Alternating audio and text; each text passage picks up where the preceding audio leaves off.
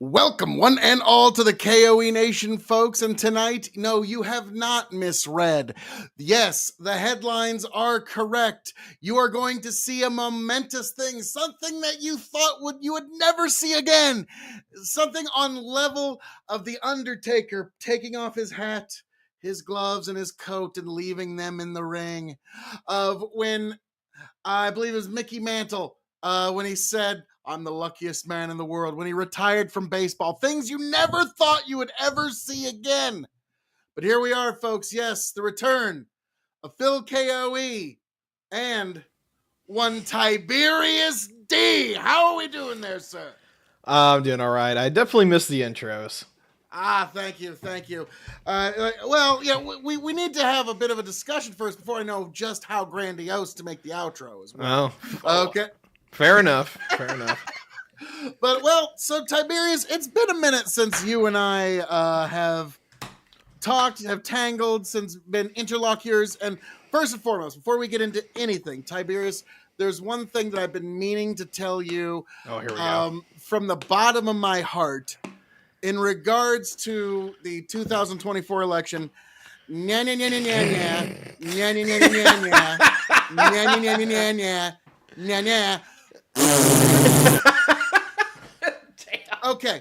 Now that that's out of the way, okay, that we had to get that out of the way.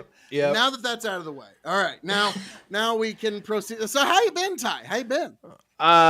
Give and take. I mean, it's been a long time since we've even had a, in-person conversation on the camera. We actually have chatted, like, in DMs for quite a bit, like, just like, hey, how you doing? Because, we might not always see eye to eye, and there's sometimes where I want to slap you, but on the other hand, it's like, there is a rapport here, and your good friend, what is his name? Nate Dallin, that's his name. Yep. Yeah, anyway, he wanted this to happen, and as much as I love the guy, I said, you know what, we'll make it happen. So I actually sent him the links to the show. Hopefully he's enjoying. Excellent.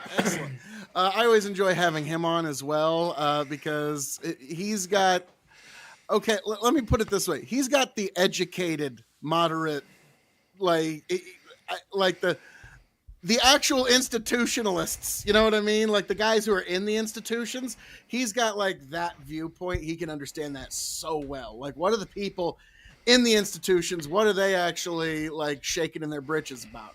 It seems like the 2024 election was a reason for them to shake in britches. So, but I always enjoy his particular perspective. And whenever it comes to immigration stuff, like I say, hey man, Trump's got to be job security, because you don't know day from day what's going on up, down, left, or right. So for an attorney, that's nothing but job security, man. He's got to be your favorite by the time it's all done. You'll have to ask him. I know what he's told me, but it's been a really interesting conversation to have with him for sure. But yeah, I'll let him introduce that conversation whenever he, happens to be on your show again. Hopefully he gives you a little bit of time. Oh, yeah. Well, as we all get older, time becomes more and more of a tough commodity to come by, as will happen. But now, Ty, let's That's just because you had another kid. Come on. There is that. You'll give. I had to give Tony props for this, because we were on the Andre the Giant stream. He goes, folks, give Phil a little bit of credit. He's crammed about 3 to 4 years of life into the last year. He's had a kid, got married, like done the whole 9 yards. Like, yeah, it's been quite a ride for me, but I wouldn't trade it for nothing. And remind me how old you are, because I'm thinking you're about 40. I'm 39. Right. And it's like, yeah, at 39, had another kid, got married. Like that is a storybook for itself. It absolutely is. Yep. Hey, this chapter of my life's a blessed one. What can I say? And but I've been blessed throughout a lot of chapters of my life. I mean, I had a kid when I was 22, and yeah, the gap is something. Oh, I bet. She's like, "Dad, really?" And I'm like, "Yeah, apparently." Yeah, it's like, I'm also surprised as well. Wasn't gunning for it, but what is it? A happy accident from Bob Ross, or I like the way that it's. If you want to make God laugh, tell him your future plans. No shit. Yeah, it's like God, like, oh, little do you know, you've got a little boy on the way. And yep, and hey, a great little kid, perfect little boy. I mean, I always tell the wife and I tell myself, like, hey, we prayed for every last one of these tears. Whenever he's fussy at the middle of the night, we prayed for every one of these tears. So enjoy every bit of it. So that's kind of how I look at it. So, and yeah, that really helps you get through. And your face stuck like that. It was kind of funny. You got stuck like this, like, woo, like you were really, really agreeing with my point there. And I was like, oh, yeah. I'm just taking it all in. I'm just taking it all in. I haven't been serenaded by your voice in some time, so you have been deprived of the sweet, soft summer sounds that are my voice, Ty, and so that yes, I for that I do apologize. But you know what? Let's not beat around the bush here. Yeah, what's up? You like the folks at home, so they kind of know what you and I didn't see eye to eye on Ukraine, and it Sure. kind of became our Vietnam, for lack of better terms. Okay. I don't know how else to put it, but yeah, it's like you had your perspective and you weren't going to move and you're irretractable.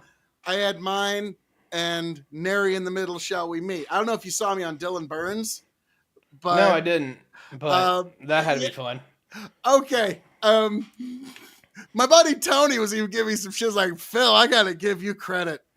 This guy's been a war correspondent in Ukraine for years, and you just saunter in the fucking balls on you. Just like, nah, let me tell you what's really going on in Ukraine, Dylan. Well, yeah, I, like me, farm around, I know what's really going on. And Tony was like, the balls on this guy.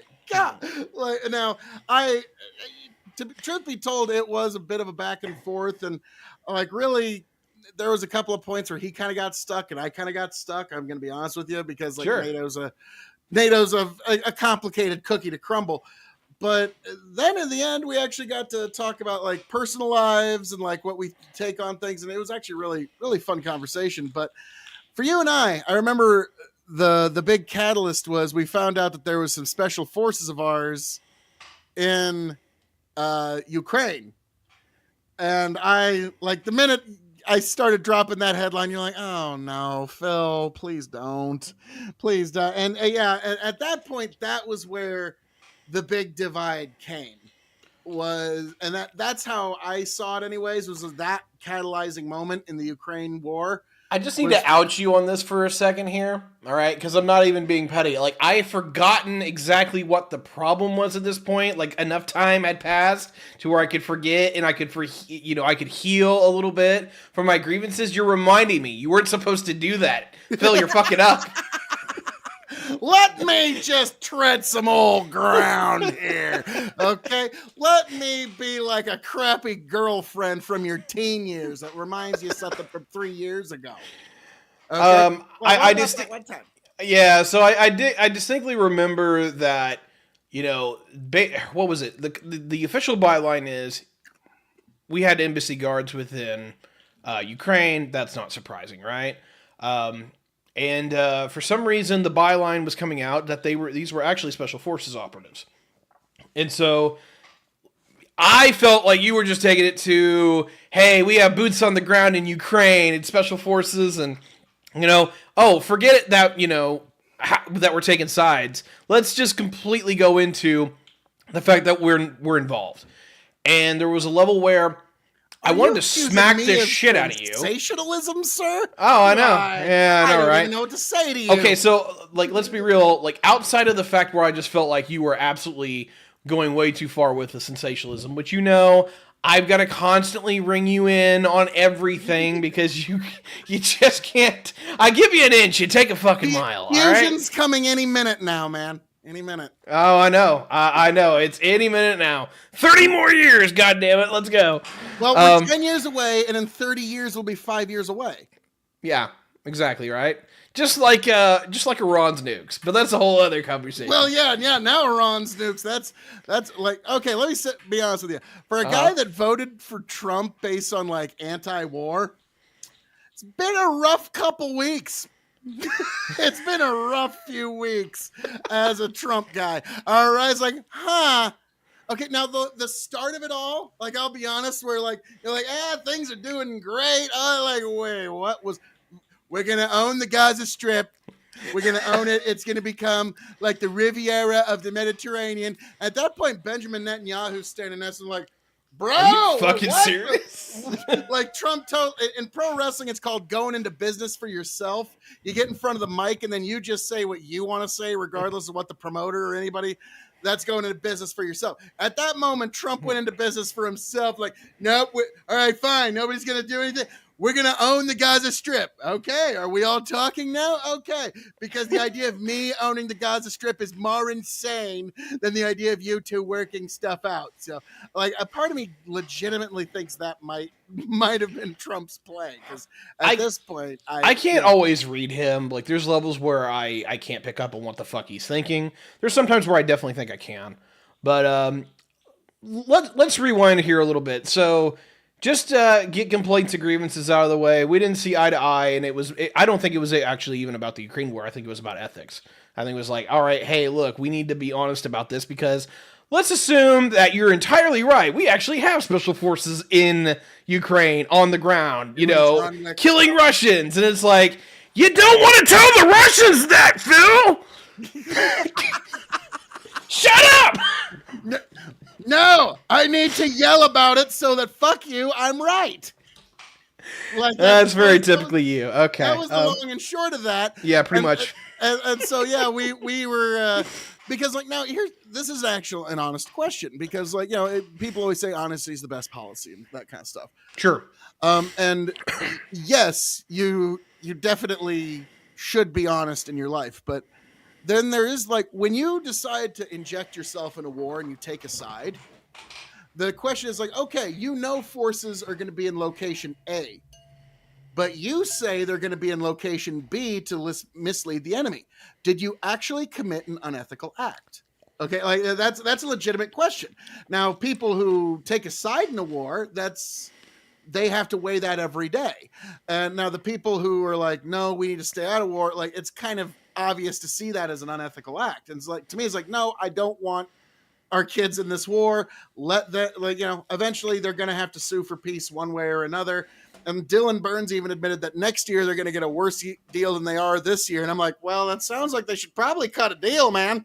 If they're going to get a worse deal next year than they're getting this year, I don't know what to tell you there. That sounds like they should really want to cut a deal sometime in this calendar year then. Because, yeah, we just want peace. And, that's the frustrating thing. Because, okay, you want to know, the unfortunate reality is, rhetorically speaking, the thing that's always frustrating for institutionalists is the anti-war people over enough time are always proven right. In a sense, yes, but this is... You're you no, not really. This is okay. Are you right at face glance? 1,000%. But the problem is that you're the economist that's always saying the depression's next year, right? Sooner or later, you're right. Well, no, those are the preachers who predict the end times. That's the that to me, that's the War heart. is literally one of the four horsemen. Come on. Yes, but no, when they say that the end times are coming, there's always some preacher that says, oh, it's going to be March 14th on whatever year. Then March 14th comes and goes, and you look like a moron. And that's kind of like the people who say gold's going to hit $3,000 on this day. That day comes and goes, gold hasn't got there, you look like a moron. And so that's kind of, to me, like, I get what you're saying, but like I've always said that's a little bit closer of a parallel there. But I think this literally is just the boy who cried wolf over and over again. But sooner or later, eventually, the boy who cried wolf was right because the wolves come. Like, that's literally what this conversation is. Oh, you think so? Well, Yeah. no, the reality is because unfortunately, war as a human institution is like it's the ultimate hell on earth. Now, as you know, Ty, you and I don't know what your take is on theology, but if you go to Revelations chapter 12, it talks about the dragon and his war on heaven. And so war is something that existed before humanity, and it just waited for us to start practicing it. So war has existed before us, and so that's why it's the ultimate expression of hell on earth, which is one of the reasons why we should always oppose it. Now, I know that I don't know if it's always tricky when you start talking about injecting theology into the world, but that's how I view it. Like, yeah, theology is just the study of the world, truly. Oh, geez. If you didn't find Jesus before, you certainly have now, right? I am preaching on Sunday. So, look, I'll meet you at least halfway here. While I'm more on the secular side of things, I'm not like this militant secularist. I think religion's actually really important for people because you can talk about how, that preacher's fucking weird or that guy's a jackass or, how, like Joel Osteen's one of the worst human beings on the planet. But when it comes down to it, there is codified philosophy that religion actually is. It's trying to, discern what is actually going on, but also what is the right and what is wrong and how we go about it, right? This is why we have Christian society or Christian civilization, for lack of a better term. Like secularism, the West did not come out of that, just by divorcing it. It's rooted in it. So meeting you halfway, like there is definite conversations in ethics and morals on if you should ever go to war. And most of the time, it's a disaster, right? It's something you don't want to embrace. Well, there's the just war principle of Christianity, where if you're attacked in some way, then yeah, you have a right to defend yourself, because Moses even defended his fellow Hebrews from attacks from Egyptians. Okay, like, now I'm not saying that's what that definitively means, but there is biblical precedent for such a thing. And so that can be, if you were attacked first, you have to defend yourself. I get that, but when it came to the Iran thing, like, dude, that was this was Israel starting a fight and Trump bought into it. It was a preemptive strike. It doesn't matter how you want to look at it. Yes, they were bad people. Yes, they shouldn't have nukes.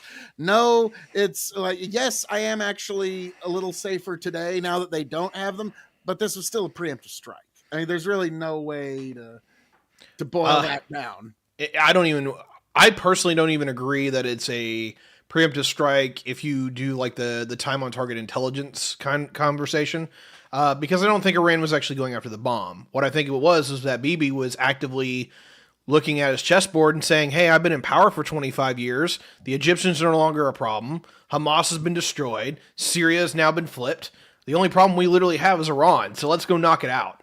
And that's literally what this entire escapade has been about. Trump getting in on that, I'm a little surprised by on some levels, but also if you look at most of the people in his inner circle, they're very staunchly pro-Zionist. So, like, I'm not surprised horrifically. What I was more blown away by was I didn't know if he would do it, and the more crazy conversation is I didn't know if I would do it, because this is that pivotal moment in history where you can actually, theoretically, you could put enough pressure on Iran to where it just collapses. That is very much on the table here.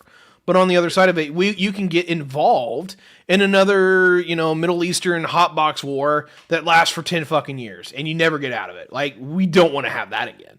So I was curious if he was actually going to pull the trigger on it. And it's like I've seen on the internet so many times. If Iran didn't want war, why did they park their country so close to all of our military bases? Oh God. Okay, it's like now, Tiberius, as you remember, I ran for president in 2024, Yep. and the one thing that I did concede was, in order to keep my post, I was going to have to put Dick Cheney's floating brain in a jar as the head of the DoD.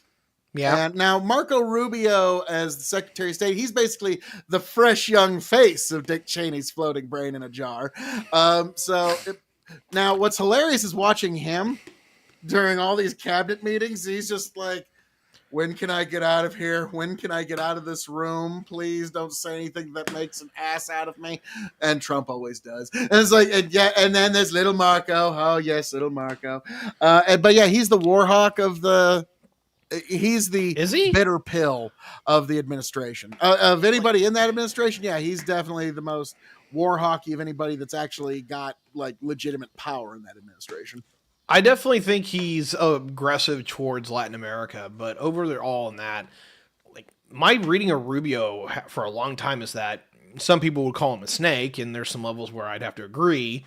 But what it really comes down to is that he is one of the most, I wouldn't say, what is it? Opportunist is not the right word, but it's something along that. Like political pragmatist. He's really good at like figuring out where the wind is going. Transparently ambitious. He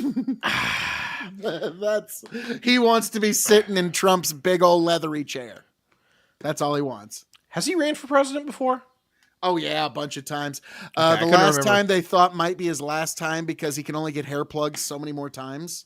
And so they were like, yeah, this might be the last one for you, Rubio. And it didn't work out. Trump just came in 2016. And Trump was the one who started calling him Little Marco. Okay. It's actually been almost 9 years since that election now. And I'm trying to get over that fact because somehow I got old. But yeah, I don't remember it as well as I used to. I remember that Trump kind of blew the doors off everybody, but yeah. Oh no. Former President, Ukraine started a war against innocent Ukrainians and Russian citizens. They overthrow their government in a legal coup funded by other countries, put military bases in Russia's borders, and outlawed Orthodox Christianity and the Russian language. That is certainly Walrad's take on it. And also a question, did Ty's opinion of Trump improve or decline with the Iran strikes? That is an interesting question. I feel like I'm ambivalent toward it because I couldn't even make up my decision on if I was in the chair what I would have done.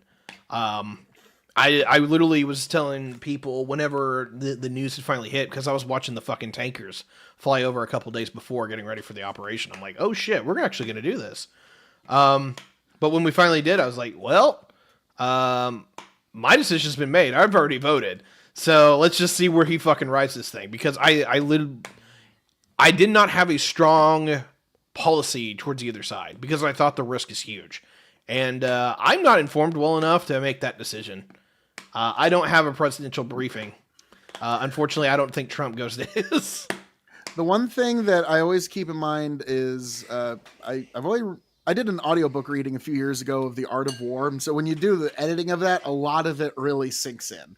It's more like not so much the reading and the audio, but having to edit it.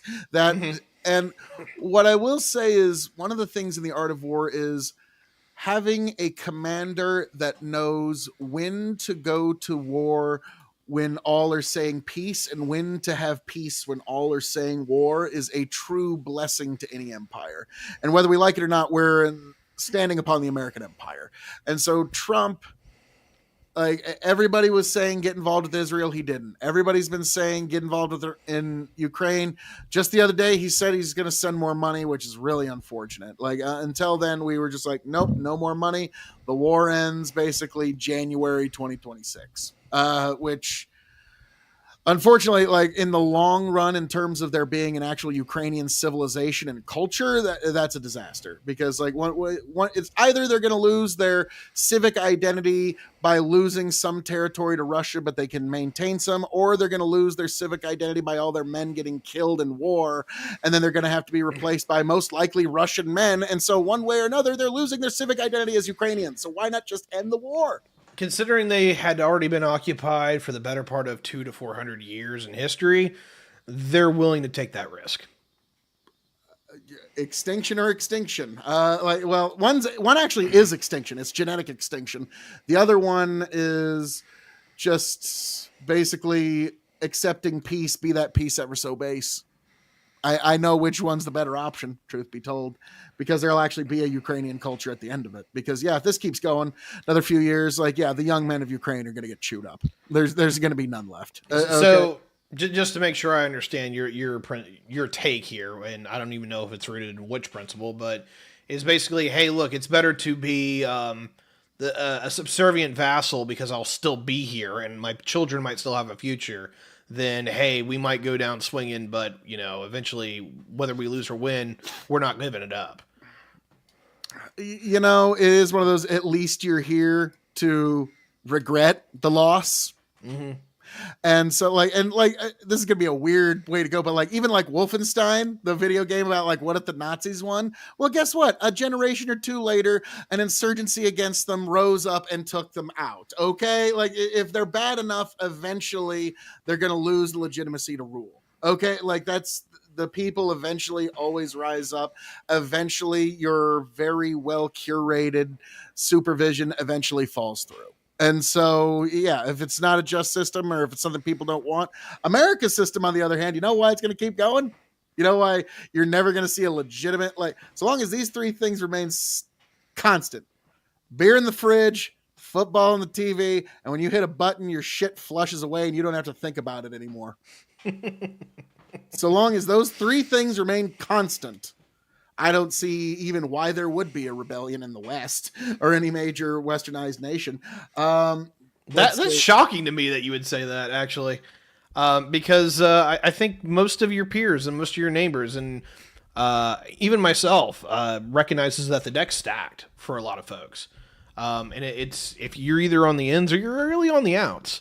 If you're not part of the establishment, for lack of a better term, you probably don't have very many inroads into some level of prosperity.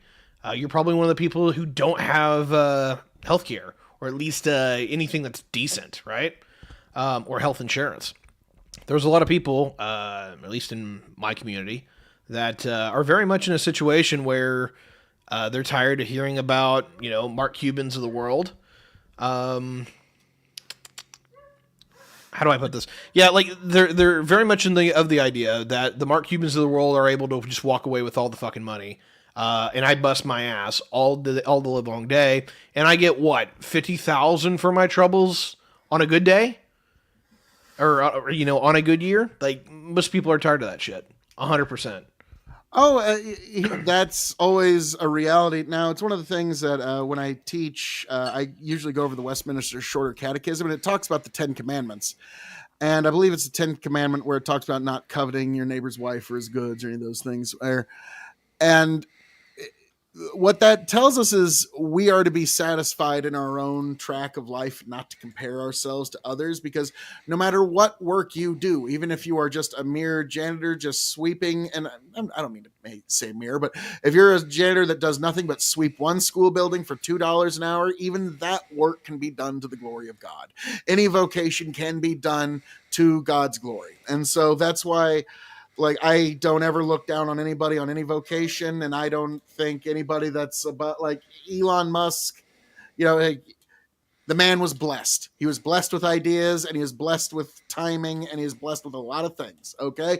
And so everybody's got their blessings, and everybody's got their drawbacks and their sins and their own things that they have to bear. So to me, I get it but one of the things about coming to Christ is that kind of economic, what's the word? That kind of economic jealousy kind of disappears. Okay, when you come to Christ, because you realize you're where you are because God has you there for a reason, and everybody else is doing the same, whether they're aware of it or not. Now, don't get me wrong, I get it, but like we got it pretty good here in the West, man. Like I don't it's disagree. thoroughly good. I don't disagree that we got it decently well in the West.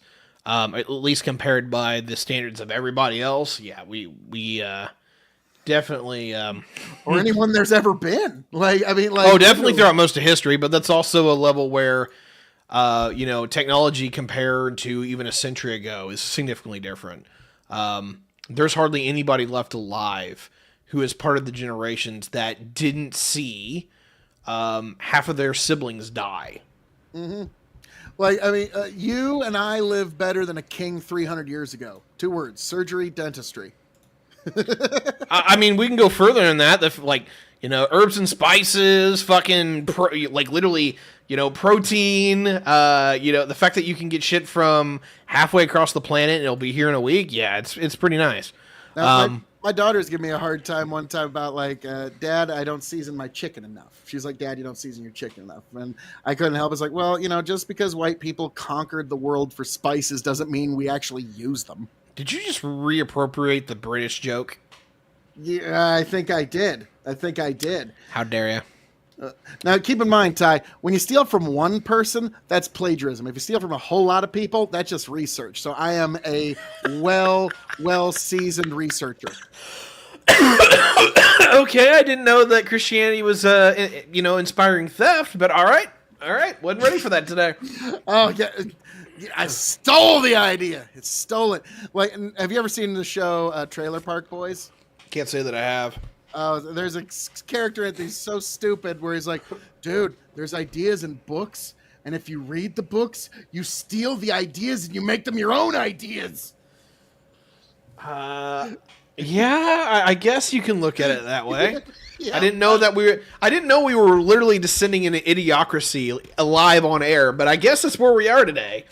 To me, that's how I can always tell if someone is going to land on the left libertarian on the political compass test if they say the term, I think we're an idiocracy, man.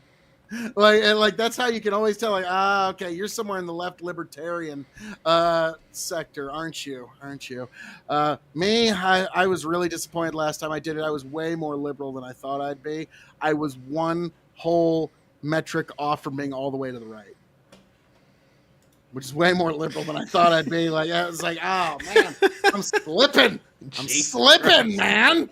But yeah. So so we got the Iran thing.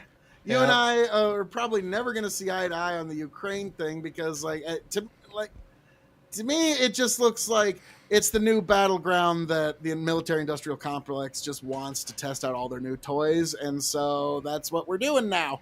And I just don't see the reason, and I definitely don't think we need to put American boots on the ground at all for any reason. So I did get Dylan to concede no American boots on the ground unless we really, really super duper need them. Winky face. That was basically that was the end. Like, unless we super duper need them. Well, I think I've already affirmed what my position is, unless we need to rehash that one. But I am doing nothing but rehashing old fucking issues. Pardon my French. But no, all right. So let's get a little deeper into what's really the cause of all this. One Donald J. Trump. Mm-hmm. The man, the myth, the legend, the guy who, when asked if he should keep prosecuting himself after he gets elected, big shock. The answer is no. Donald J. Trump. Yeah, that one, Ty, on election night, I got to ask, what was your thoughts as election night rolled around? And as at different stages of the night? I thought going into it that we wouldn't know for a couple of days. And I figured in my actual map, if I remember correctly, was that Harris was going to take all of the southern swing states and Trump was going to take the northern swing states. That's what I expected to happen. Instead. Yeah, what was it? Like, everything started coming in pretty quickly after about 10 p.m. And if I remember correctly, the girlfriend at the time was with her friend upstairs. And I'm just watching the stuff coming out the computer. And at first I'm like, all right, well, this is kind of interesting. We got, it turnout seems to be pretty good. Oh, hey, Pennsylvania actually can count votes this time. That's good. And the long story short was, I think by 11 o'clock, I was already calling it. I just noticed everywhere you looked, it was like plus 3% in favor of Republicans. Every state, every district. Yeah. Bandit goes, Ty, your map or the map you talked about on Big Buck and thank you, Bandit. Know. Bandit's got a long memory. He's one of our super fans that's stuck with us through thick and thin. But all right. Truth be told, my prediction was Trump was going to take the White House. Mm-hmm. The Republicans were going to take the Senate, and the House was a coin flip. And anybody who really told you anything else was just basically making things up. When Trump won the Electoral College, that was expected for me. But what was just sweet, what was just like, was Trump winning the popular vote, because that was the immediate cope that was coming down the pike from everybody on the left and all the anti-Trump people was, well, he didn't win the popular vote. He did, because to the Democrats for the 21st century, they've considered the popular vote the veritable mandate from heaven, something that Sun Tzu talks about in The Art of War. Who has the mandate from heaven gets to rule. And so the popular vote has always been the Democrats' mandate from heaven. And when Trump won that, it was just like, makes it all the more sweet. Makes it all the more sweet. It literally is what finalized that chapter of the culture war. Two things on that. First, to kind of help out my left-wing friends here, it's not really surprising to me that a party called the Democratic Party finds that there's a mandate from heaven whenever you win the popular vote. I'm shocked that they would make that correlation. I really am. But anyway, on the other side of that is, crap, I forgot what I was going to say. It was about Trump and how just sweet it was. Oh, the tears have been fucking delicious. Because, look, it took me a little bit to figure out. I was like, all right, really? It was a blow? I don't know if I want to call it a blowout, because in some levels it is, and in some levels it's not. I will. Don't worry. I'm sure you will. I'm sure you fucking will, right? But anyway. Just a total blowout. Democrats don't have a chance for the rest of the decade. So it's definitely a win, right? And the long and the short here is that there's levels where a lot of the things I said to Democrats about Kamala, about how the election basically was kind of thrown out the door because the primary system didn't really even happen, and then all of a sudden you get a nominee 3 months before the election, completely changes. Yeah, like that was a bad look. It was a really bad look. Yeah, calling them Democrats is almost Orwellian at this point, or Democratic, because even that David Hogg kid, he got some little minor office and they still said, no, we're not letting you in even though you won. So it's almost Orwellian to call them Democrats, because they haven't actually held a primary where anybody's had a chance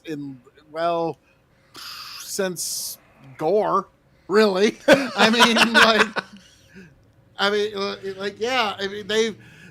It's been a fait accompli who's going to win their primary every time since then. And so, there's let's see. Bandit goes, there's nothing democratic about the Democratic Party. There are also Democrats in North Korea. They're as democratic as North Korea.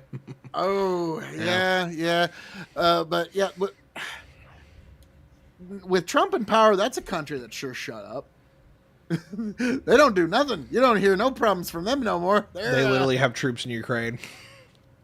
There is that. Like, when I saw that, I was like, huh. Yeah, damn. Really? They're marching them. But, they sent them clear across fucking Siberia. Yeah, that's right. They're literally you have North Korean troops in Europe. They crossed all of Asia by land. They marched them fuckers across Russia. Okay? Okay, by the time they get there, they're going to be hungry. But boy, they're going to be scrappy. Like, I mean, like, I wouldn't want to. Now, granted, it's another reason to, find peace, because Russia, their strategy is, oh, don't worry, comrade. We have problem. Throw more comrade at problem. And then they're just going to keep throwing comrade at problem. And unfortunately, Ukraine is running out of comrade to throw at problem. Otherwise, they wouldn't be grabbing people off. Have you seen those videos of them grabbing folks off the streets? Like, yeah, it's like that. That's. I've only been seeing ICE do that. I've not been seeing that out of the Ukrainians. Oh! So, first of all, Bandit goes, the North Koreans started out hungry. Yeah, now they're. They started out dead. They ended up dead. Now they're really hungry. Now, I'm going to be honest with you. The ICE protests. Wow. Could you give the Republicans the midterms on a silver platter anymore? Okay, like just the. This whole year has just been the whiplash of, hey, can the Democrats look any shittier versus, wow, the Republicans really did themselves in on that one. Because what was it? You had the protests, right? The No King's Day, which makes no fucking sense, right? Even I'm listening to Trump, I'm like, wow, Trump's totally correct. It's like, he's not a king. All it does is the Democrats are admitting, like, oh, no, he's not a king. So now everybody's thinking about Trump when they think of the term king. Yeah, good job there, Democrats. Good job. On the other term of that is, crap. I had a really sleazy way of putting that in there, and I kind of dropped the ball again. Oh, yeah, the Trump-Elon fight. Hilarious. Like, literally a schoolyard fucking, drama fight, and we get to see it live on social media. It was fucking beautiful. Died. Now, okay, I'm going to say this. When Elon said, okay, Trump's in the Epstein files, then I'm like, oh, brilliant. Because now every insane lefty in God's creation is falling over them saying, release the Epstein files. Connor was on Twitter saying, release the Epstein files. And I posted a picture from The Simpsons of a monkey's paw curling. Like, I don't know. Like, are you really sure you want that? Be careful. Like, you might just get it when you wish for it. Now, I'm going to be honest with you. The last week where we went from Pam Bondi and Cash Tell, I've got the files on my desk. I have the list on my desk. They go into a back room, come back out. I never knew no Epstein. What? No, there's no. What? There never was a list that I just talked about 30 seconds ago. Never happened. Don't matter. No, just trust me. And like Chicken, my buddy Chicken, he had the best one. Like, dude, I mean, like, is there shit on that tapes? Like, we find out the reptilian aliens are real, and there's sexual deviant freaks doing shit on Epstein Island too, and that's what he's got footage of. Like, what is on those tapes, man? Because it's got to be something beyond. Okay, I've had a couple of things hinted at me about what is actually there versus what isn't there, and I'll give it this general take. The most likely outcome is that there is a list. It is the client, the quote unquote client list, and half of DC's on it. Like, it literally is, like, we already knew, like, Trump was Trump was involved with a number of things with Epstein, but so was the Clintons. So was, I don't know if the Bidens were, but I know, like, half the Democrats were, right? Like, the Kennedys were involved for a while there. You just get into these groups where it's very much, or at least 70% of Washington, whether you call it the deep state or the uniparty, kind of are playing on the same team. There's definitely an inside crew, and they do cover for each other. That's becoming very clear for me. Now, here's the worst theory, okay? And it comes from none other than Alex Jones, okay? Oh, God. But, think of how many times you've had to put a penny in the Alex Jones' right jar. Not very often. It's more than zero, unfortunately. But this is the one that's kind of spreading like brush fire. And that's Trump got a hold of the Epstein files, and now he's using them to blackmail the deep state. And I'm like, no, no, no, no. You cannot use the ring of power. You must cast it into the fire. Okay? You cannot use it. A sealed door. Like, no. That's my... I hope that's the wrongest explanation of all. It is. I guarantee it is. Okay. And there's one reason. Eventually, someone's going to call your bluff. And it's either you, like, someone's going to show, or basically, Trump threatens somebody. That person says, cool. If you do it, you get on it too. Right? Like, there's no way Trump's just sitting here with a list of people to blackmail without having some way of having it smack at him in the face as well. Like, you can't convince me of this, because he already would have done it. If he actually had a list that wouldn't kick him in the ass, he would have fucking fired it off and killed half of Washington. This is true, because, like, it's sort of like the JFK thing. The people who killed the president, do you think they wrote it down? Do you really think, dear diary, guess what I did today? Like, yeah, do you really think that, like, no, they're obviously not going to write it down. But, like, now the fact that they're doing all of this, that proves one thing to me beyond a shadow of a doubt. It is, I have zero doubt in my mind that Epstein was absolutely an intelligence asset. Now it's just a matter of who. Like who was he an asset for? That's really, like, the fact that they said, well, things can't be released for national security reasons. That was Pam Bondi's reason a few weeks ago. It's like, oh, okay, for national security reasons, then he was an intelligence asset. Whether knowing or unknowing, he was. Usually most mid-level criminals and up are. They're always on tap. Well, I mean, like, okay, have you ever seen The Departed? The Departed with Marky Mark and Leonardo DiCaprio? And I'm sure I have, but it's been forever. Okay, at one point, Jack Nicholson, he's the mob boss, and he gets confronted by a lower, like, you're talking to the FBI? And he goes, oh, grow up! How do you think I've stayed out this long? Like, yeah, they're all He's the guy that's feeding them information half the time? Yeah, it's totally true. Yeah, yes, exactly. But that's... so Trump is... let me ask you something, because I don't want to keep treading old ground, but I'm curious. No, that's fine. Go for it. When it came to the charges, all the lawfare against him, okay? Uh-huh. Like, to me, I remember one of the things like, oh, it's all bullshit. It's all going to go nowhere. And don't worry, folks. It's all but the one charges, they all ended up going away. They all ended, like, and I was like, oh, that tells me it was politics by other means. What was your thoughts on all the lawfare against him and how it ultimately all boiled down? Well,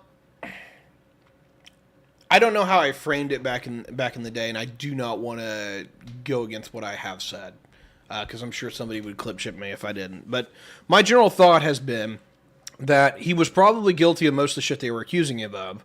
However, it was definitely, I don't want to call it trumped up charges, but basically they were throwing the kitchen sink at him. Anything that they could throw at him, they were going to throw at him. And there was just enough avenues to attack where it was like, he had 94 charges against him. When it was all said and done. Oh, they were wanting to put him away for 250 years. Absolutely. Like, all right, dude. Like, they wanted to make it where he couldn't run again. Which does show a number of things, but it also shows where I'm surprised they didn't run with us harder. They should have said, hey, look, we're the party of Bob Mendez, or we're the party that convicted Bob Mendez. We're the party that went after Hunter, quote unquote, and we're the party that going after Trump. We don't give a shit. We're the law and order party. Like, I thought they were going to go for it. Nah, fuck no, they didn't. Fuck no, they didn't. And it's very clear that they can't be the law and order party because it takes them over 4 years to drop a case on somebody to get it to trial. Jesus Christ. Maybe this is what happens when you're ACAB for so long. You can't go after anybody who actually you want to go after. So yeah, like, long story short, I definitely thought they were throwing the kitchen sink. I thought sooner or later something was going to stick. We had the weakest charges hit first, which was wild to me, right? It wasn't the stuff that was going on at Mar-a-Lago with the secure documents, which I thought was actually the most pending case. And I'm kind of surprised the Supreme Court let that one go, but I Let's knew be they real. were. I said that to y'all many times. I said that to Destiny even. I was like, dude, the Supreme Court's going to say it's okay.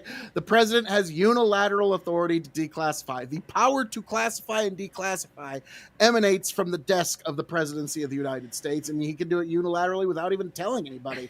And the Supreme Court was like, yeah, Phil K.O.E. was right. He should just be up here in one of these robes and just do all this for us. All 9 of us will just let Phil K.O.E. do it. I'm pretty sure that's what the decision said. If you read between the lines a little bit. Well, Oh, also, go in ahead. a side chat, Tony says he will never forgive me for insisting to have Ty on the January 6th porn parody that he did years ago. I don't blame you. I don't blame him. Like, he was like, Ty was too dry for that, and he was just like trying to like, oh, this is terrible. So Tony has never fully forgiven me for that, even though it was like, I love the fact, and Joe Biden will be played by Hunter Biden. Like, oh, well done, T. Well done. But all being said, I hope I hope Tony's doing very well. I hope Chicken's doing very well. Haven't seen them guys for a long time. It's been a while. It's definitely been a while. But anyway, I apologize. I've not been firing on all cylinders for most of this evening. Once I get home, I'm kind of just trashed. And no, it's all right. No, this is what I want. I want kind of a chill discussion on things. I can definitely do chill. I don't have the patience for this shit like I used to. I really don't. The blood sports is draining because you're sometimes arguing with people that even know that they're incorrect. They just want to argue their point to try to get like some sort of like cred chasing or clout chasing. There we go. Yeah. And that just gets like the dude who like, I forget his name, but he's the guy that always dresses up like the corn cob. He has to dress like a corn cob for the rest of his life as a streamer. Okay, like that's like some sort of like twisted like punishment that like some like you've been cursed and now you must dress like a corn cob for all your public appearances. Like, yeah, that's the exhausting end of it. Oh, go ahead. I was gonna say I've got a different avenue here. It's hard to engage with the vast majority of Democrats since the election because they're having a complete moral crisis, and there's only so much of either A, just rooting for Donald Trump to fail so spectacularly that it'll wreck the nation, which like even I don't have that stomach. It's like I don't want him to fail because I hate him. I want him to fail on the grounds that it's like he's probably going to fuck up, and I think he's going to crash and burn. But on the other side of that, like if he fucks up or he fails, that screws over all of us, and I'm not that fucking petty. I mean, as much as I don't like Trump, he's not done anything to me personally that makes me want to have like a blood oath vendetta kind of deal, right?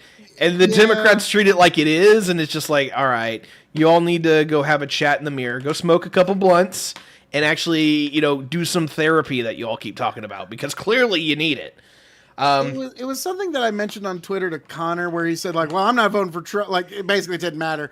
Like he wasn't going to vote for Trump no matter what. If Trump had like cured every disease on planet Earth, he'd be like, well, he didn't cure sadness too. I'm not voting for Trump. Like it wouldn't matter. But like he said, well, because of his moral character, his personality quips will never affect you in any way. It will never affect you. It doesn't matter if he's the nicest guy ever or if he is the biggest jerk in mankind. That'll never affect you. His policies will. Like his tax policy will affect you. Like the big beautiful bill will affect us. Yeah, I agree with that. However, a lot of his policy is informed on his morals and his ethics, right? And I'm 100% with Connor. It's like I didn't want to vote for this guy because I think he's morally bankrupt. The problem is that the Democrats didn't give me anybody better. So thanks, guys. Appreciate that. I was about to say, like, us like pro-life Republicans, where I was like, oh yeah, the Democrats, the party of good morality, almost indistinguishable from Baal worshippers worshiping their children in Canaan. So yeah, Did you know that's actually where we get the term cannibal? Is from the Canaanites would actually sacrifice their young baby children to the bull god Baal, and then they would actually eat the flesh. So that's where we get the term cannibal from. And so, like, yeah, Interesting. A lot of folks see. And yeah, there'd be this bull god that would have his hands outstretched, and there'd be a fire underneath, so the hands got really hot. And so they'd put the babies there, the babies would roll off, and then the priests of Canaan would eat the meat. And so, so when people wonder, like, why did God command that the Canaanites be destroyed? Yeah, those are the kind of people. So maybe don't feel all that bad for them. Let me kind of share my viewpoint of this, because I kind of hate everybody actually now. On one hand, when it comes to the Democrats, I can't remember what the biblical word for it, but it's something along the lines of like old Latin barbarian, but also old religious like blasphemer.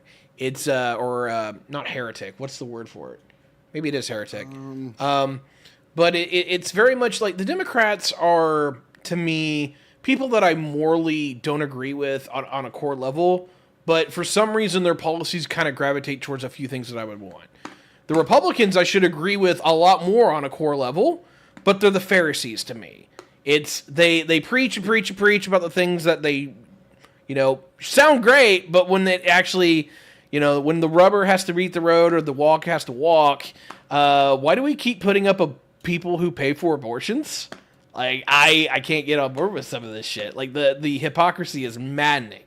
The problem is I just keep seeing it from everyone now. Like, I am thoroughly disillusioned with politics at this point, because it isn't just, I'm talking to a bunch of grifters and people who wear corn cobs online. It's not just that. It's dude, I have gone, and during the tariffs, I have watched Democrats go from, oh, hey, we used to be the party of tariffs, to now we are the party that deep throats fucking trickle down economics. Deep fucking throats it. What? Yeah, suddenly they're the how are we going to pay for all of this party. Yeah, like Democrats are talking about deficit spending? Okay, cool. Hey, Republicans, do we care about deficit spending? Oh, fuck no. Like, no, don't get me wrong. Changes happen. That's fine. But changes where I have seen both major Democratic players and Republican players just in this year have to fucking 180 multiple times, within a month span. I can't keep up with this shit. Like, we've gone into full grift. I don't care if you're a Democrat. I don't care if you're a Republican at this point. I'll happily chat with you about what you believe, but I am, like, hardcore politically homeless because no one walks the walk. They really don't. And, you were talking about it earlier. Fucking Trumplicans going, oh, there's no Epstein list after just talking about it a couple hours ago.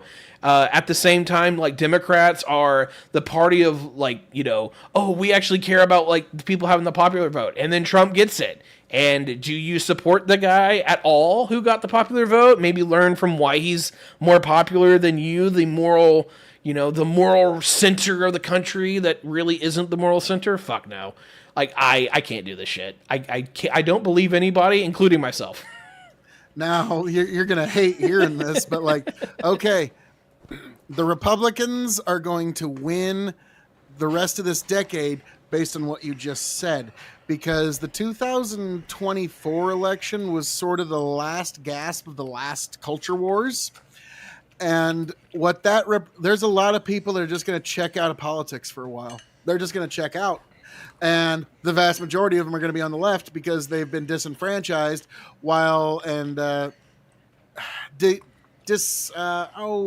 not disinspirited, but I can't. Disillusioned. There we go. Disillusioned. They've been disillusioned while the Republicans are energized. And so the 2028 midterms, the House, again, coin flip. Anybody can say, oh, I'm going to, yeah, that's nice. It's a coin flip. But the Senate, the Republicans are going to hang on to the Senate, which means we're going to have Republican rule pretty much for the rest of this decade for the foreseeable future. I see the presidency. If Vance wants it, it's pretty much his to lose at this point. Now, there could be somebody else arise, but right now it's Vance's to lose. I'm going to make you cream in your pants a little bit. When it comes to the trend lines, the Senate will likely stay somewhere around 52-53 for probably the remainder of the decade. I'm with you probably on that. When it comes to the House, I actually say that the Republicans with the trend lines are going to dominate the House for the rest of the decade. Where the Democrats are actually going to have the most punching power is nationally at the presidency. I think the Democrats stand to win the Electoral College better than anything else. Ironically as hell to me, but literally the Electoral College might be the thing that saves Democrats now.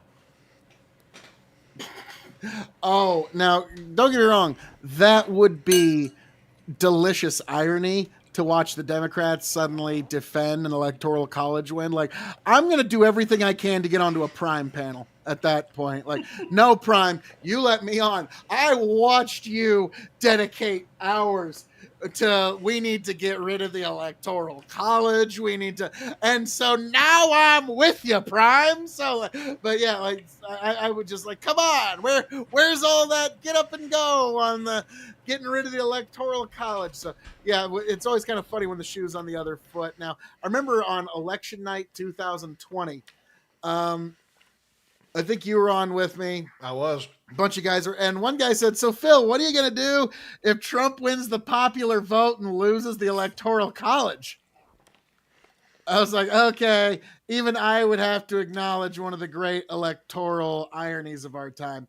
Now, one thing that you and I do disagree on is that very election 2020. Like I was saying in our private chat the other day, dude, that is the Republicans' Vietnam. We will never let it go. Like, and we're gonna. And Trump is now actually putting a special prosecutor into looking into the 2020 election. And this is the main reason institutionalists don't want that poked around in. Okay, it's going to reveal an uncomfortable truth, and not the one that you think of.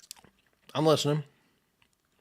Every human institution is corrupted. It always has been, and it always will be.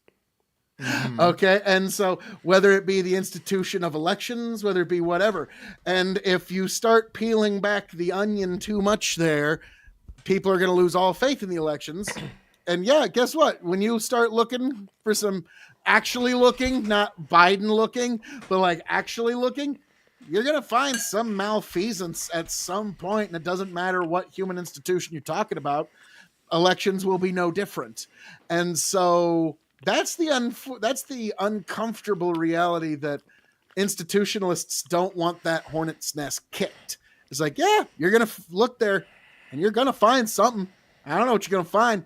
You're going to find something. And at that point, if you destroy all faith in all worldly institutions, don't get me wrong. Like as a preacher, I often say, yeah, don't put your faith in human institutions. They will fail you every time. Doesn't matter. Guaranteed they will. Mm-hmm. So put your faith in a heavenly institution because that's the only uncorruptible one. So that's what we're ultimately going to find when Trump puts that special prosecutor, and Kash Patel's already got something going about there was 2020 ballots from China that were trying to swing districts, and it's already kind of getting there. Well, I expect a very similar conversation to what we saw with Doge, where they're going to say, "Oh, we found this and we found that," and most of the time it would never hold up in a court of law, but it doesn't have to go to a court of law. And there won't be any prosecutions on it. I absolutely am convinced of that. What actually happened was what Republicans were saying during that election. That was straight up. It was in front of everybody's faces. The Democrats changed state election laws with literally as the election campaign is going in 2020 because of emergency powers from COVID. And they basically went ballot harvesting. They gamed the mail-in voting system to make up for the enthusiasm gap. That's exactly what it was. We now know it. Like, because Joe Biden, most popular president in history. Yep, and it'll take decades for any president to get there. So yeah, that's going to be the. At one point, like, folks are already saying, make Biden the asterisk president. Which, I got no problem putting an asterisk next to his administration. No problem at all. Trump's already doing a pretty good job erasing. Now, I'll never forget, on Inauguration Day, Barron leans in, says something to Biden, and wipes the grin off of his face. And the rumor is that Barron said, "You forgot to pardon yourself." Well, it doesn't matter. If there was ever a level of wisdom within the American electorate, I don't know if it just happens to coincide as coinky dink, or if it is just, oh hey, people kind of saw it coming. What was it? Within 5 months of 2025, we found out that Joe Biden had prostate cancer, right? And dementia. We actually, like, Ezra Klein did an in-depth podcast where he broke down the names of basically all the traitorous fucks, pardon my French, but all the traitorous fucks who knew exactly what was going on with Biden, and they were the people basically running the government. I forget all the names, but I can find the podcast and get the names. But yeah, so I'm like, for us on the Republican side, we're like, oh, those are among the names of people who probably need to spend the rest of their lives in prison. Like folks like John Brennan, that's another example. Like, yeah, he probably needs to spend the rest of his life in prison. I'm sorry. Like, as if we have any sense of justice in this country, like those prosecutions would come quickly. Okay, like that's, and I know that sounds kind of extreme. That sounds harsh, but literally, Brennan abused the FISA warrant system to spy on candidate Trump. And it was all a complete lie. We now know that the Russian collusion thing was 100% fabrication, and the people responsible for that probably need to spend the rest of their lives in prison. Like, I know to you that might sound a little harsh, but I don't really think I am. The problem is that number one, I need to know what you're actually charging him with. I can definitely say from the things that at least that I've learned and I've heard about, the auto pin scandal, quote unquote, is definitely something that demands congressional hearings. Like I would absolutely be open to that. Now, if you guys can charge anybody with anything, I don't fucking know. I don't have subpoena power, but go for it. Like, I have no problem with this. If you actually can make shit walk the walk, and let's just say turnabout's fair play. You didn't care for the legalese that the Democrats threw at you. Cool. Throw it back at them. Charge them for it. I'm fine with that. Turnabout's fair play.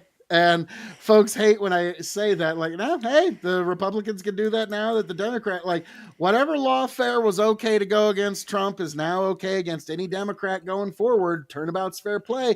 You open that Pandora's box. Don't be a bit surprised when it gets opened right back at you. So, well, yeah, this is the consequence of playing dirty pool, because now everybody's playing dirty pool. That's the I don't like it. I know you don't like it, but that's where our politics are now. It's this weird one-upsman gamesmanship, but there's a real reason, and it's because we're fighting over the greatest treasure of all in this culture war, the tax base of the American voter. It is a treasure greater than all the treasures and all the bounties of all battles in all human history. And we're deciding who gets to control that massive amount of wealth.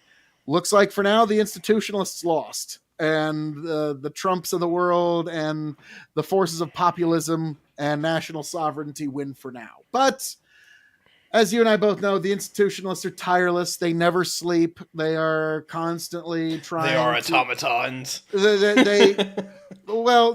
They truly never sleep in terms of trying to implement their agenda. What's great is, like, as a Republican and as a Trump supporter, for a couple of years, I really don't have to care. I can either plug in or plug out, and I don't have to have politics consume my life. For the never Trumpers, like you're like, no, I can't do this. I'm done. Twitter, though, has been delicious. Okay. The never Trumpers, if I had not spoken to Pisco in person, one-on-one, I would assume he was a bot that was set to be a sociopath. Damn. Okay. Just watching him and but yeah, and also I called it months ago, Destiny is a sociopath, and turns out, yeah, I was actually 100% correct on that one. Destiny's a total sociopath. Guess being one of his orbiters was not really all it paid off to be. And sure enough, I predicted it. All of his orbiters came crawling back the minute the dust settled. Every one of them, to the one, all came crawling back. Please, sir, I'd like some clout. It was. It's sad. It is sad. So, but yeah, me, I've been enjoying the blessings of my life and not doing any of that. I got invited to a couple of shows. A couple of people were trying to get me back in. Average debate enjoyer slash Tyler. He was trying to convince me to be more involved. He tried to get me to what's the word? Basically, he was able to help smooth the relationship between me and Discount You. Okay. So yeah, I eventually was going on to that person's stream, and then they pulled a all right, cool. I'm gonna be the most self-absorbed, obnoxious jackass I could possibly be, and I'm like, all right. I gave this credit for what it was worth, and I gave it way too much. So I y'all was can about fuck to off. say, you already put up with that in Truth and Fiction. You don't need that for another show. Like, No, yeah. I don't. And that's where it's like, all right, cool. Execute Order 66. You all get the boot. I'll literally go talk to Phil before I talk to Discount Phil. That's literally where I'm at. So, Are you talking welcome about, back. is that Admiral Gibbs? Gibbs. Yep. Okay. Okay. He's straight up Discount You, and he doesn't do it nearly as well. So I'll Well, just take the nobody does it OG. as well as me. And from what little I've seen, he's kind of like, it's to quote Andrew Wilson a little bit. He says, basically, what Gibbs wants is he wants the benefits of a Christian society minus God plus Coom. Sounds That about right. that's That sounds generally, about right, yeah. yeah. He just like he wants all the benefits without having to actually submit to a heavenly power in any way. But it don't work out that way. It really doesn't. And it, it's been kind of fascinating debating secular people because once you break down like what they call morality is really just kind of ripping off Christian ethics and then claiming that there's a thing as morality while not It's being able to justify it in any way. It's almost like secular values come out of Christian morals and ethics. Shocker! Oh yeah. They smuggle a lot of it there because like again like and I've seen again to rip off Andrew Wilson a little bit, but or at least he's the first one I've Stop ever doing seen that. use this. You have better people you can listen to. I don't know. I mean, he is fascinating to listen to. Anyways, he does make some pretty good points. There's times where I'm like, I don't know about that, Andrew. That's a bit much, but I mean, the guy at least has Christian ethics as the center of what he's debating, so it actually makes it a little easier to listen to. But oh goodness, what was I going to say? Completely forgot where I was going with that one. Oh well, fuck him. Watch KOE Nation on YouTube. That's what you should really do. But when it comes to we're talking about Christian ethics. Well, I mean, really, it boils. Okay, now I remember where I was going with it. It boils down to preference, really. Like, why shouldn't what ought is there that a secularist could give you a reason for why you ought to do anything? Why ought I not harm you? Why ought I help you? Why ought in any way other than your preference? Like while the Christian says we do it because why am I trying to help you, Tyberius? Because you are made in God's image and I want you to be a brother in Christ with me. I have an actual definitive reason. You are made in God's image. There is a level of respect that is necessitated there no matter how debauched you are. Wonderful. Thank you so much, Phil. Wonderful. Well, good. Now, curious, like, you're not going to get out of here without me asking this. Okay. Do you believe in God, sir? Overall, I say no, but there's a level where I'm willing to. How do I say this? I struggle to answer this, but basically the conversation is this.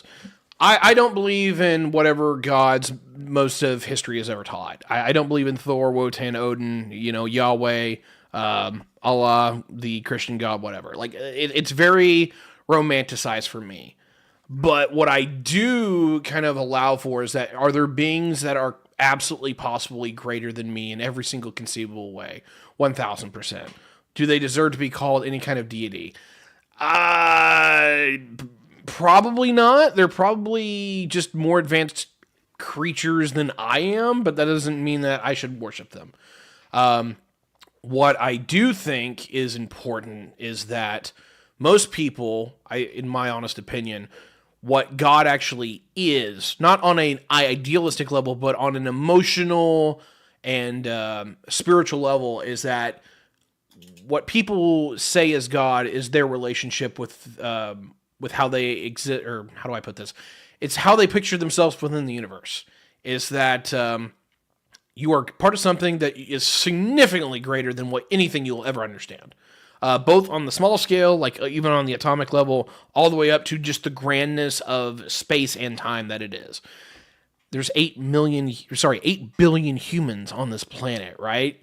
Like just the level of holy shit that actually instills into you when you actually have that conversation with yourself on how absolutely both marvelous and horrendous existence can be. That's God. It's touching the majesty and the horror that is the universe, but putting it in the context that we actually can deal with. Because let's take this bare bones. What is existence without God? It's effectively you are part of something that we don't have words for, because it's more to just to say. I have a word for it. Hell. Existence without God is hell. Sort of like the difference between darkness and light. Light is a lack of, or darkness is a lack of light. It's not something in and of itself. And what you're talking about is, it's a very Eastern idea where God is like the universe in this unconscious sense. And then I'm talking about how God is very much a conscious entity that can respond to prayers and can respond to you and cares very much about you. Now, the reality is one of us is right and one of us is wrong. Okay. I think we both can be wrong. That's the worst part. I think it's easy to say that we're both possibly wrong. Because there's not a lot of, in my opinion, there's not a lot of evidence to say that either one of us are right. When it comes to philosophy and how I would, openly judge the world, I think the Easterners are more onto something than the West is. The West very much puts the idea forward, and they will do it very. What word do I want to use? They will happily proselytize their religion, and so there's a level that's implicit dogma that I think is hard to escape. Well, I mean, the Protestant Reformation is why you're able to read. Let's be frank. I mean, and that's not wrong either. I'm right. On some levels, you're not wrong, but there's some more involved with that. But go on. They printed Bibles just so people could read them, and if they found people that didn't have a written language, they would find a way to make a written language. They could start printing Bibles for them. So yeah, like that is one of the big reasons. Now, when you're talking about the East versus the West, I look at it like this way, and I was actually just teaching this just a few nights ago at the boys' home, where they ask great questions there when I'm there for about an hour a week. And that you got to understand, and this is the difference between justice, mercy, and grace. Okay. The Eastern religions, they have justice. Okay. Where like you're reincarnate, like in Hinduism and some expressions of Buddhism, you're reincarnated into whatever it is in your life, you earned that reincarnation. It's just, but there's no room for mercy there. There's no way to actually, there's no way to really facilitate mercy in any way. So it's very just, but there's no mercy. Then you look at like the God of Islam, which is very much a different God from Christianity. The God of Islam, absolutely. They deny the Trinity. So, I mean, if you deny the Trinity, you worship a completely different God. So that's undeniable. But so the God of Islam in all the surahs except one, it says, Allah, the power, the great and the merciful. Okay. So it talks about he's merciful and he has mercy, but it's kind of random. And there's really no rhyme or reason to why he shows mercy here and not mercy there. And so but with grace, Christ's grace that he grants you, he acknowledges the justice that you deserve. You and me, Ty, both of us, we deserve hell 100% of the time. Okay? Doesn't matter. Okay? Our debauched trust me, you and I, if God had only saved Abraham, he'd be 100% within his right. Okay? But we have this chance through Christ. So so we acknowledge that our sinful nature, we acknowledge the justice that we're supposed to receive. we are given mercy for what we're supposed to receive through Christ, and it's his grace. He takes that all upon him, and he gives you basically a freedom and a grace that you don't deserve. And so that's why Christ's grace is actually the most just, the most merciful, and really the best system that of any of the major religions. Because yeah, they talk about justice, yeah, they talk about this and that, but and also something to keep in mind. The good book gives us a something to keep in mind here. Oh yeah. In First Corinthians chapter 10, we're going to start at 19. What do I imply? That food offered to idols is anything, or that an idol is anything? No, I imply that what pagans sacrifice, they offer to demons and not to God. I do not want you to participate with demons. You cannot drink of the cup of the Lord and the cup of demons. You cannot partake of the table of the Lord and the table of demons. So the Bible says straight up, anything in the spiritual realm that does not belong to Jesus Christ belongs to Satan. So any sort of offering to anything else in the entire spiritual realm that is not explicitly the property of Jesus Christ, that's satanic. And That's interesting. Can we bring back iconoclasm then? what? Well, being an iconoclast, like where you don't display images of Christ or anything in heaven, Pretty much, yeah. that's my church. We don't display images of Christ or anything like that because Oh, that's actually pretty dope. There's a couple of things I've kind of tried to conclude to this. Like, if I was a Christian, like, what denominations I would be. I go non-denominational. Trust me, you'd love it. yeah. Anyway, well, but no, one of the tenets that I think makes more sense in Christianity is actually like iconoclasm. Like, I agree with to some degree with all of the Abrahamic religions in that they all have some version of that going back to like the core pillars of their religion in some facet or another where, basically praying to the false gods slash praying to wealth and idols is just obscene. Like there's some level where all of those religions agree with that. And I happen to agree with it too. Like there is definitely a point where as much as you want to believe in Jesus Christ, if you are just dedicating monument after monument to his works instead of what Jesus wanted you to do, which is be, loving and neighborly, you've lost the fucking plot. Yeah, if you're spending your time like groveling in front of statues rather than like saying helping the orphans and widows, like that would be a lot better use of your time rather than groveling in front of a statue. You know what I mean? Like that's and so yeah, it took a long time because I was raised Catholic and they love their icons and they love their idols and they Sure, like yeah, it's they're pointy hats. Yeah, and like when people say like, "Oh, Catholics don't pray to Mary," well, then why was I told to for so much of my childhood? Wait a minute, like no, like the Hail Mary was basically like we had a prayer called the Hail Mary. Like yeah, that's pretty. Hail Mary, full of grace. Like I was raised Catholic, so I get where you're going. Well, yeah, yeah. Well, that's like our church specifically. Yeah, we are strict iconoclast. We don't like even like when we're like giving out like coloring books to kids, like we don't have pictures of Christ in it, okay? Because or pictures of God or anything like that because yeah, the second commandment's pretty clear about that. We do actually follow that. So believe it or not, there are some churches out in which was an adjustment because I used to do my rosaries and everything. So, but no, Ty, come home to the church. It's time. It's time.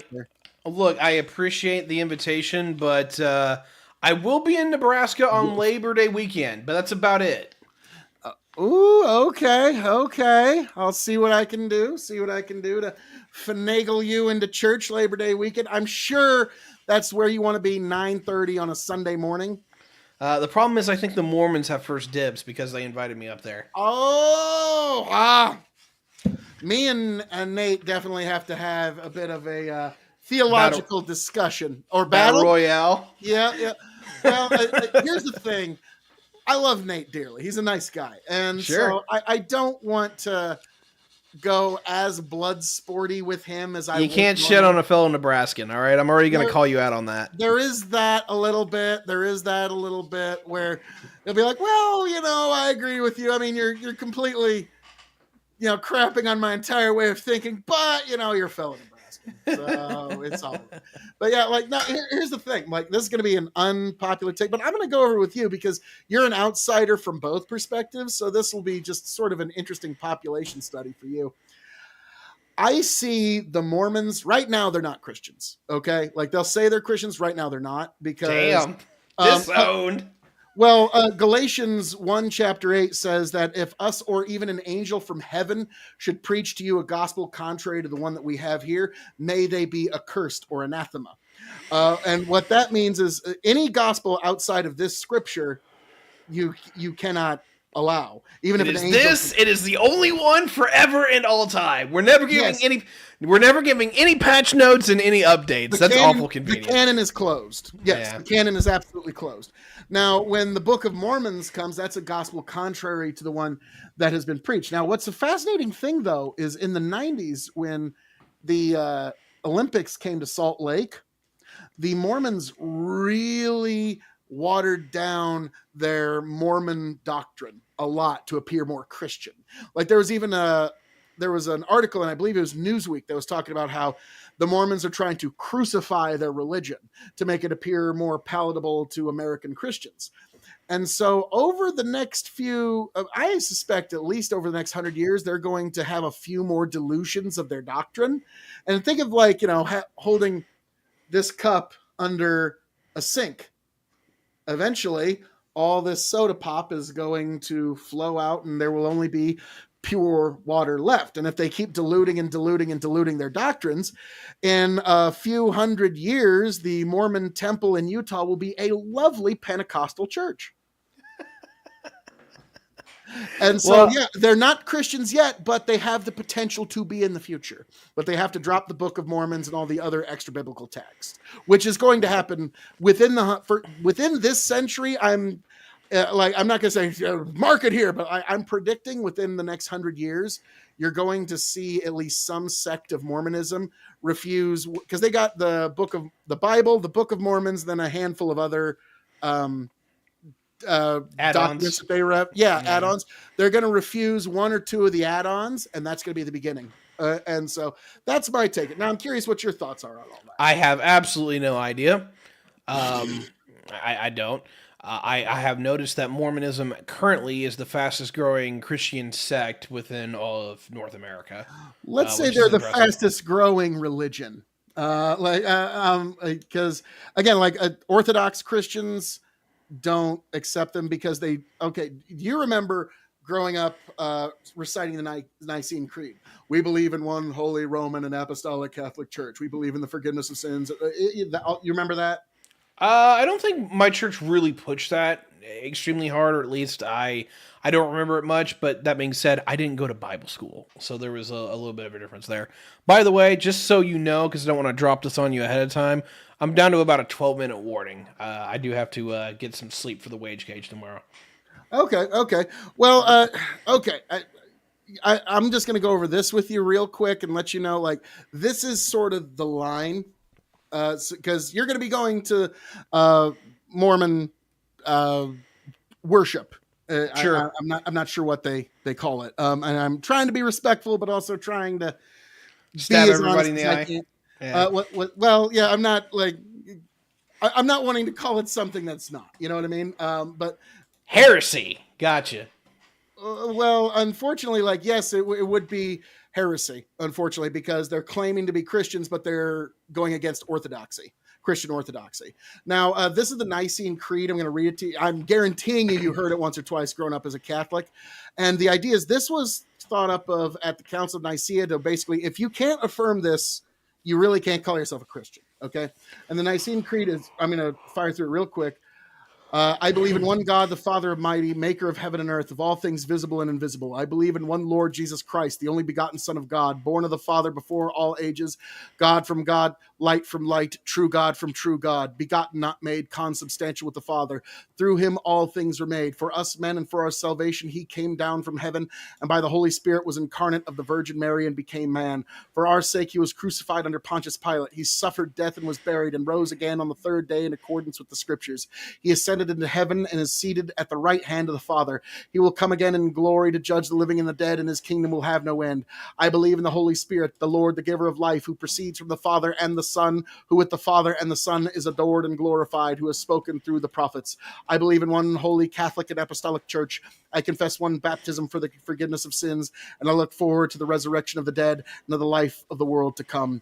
Amen. So that's basically a way for them to weed out heresy. Any Christian can, all right, can you affirm this? No, you can't.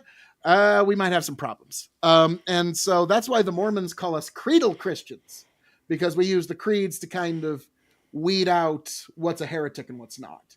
And so it's the thing. I love Nate, and I don't want to like disparage him, but when we do talk theology, because I love him, I am going to have to speak truth to him. That's fine. You guys get to have that conversation. I hope it goes well. But like, I'm just trying to arm you before you go in there. Like, all right, Ty, wait a minute. All right, they're gonna suck you in with their nice behavior and their I don't know about all this, Ty. I don't know about all this. But no, you have fun. You have fun with Nate. God bless him. God bless you too, sir. But I find it fascinating that you're willing to go though. Like, is it just because Nate was so insistent? No, so he invited me up, and I got to remember if I got this correct. I believe it was Memorial Day of 2023, and I went up there for that extended weekend, hang out, met his kids, went to a dinner or two. We went to the SAT Museum up there between Lincoln and Omaha. I had a lot of fun. I still have the pictures. Mormons. Bandit goes, is it Mormons or the Scientologists with the magic underpants? And I go, that would be the Mormons. That'd be the Mormons. Now, if you're going to be in Nebraska, you need to go to the Henry Doily Zoo. Okay. It's literally the largest zoo in the world now. Jesus. It's been Warren Buffett's pet project. He's like, why are we going to let the we have the biggest private aquarium, desert dome that's the size of a football stadium. We've got a jungle that's the size of a football stadium. We've got 18,000 animals there. Like, dude, you're going to be like, what? Why is this in Omaha? Like, yeah, it's because Warren Buffett, basically, it's the one thing he slaps his cash down on. And because think about it, Omaha, they ain't never gonna prosecute him for nothing. Nope. Like he could do just about anything, and they're not gonna do nothing to him. Are you kidding me? The zoo will shut down. No, we cannot have anything happen to Warren. So yeah, if you're gonna be in Omaha, spend some time there. Trust you me, and we will try to find a way to sync up Tiberius. But sir, it has been a pleasure speaking with you this evening. Is there anything you'd like to say to the folks at home before you sign off, sir? I don't have anything. I was amazed that my camera controls actually lasted as long as they did. For some reason, if I don't turn them on, I look great. But the moment I do turn them on, I get this shit. But no, I don't have anything. I don't really stream anymore. And most of the time when I do, I just get invited to something, or people are like, oh, let's hang out and catch up on old times. Let's be real. The environment is toxic as fuck.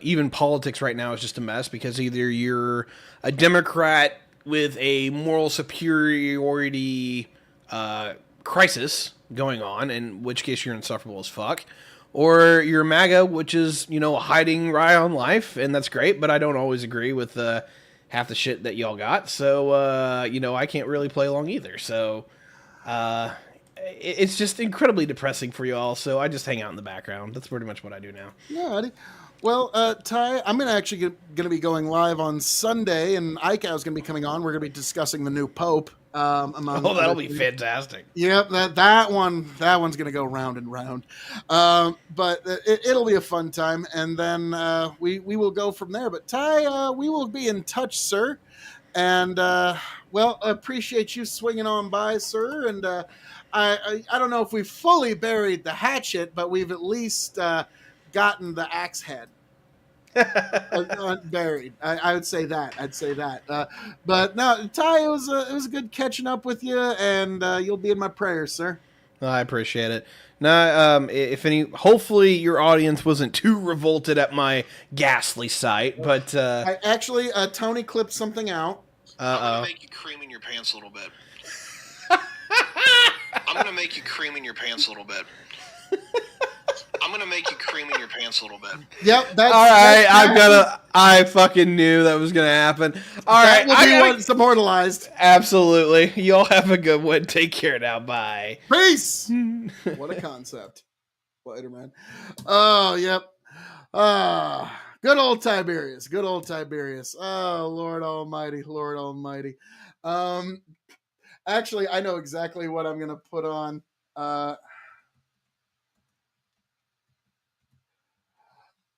Where is it? Yes. This is a real old one. This is Tiberius admitting that I am right on free speech. Bandit's talking about the Apostles' Creed is better. Here's the thing. The Apostles' Creed is a very old creed. It's beautiful poetry. I have some people in my church that don't like the Apostles' Creed. And it's mostly because of that term, he descended into hell. Okay. Now, there is no scripture that says that he actually descended into actual hell. Some people believe, and I tend to favor this idea, that the original translations were something closer to Sheol, which Sheol was kind of the general realm of the dead. So he descended into the realm of the dead. Yep. You did, Bandit.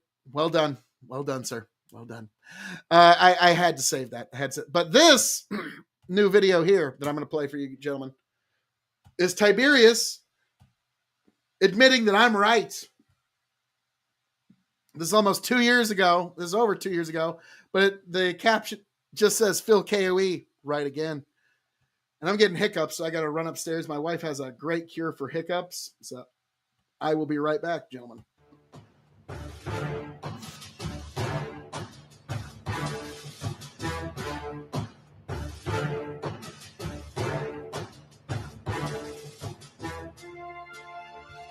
Folks, we've had a very unexpected run-in, and folks, here at the K.O.E. Nation, we don't make you wait for the main event. We bring you the big shit now when it's here for you. So, folks, we've got a man that you need to see.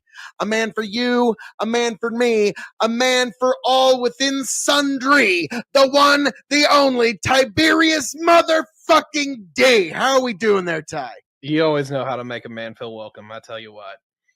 Well, thank you, sir. Thank you, sir. So, there's two big reasons that I'm glad that you came here today. Two very big ones. First of all, you said you had to stroke my ego, which is huge. Yeah. There's never I'm a never-ending well of that. But also earlier, Ty. For those who do not know, I'm also a part of Tiberius D's Discord, which follow him not only on YouTube, on TikTok, on Twitch, every possible social media site. Follow Tiberius D. I mean, come on, if you're not, what are you doing? What are you doing? I mean, honestly, I'm a little disappointed. But you also said I was right about something, Ty. So what was that I was right about? I'm curious. So that's the stroking your ego part. All right.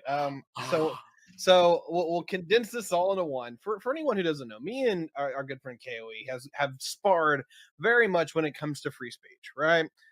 Because I'm of the opinion, just in what I've seen over the last couple of years, is that if you just open the fucking floodgates, everyone talks about anything and everything, and they just don't shut up.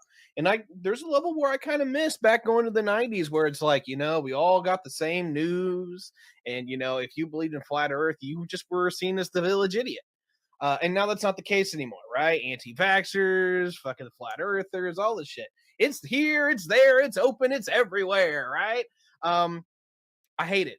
I fucking despise it. And there's a part of me that's like, you know what, let's go back. But there's also the level where I've kind of had to come to full reality. Number one is that um, they've tried to do censorship to some degree, right? Where they're just like, I'll call it like social censorship, to where it's like, yeah, you can post something on Twitter, but like Twitter might hit you for it, or fucking, like YouTube might hit you for it, or more particularly, is that all the people who are involved will just tell you it's like you're stupid and you don't know anything. Now, I don't think that the majority of the claims that have been made out there were wrong. I think the experts were right, overwhelmingly compared to the average bloke. But what it does come down to is this: censorship isn't working either. And I don't like the whole like, let the sunshine out on the disinfectant narrative. Sunshine is the greatest disinfectant. Yeah, that's your narrative. I hate that, but there's also a level where I'm like, all right, we've seen this in history. What happened then?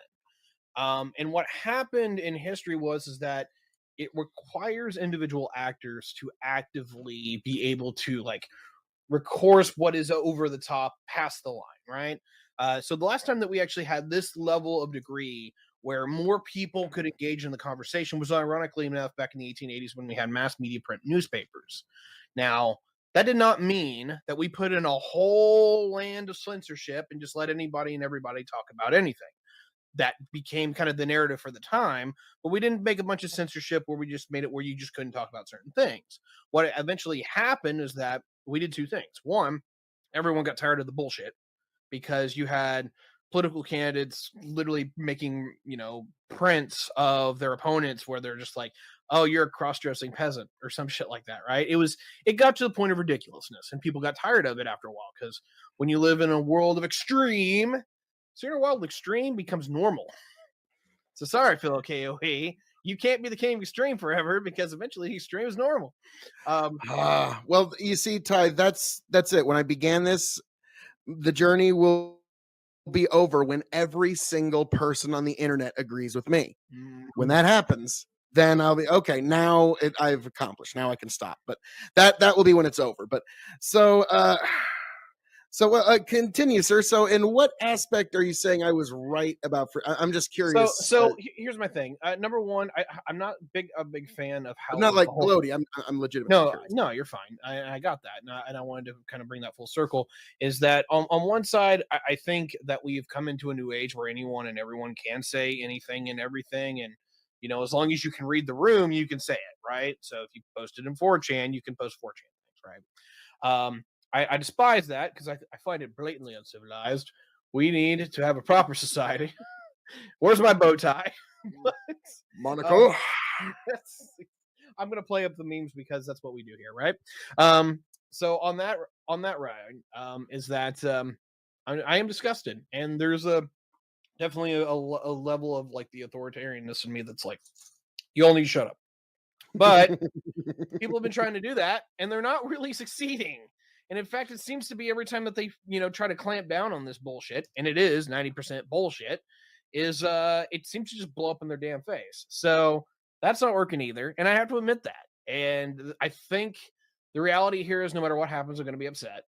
And I think we're going to have to, or I think we, but also I'm going to have to get used to the reality that we're going to have, at least for the next probably 10, 20, maybe even 30 years, a bunch of bullshit out in the woods that we have to just sift through. Now, hopefully, like, we just get better bullshit detectors, because, like, we get so experienced with dealing with these ludicrous level of claims that we can eventually get good at calling it out for what it is. But until then, I think I'm just going to have to, live in the world of the overwhelming headache that is extreme. It is the realm of Phil K.O.E. The extreme is here. The era of big claims and bad dissertations is here. And so, congratulations, Phil. Your dream is real. Your dream is real.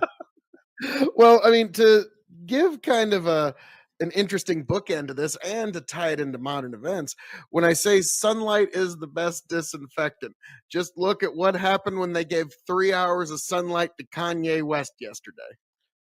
I hate that. Got very disinfected.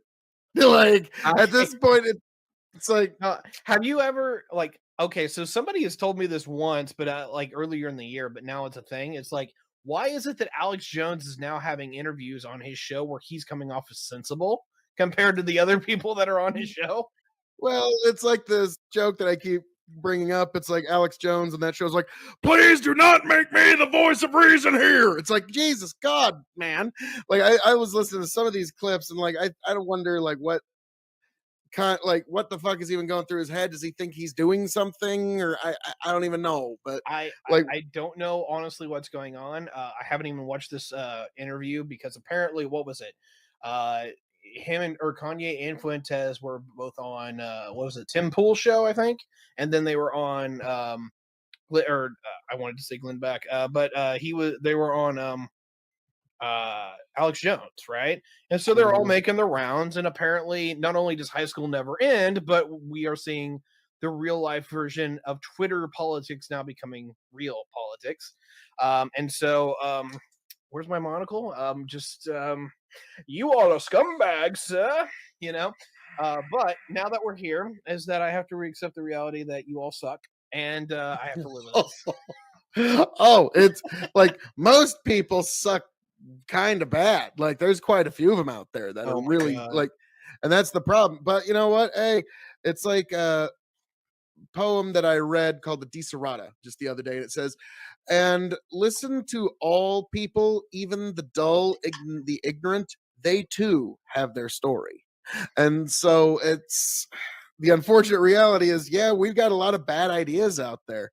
There's a lot of bad ideas out there, Ty, but we just got to let them have their sunlight. There we go. Yes, yes, yes. How can we possibly profit off of this? My goodness. Yeah, no, So I gotta yeah, find so something. I gotta yeah, find something for the Ty. appropriate size. Just be like, Yeah, I was kind of yeah, giving you a sure, hard time. yeah. It's like, good Lord, Ty, you are just on an authoritarian lefty arc, and you're like, Phil, okay, fuck I'm. you just a little bit. Oh my Just, god, yeah, yeah. No, like I, I know, like okay. Number one, I'm authoritarian, but if or in some regards, I'm not gonna act like I'm not. But I'm more authoritarian right than left by a country mile. I can give you my authoritarian left takes, but like I can give you my authoritarian right takes if y'all want them. So yeah, oh, long nice, nice. No, I've always appreciated the fact that you're a moderate, but you're more on the right side of things. It's like there's some folks that kind of creep around your Discord. It's like they say they're moderate, but they certainly seem a lot more lefty than anything else. But no, I appreciate you coming on and saying that, sir, because it's we do have these back and forths once in a while, and it's not like, oh, it's all over, it's been decided, but like not like this is the wild west we're going to have of the internet for a few more decades, and there's going to be bad ideas out there. And like, here's just something to know, folks: don't pay anybody anything in gift card VIN numbers. Like, yeah, like those bad ideas are eventually just going to have to get weeded out, and like it's going to take some time. Like it's unfortunate, but yeah, those are the that's the world we live in, where we can't have sure nice you things. can We you just can can't have nice clamp things. down on information, but at what cost? And who's to decide who gets Well, like? so I don't know whose take or which left it, or which take this is, but I'll give it this. There's a lot of people that don't trust institutions on both the right and the left. The left acts like we have just become so blatantly conservative that nothing is ever going to change, and we're going to be stuck in the conservative hellscape for all in eternity, right? And I'm just like, y'all are fucking stupid, right? But then I've got the right wing, and I'm like, you know what? The right wing's usually just more competent. The right wing can get shit done when they usually want to. Like, I don't think the Democrats can. Excuse me. I don't think the Democrats can honestly govern themselves out of a fucking paper bag. But when it comes down to it, what the problem the right has right now is they feel like everyone's out to get them. And I'm like, look, I see how you look when you're like, oh, the social media, right wing getting thrown off. To some degree, that's true, but also, like some of y'all, I've seen some of your takes. I've seen the way you talk to folks. Not you, Phil, but I've seen a lot of others, right? And quite honestly, I wouldn't want to sit down and have a beer with you either. Some of y'all are fucking degenerates, and you got to stop being like that because you wouldn't be welcome in anyone's house, let alone mine. The memesters. Yeah, there's some folks that's like, their memeing is their most important thing they do in their day. So yeah, I definitely It's get like the I meme right, but I love the meme right. They're No, the like, meme right's funny. I like the meme right. It's not the meme right. It's these folks that look at. I'll put it this way: they look out the world and they're like, "Man, the world went too insensitive. Man, everyone's offended about everything." Little true. Don't disagree with that. But there's some people. It's like, look, you don't even get sensitivity. You don't even get that people have a different perspective from you, and you don't get why people actually might have an offense whenever you say something incredibly stupid. I'm not saying you, obviously. I'm just talking about these folks in general. No, there's a lot of people out there that I'm serious. It's just like I don't know if the mask just comes off whenever they get online. That's probably what it is more often than not.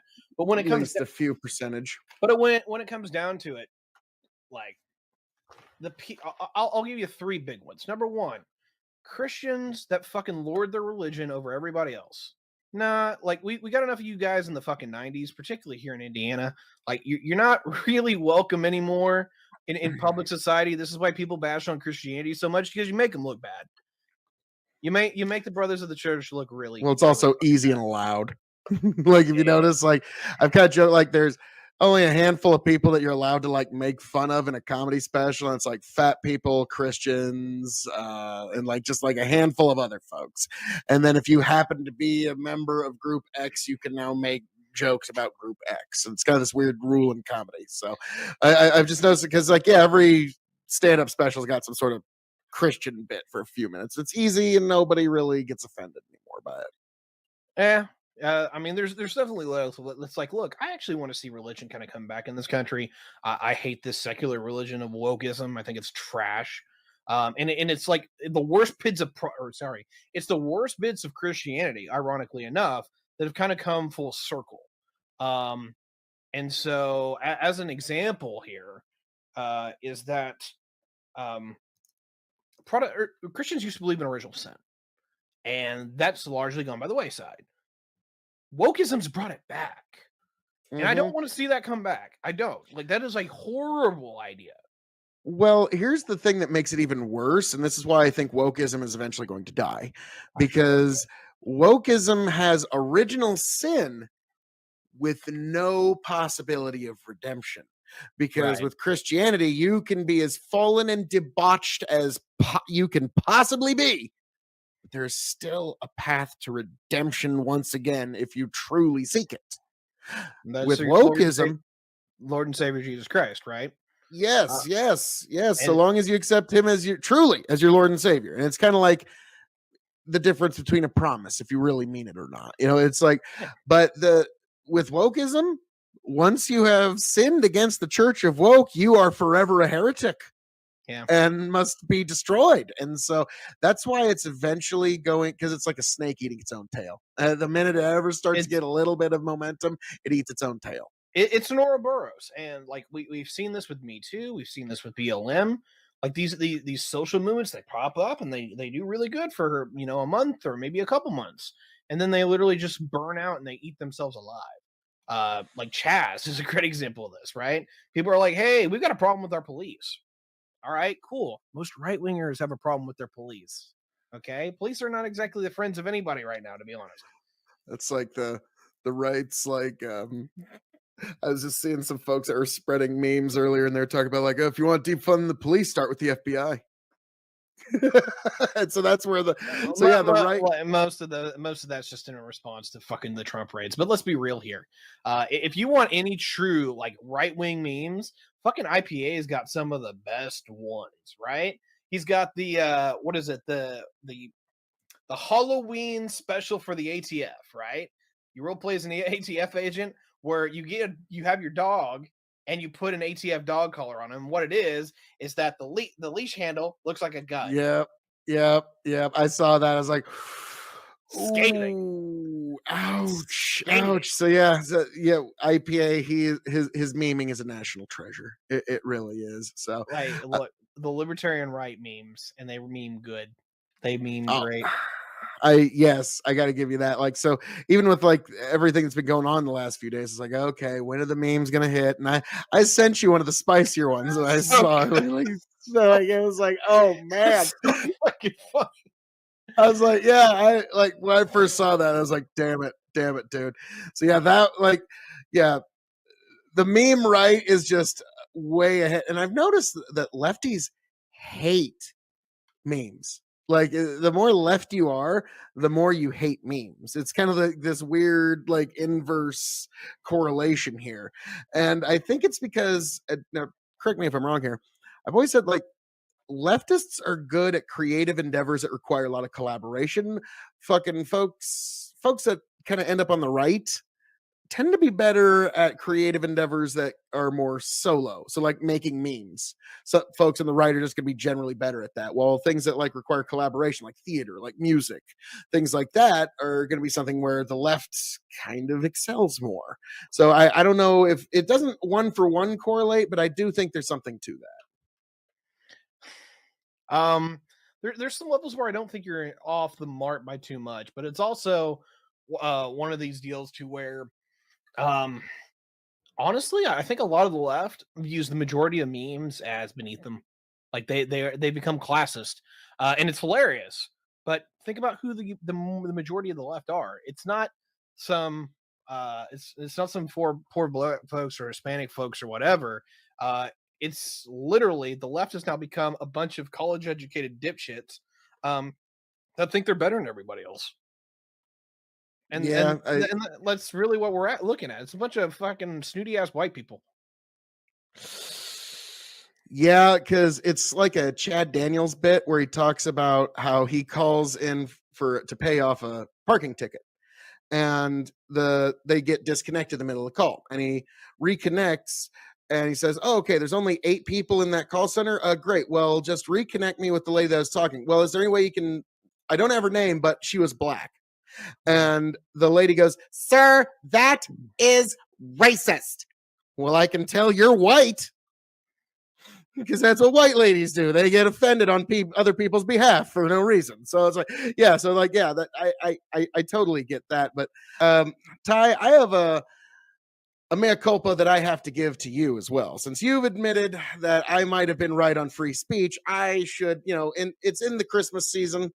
In the spirit of giving, I'm going to give a mea culpa to you as well. When you said that the right overturning Roe v. Wade 5 months before a midterm might cost a wee little bit of an electoral victory, might have a wee little something to do with that. I was like, no, come on, it's all gonna be good time. It's gonna be fucking rainbows and sunshine. Like, oh, damn it, this one was, well, we took the house. We fucking took the house. God damn it! Like that's by the skin of your teeth, skin of our chinny chin. We took that fucking house, and god damn it, fuck you, Biden. Now we want to impeach you even more, you son of a bitch. But. No, dude, like I thought there were some good points. Like the whole like Americans having the attention span of a goldfish thing's kind of real. Like, literally once things get out of the news cycle, like people aren't even talking about Ukraine anymore. It's still going. There's that, like the Ukrainians just took Kherson not too long ago. Most people don't even know. That's real. It's absolutely real. But I think people are now in the realization that there's real shit on the floor. And I'm going to put this as both a good and a pro for everybody. The end of Roe kind of opened the door for everybody in realizing that everything's on deck, because the right's like, hey, we don't lose every single issue now. Like the right's like, oh, hey, we got to win 2 even. Abortion and guns. True. Which that's never happened in my whole life as a right winger. And we get to win 2 things? You're probably on track for a third. Next year is going to be affirmative action. It's probably going. Affirmative action is probably getting shit, or is probably going out the door. I'm serious. Howdy. That was supposed to be this year. They deferred the case till next year, but that's the I think it's Yale, but it might be Harvard. But one of them, the Asian students. Yeah, it's one of the Ivies. And I think that actually the whole Ivy League's on deck anyway for this. Is that the Ivy League did the numbers, and they said that of their student body, if they went with who actually applied, 55% of their student body would be Asian. 33% would be white, and then everybody else would fall into. And that's the argument that these students have gone, is that the Asian community is only getting like 13% of the slots. And they're like, hey, we should have 55 by their own admission. And they're suing over it. And it is now gotten so big that it is going to the Supreme Court. It's already technically there, but they keep deferring it. But it will probably be done next year. Call up your good friend Nate if you get a chance, because he can talk about this a little bit. But the long and the short is this: it's not just going to be about diversity quotas just in the universities. It's pretty much going to do anything and everything that's going to be about hiring based upon race is going to be open on deck for the Supreme Court to go after. Oh And my God. I don't know if Could you imagine if Clarence Thomas writes that majority opinion? I bet he will. Ironically enough, this is where the right can do race real, is that you have people who are among the right who are really pissed off as minorities, because you do have conservative Black folks. You really have a lot of conservative Hispanic folks. And I totally see the right kind of pushing their version of the left's game, where they're like, oh, cool, you want minority voices? Cool, here's some of ours. And they can write the legislation, because you can find a political diaspora among every group of people in this country. Whether it's white folks, whether it's natives, whether it's Asians, what have you, there's people who are left wing, right wing. Like, the only reason, I'm going to say this for my right wing friends out there in the audience, the only reason that you got brothers out there voting 90% Democrats is because you ain't listening. You listen a little bit, you might actually find a few more votes, particularly in some places that you really need, like Georgia. That's why when Trump said, Black community, what have you got to lose? It was actually a very good sales pitch at the time, like in 2016. Like, he was an unknown, and it was a good and like, I think any Republican politician should kind of take that kind of stance, because look at what voting for the Democrats for 70 years has gotten the Black community. It's like it, and so it's whether you agree with it or not, you have to agree it's a good pitch. No, I would go a little further.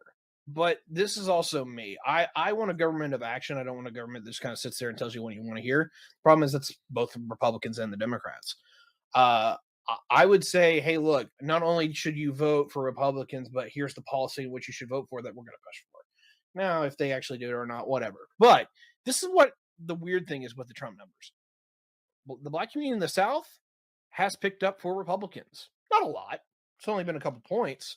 But in Florida, a little bit in Georgia, Texas, some of these folks are voting Republican, and they haven't been doing that before. They're not doing that in the North. I'm sorry. Bandit Claire Bear should write all the opinions.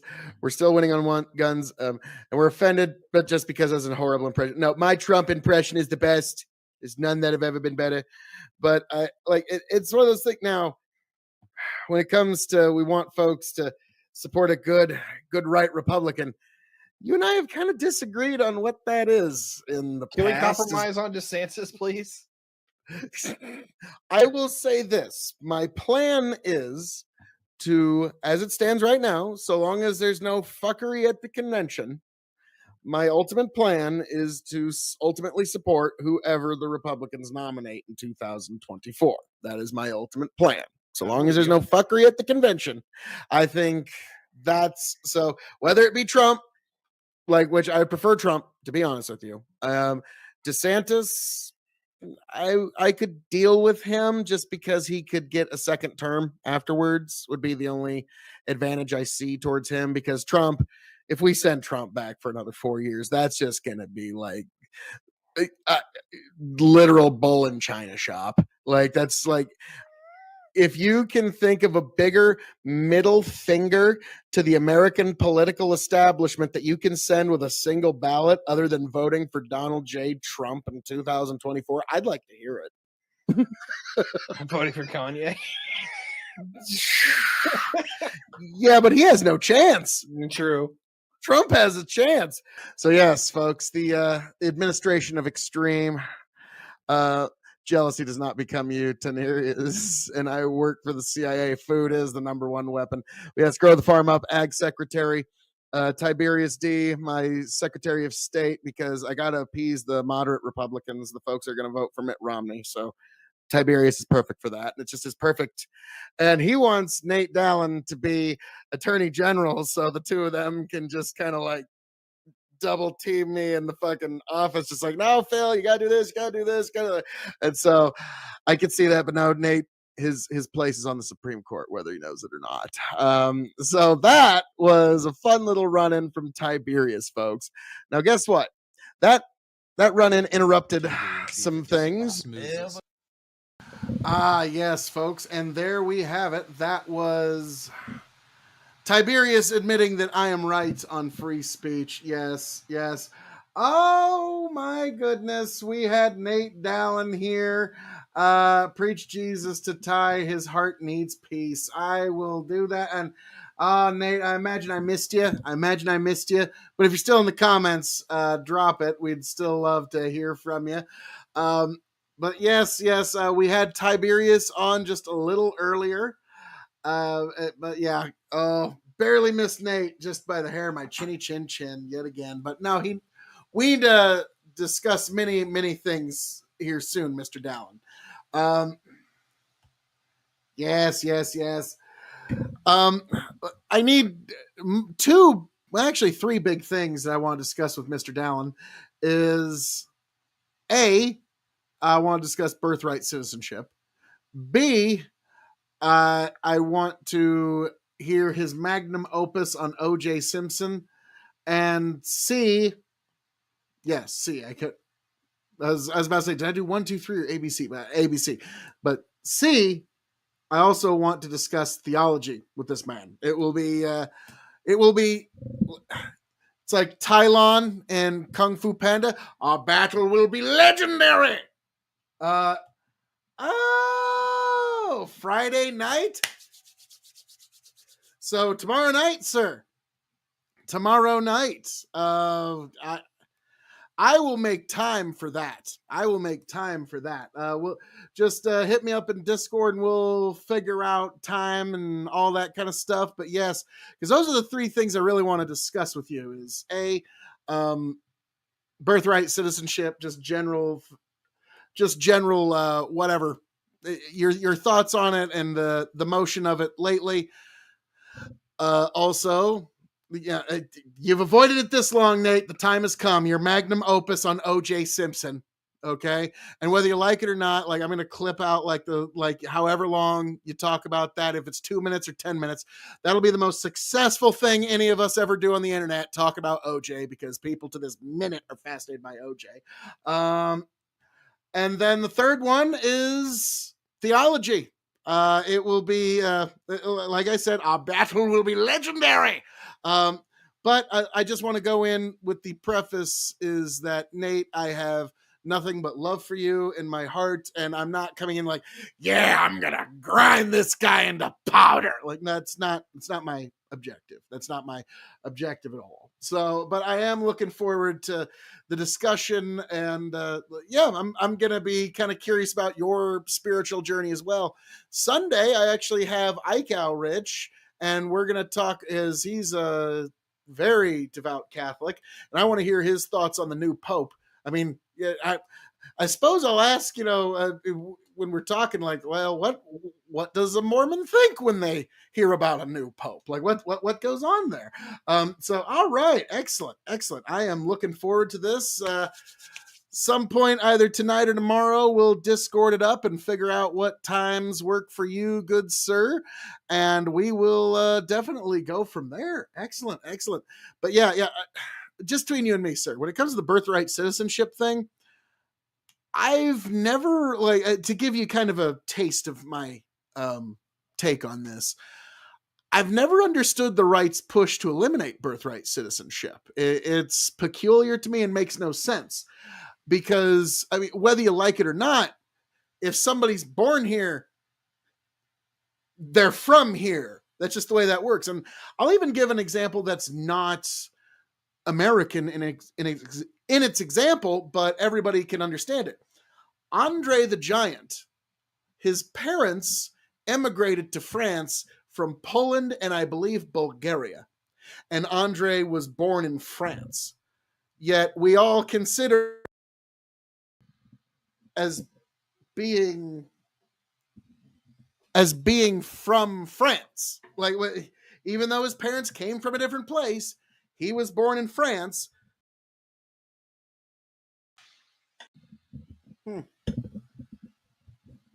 Getting some problems. Okay, now there we go. Let me make Double Dog sure that you're getting the sweet, soft summer sounds that are my voice here. But yeah, Andre the Giant, he's considered from France, even though his parents aren't from there. The sweet, soft summer sounds. Okay, yes, you are. Yes, you are. I couldn't hear myself in my earphone for a minute there. But so to me, it's like, even if you don't like the circumstances in which somebody is born here, it's sort of like if you were to, like, this is gonna sound strange, but just go with me. Like, if you were to have a love child, for example, outside of your legal marriage, whether you like it or not, that kid is still your family. Okay, like whether you even like the circumstances that brought him about, that's still your family. And so I kind of look at the American family in much the same way, even if we're not thrilled about the circumstances of how somebody got here, they're still from here. Okay. And so that's now I'm really curious, and nobody on the right has been able to give me a steel man as to why. And the reasons for that, I dare not speculate at the moment. But yeah, that's my general thoughts on birthright citizenship. Like, and when people say, well, I mean, a lot of countries don't have birthright citizenship. Well, a lot of countries don't have a Second Amendment either, or a lot of things that make America unique. Okay. So that, to me, that argument doesn't exactly, like, I don't really care what they're doing over the hill over there. It's not my concern. But well, excellent to know that tomorrow night you will get more excellent content here at the K.O.E. Nation, folks. Glorious. Well, so yes, tomorrow night, be sure to check us out here for Nate Dallin and I dropping the 3 big ones of today, which is birthright citizenship, which is going to tie into Trump in some way, shape, form, or figure. Just get ready for that. There's going to be, of course, the magnum opus on O.J. Simpson. And then, last but certainly not least, theology between me and Nate Dallin. It's something we've been putting off. Let's put it that way, because we actually like each other's companies. I was like, oh no, I don't want to go scorched earth on this guy. I actually like him. So, but we'll get into that tomorrow night. So, Gold Peak, not my Pure Leaf tea, but it's what you make do with when you ain't got Pure Leaf raspberry tea. So, folks, I'm curious how you're doing in the comments and how life's been treating y'all. I'm looking forward to Nate Down tomorrow night. Sunday is going to be Ike Rich. We're going to discuss the new Pope. I got a busy weekend. I got a busy weekend and a busy week. I will be preaching on Sunday, so be here on Sunday to also see the grand debut of the sermon from what will be preached on Sunday. So I'm looking forward to all of that. And yes, folks, without further ado, let's get into something. So I'm going to put on a couple of poems for you folks that I've kind of ceased doing the poem of the week, because it's, well, I don't know, like, I enjoy it, but not a lot of people watch them. But also, sometimes, like, I had some people that were enthusiastic about sending poems, and that was fun for a time, but like, I just haven't done it for a while. I don't know if I'm going to pick it back up soon, but if there is demand for it, I'll of course jump right back into the poem game. But this one is an interesting one. I remember when I had some loss in my life, this one really helped me through, and it's called Is Life Worth Living by Alfred Austin. And then we're going to fire off on a couple, like, because there's, like, I've got some really interesting poems and just kind of a string here, and I want you all to hear them here, folks. So without further ado, let's get right into this. How we doing, all y'all? Another poem of the week. This one by Alfred Austin. It's called Is Life Worth Living? Yes. So long as there is wrong to right, wail of the weak against the strong, or tyranny to fight. Long as there's lingers gloom to chase, or streaming tear to dry. One kindred woe, one sorrowing face, that smiles as we drew nigh. Long as a tale of anguish swells, the heart and lids grow wet, and the sound of Christmas bells, we pardon and forget. So long as faith with freedom reigns, and loyal hope survives, and gracious charity remains, to leaven lowly lives. While there is one untrodden tract for intellect or will, and men are free to think and act, life is worth living still. By Alfred Austin. So, folks, if there's a poem you'd like me to read, or if you'd like me to read your poem, please just drop it in the comments. I love the imagery of beautiful poetry. So, folks, that's been this poem of the week. God bless. Travel well.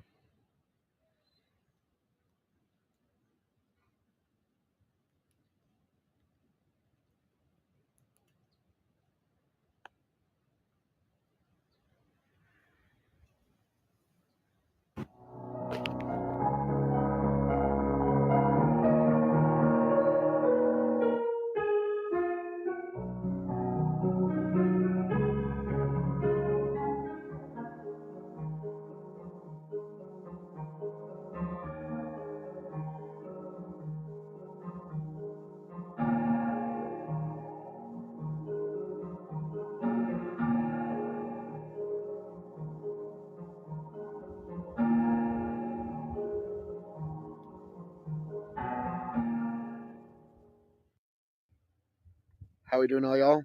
It's another poem of the week. This one is by Edgar Albert Guest. It's called Equipment. Figure it out for yourself, my lad. You've all that the greatest of men have had. 2 arms, 2 hands, 2 legs, 2 eyes, a brain to use if you would be wise. With this equipment, they all began. So start from the top and say, I can. Look them over, the wise and great. They take their food from a common plate. And similar knives and forks they use. With similar laces, they tie their shoes. The world considers them brave and smart. But you've all they had when they made their start. You can triumph and come to skill. You can be great if only you will. You've well equipped for what fight you choose. You have legs and arms and a brain to use. And the man who has risen great deeds to do began his life with no more than you. You are the handicap you must face. You are the one who must choose your place. You must say where you want to go, how much you will study the truth to know. God has equipped you for life, but He lets you decide what you want to be. Courage must come from the soul within. The man must furnish the will to win. So figure it out for yourself, my lad. You're born with all that the greats have had. With your equipment, they all began. Get a hold of yourself and say, I can. Edgar Albert Guest, Equipment. Folks, that was this poem of the week. There's a poem you'd like me to read, or you'd like me to read your poem, or something that you find unique, beautiful, inspiring, please just let me know down in the comments. And I love the imagery of beautiful poetry. Folks, that was this poem of the week. God bless every last one of you. Travel well.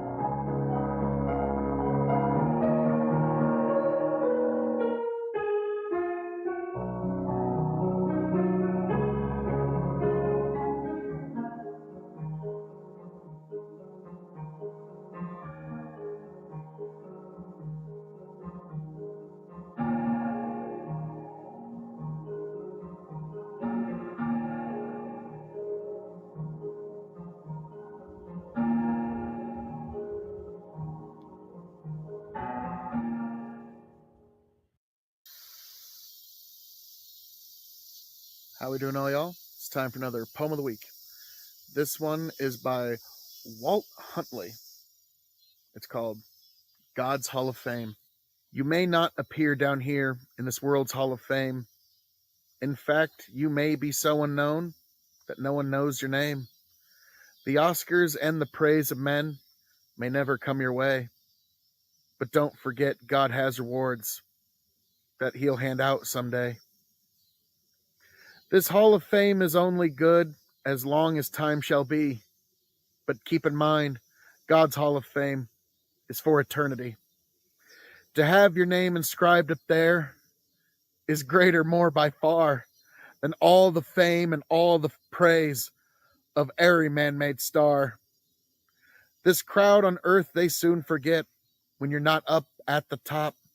They'll cheer like mad until you fall, and then their praise will stop. Not God, He never does forget, and in His Hall of Fame, just believing in His Son forever, there's your name. I tell you, friend, I wouldn't trade my name, however small, that's written there beyond the stars in that celestial hall, for all the famous names on earth or glory that they share. I'd rather be an unknown here and have my name up there.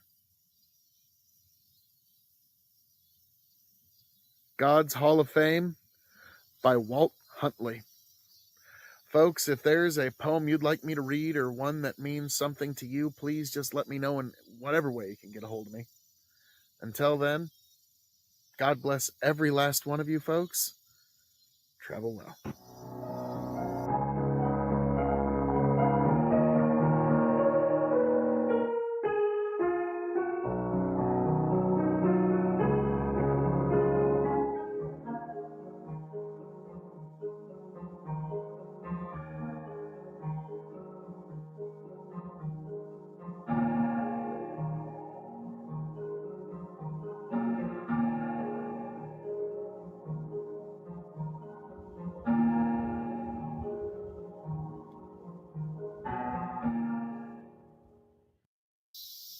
God's Hall of Fame by Alf Hutchinson. Your name may not appear down here in this world's Hall of Fame. You may be so unknown, few even know your name. Fame and fortune pass you by and are given to a few. But if you love and serve the Lord, then there is good news for you. This Hall of Fame is only good as long as time shall be. But keep in mind, God's Hall of Fame is for eternity. To have your name inscribed up there is greater, yes, by far, than all the halls of fame down here and every man-made star. This crowd on earth, they soon forget the heroes of the past. They cheer like mad until you fall, and that's how long you last. But God, He never does forget, and in His Hall of Fame, just believing in His Son, inscribed, you'll find your name. I tell you, my friend, I wouldn't trade my name, however small, that's written there beyond the stars in that celestial hall, for every famous name on earth or glory that they share. I'd rather be an unknown here and have my name up there.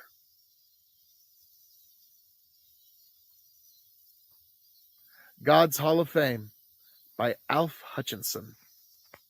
Folks, if there's a poem that you'd like me to read, or you'd like me to read your poem, or just a poem that means something to you, please just let me know in the comments. I would love to do it, folks.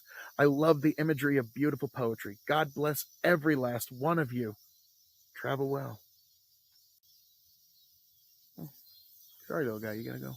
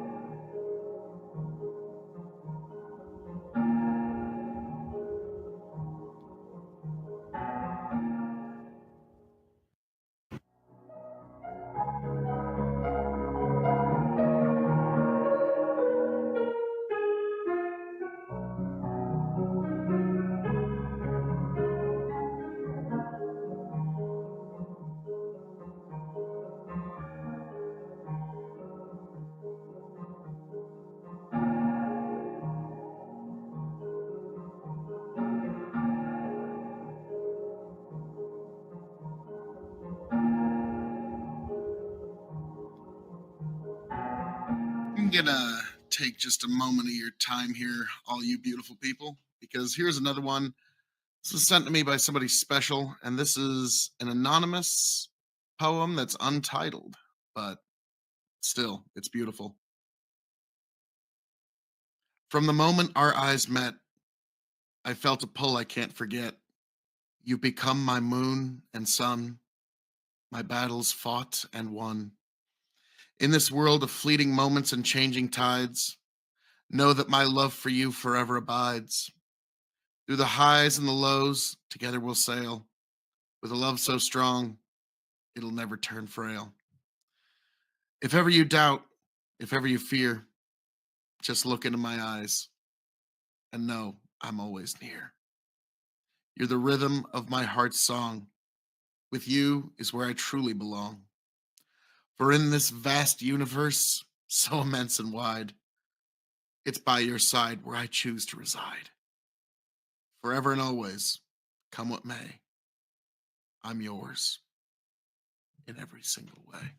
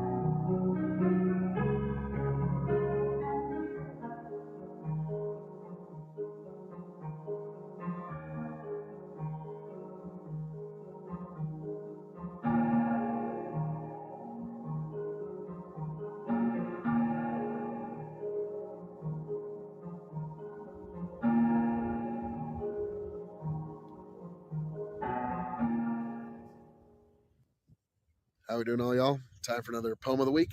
This one is by Nebraska's own Willa Cather. It's called Prairie Spring. Evening in the flat land, rich and somber and always silent. The miles of fresh plowed soil, heavy and black, full of strength and harshness. The growing wheat, the growing weeds, the toiling horses, the tired men. The long empty roads, sullen fires of sunset, fading. The eternal, unresponsive sky. Against all this, youth, flaming like the wild roses, singing like the larks over the plowed fields, flashing like a star out of the twilight. Youth with its insupportable sweetness, its fierce necessity, its sharp desire, singing and singing out of the lips of silence, out of the earthly dusk. Willa Cather. Folks, that was this poem of the week. If you've got a poem you'd like me to read, or if you'd like me to read your poem, just let me know down in the comments. I love the imagery of beautiful poetry. God bless every last one of you. Travel well.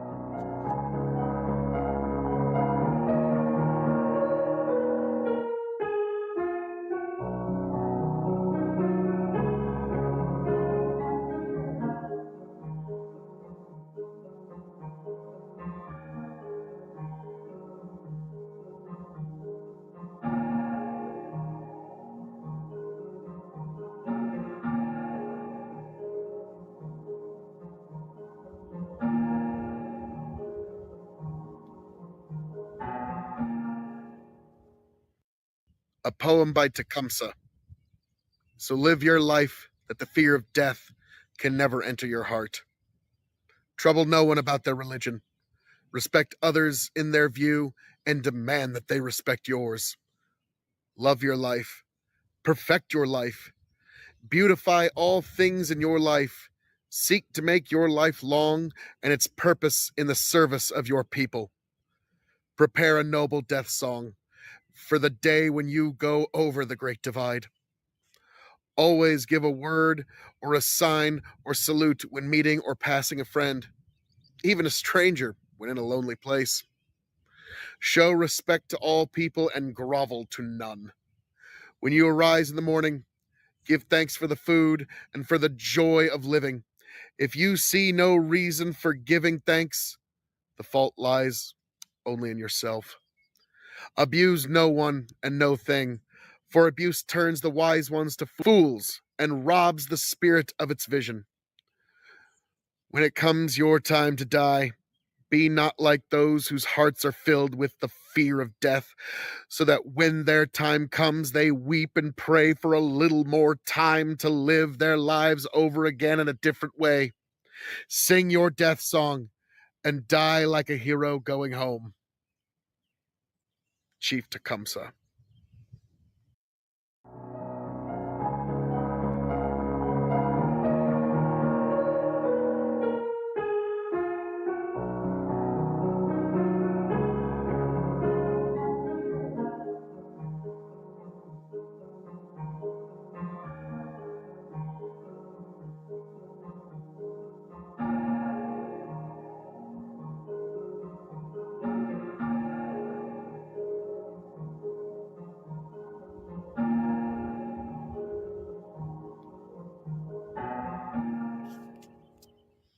How we doing, all y'all? Time for another poem of the week. This one is by Nebraska's own Willa Cather.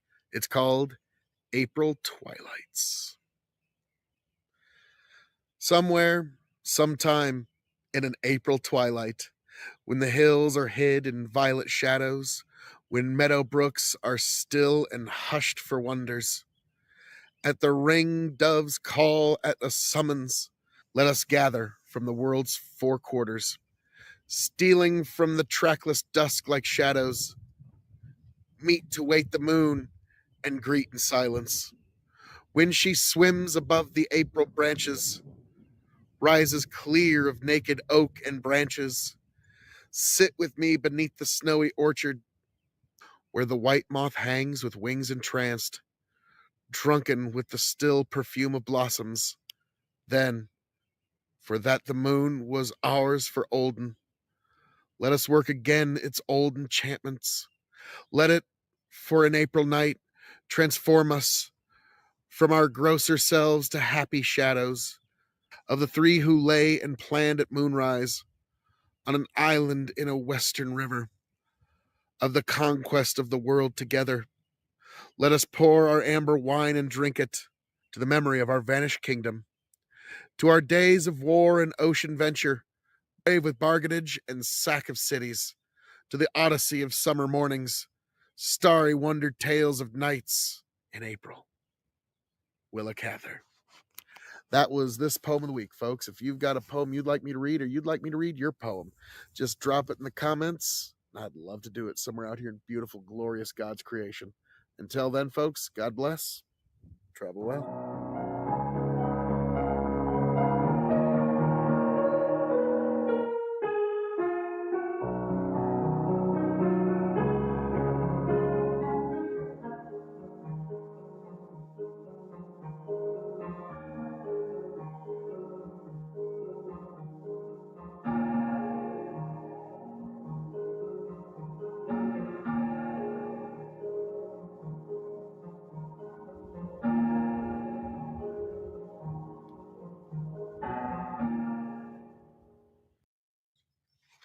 How we doing, all y'all? It's time for another poem of the week.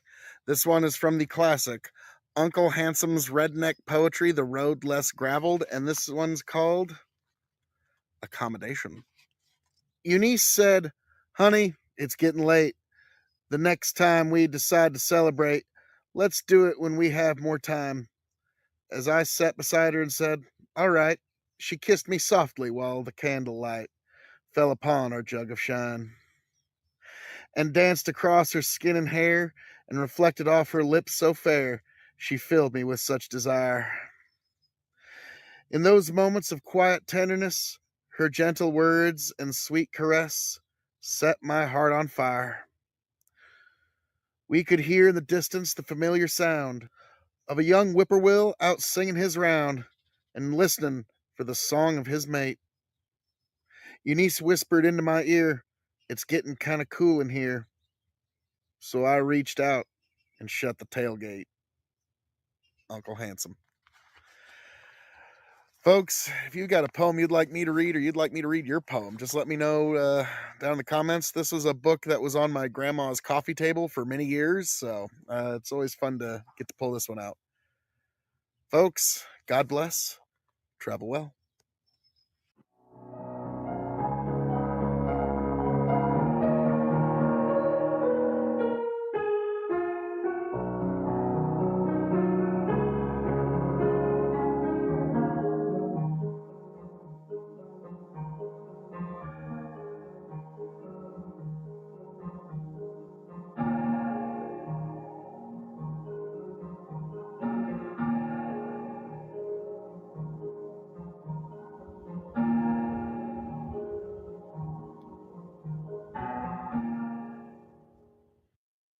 On Being Human by C.S. Lewis.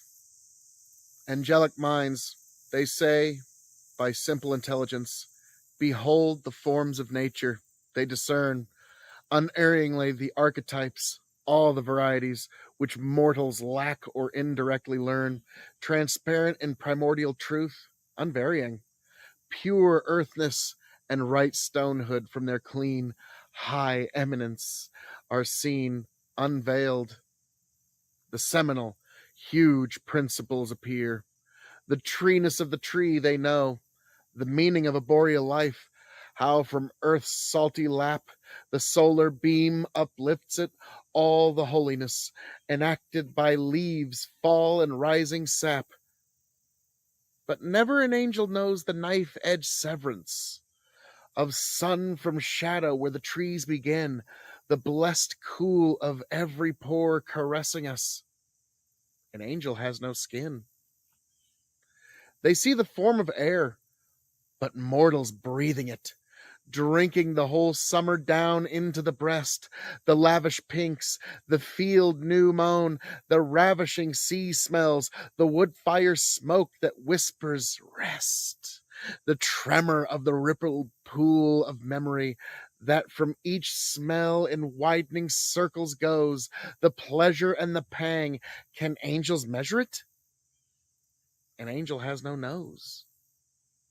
The nourishing life and how it flourishes on death, and why they utterly know, but not the hill-born earthly spring, the dark cold bilberries, the ripe peach from the southern wall still hot, full-bellied tankards foamy topped, the delicate half-lyric lamb, a new loaf's billowing curves, nor porridge, nor the tingling taste of oranges. An angel has no nerves. Far richer they, I know the senses, witchery, guard us like air, from heavens too big to see, imminent death to man that barbed subliminally, and dazzling edges of beauty unsheathed would be, yet here, within this tiny, charmed interior, this parlor of the brain, their maker shares with living men some secrets in a privacy forever ours, not theirs. On Being Human by C.S. Lewis.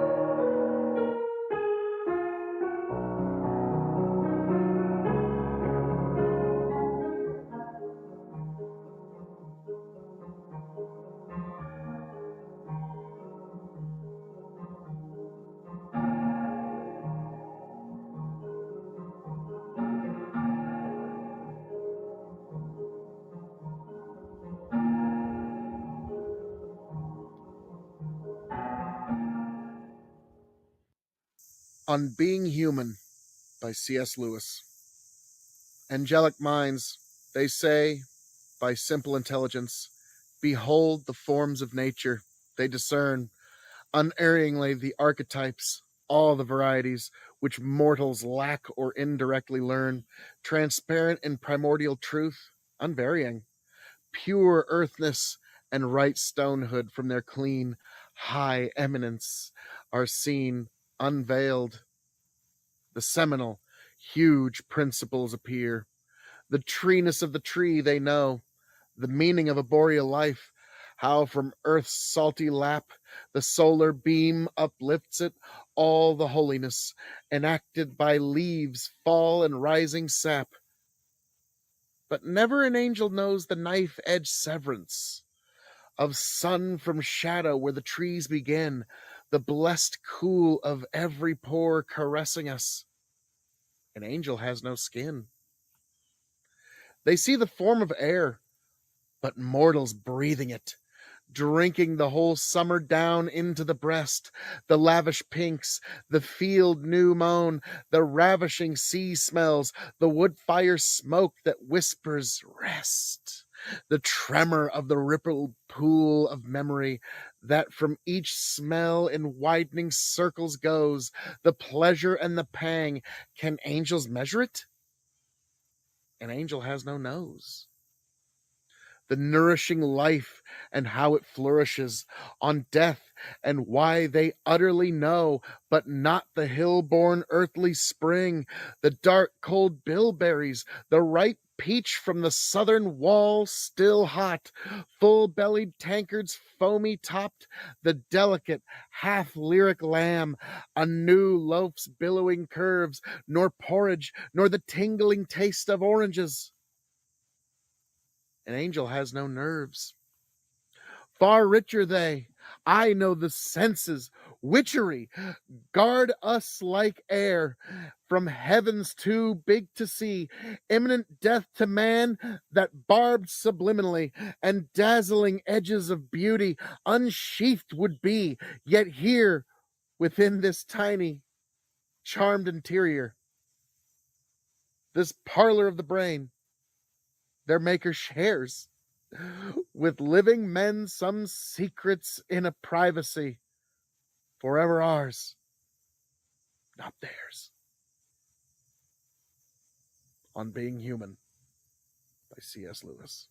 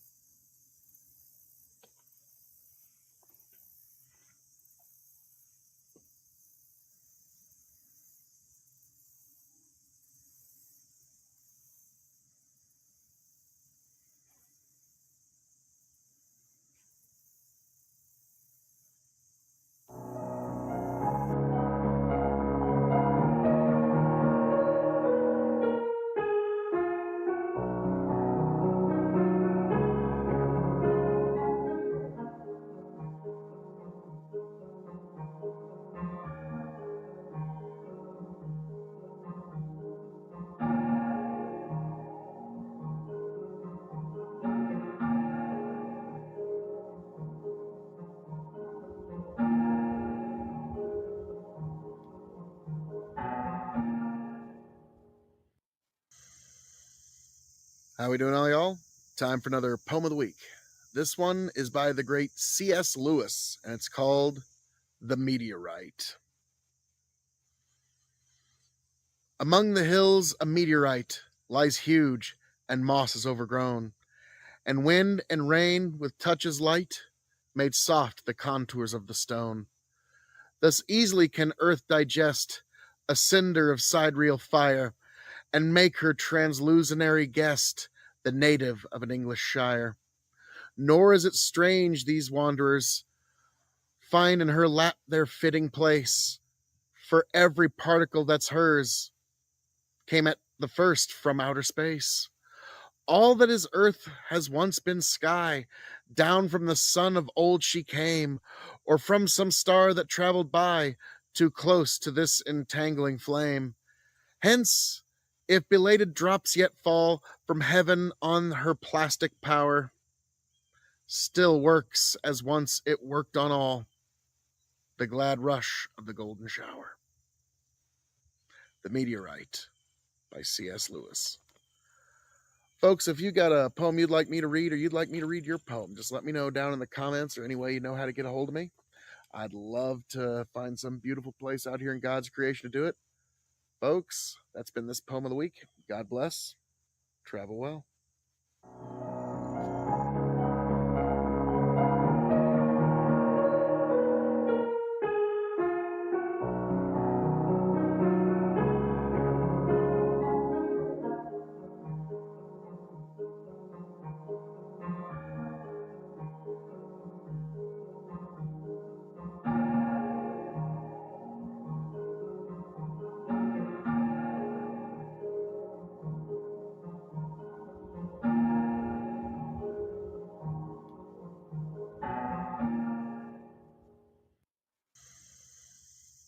How we doing, all y'all?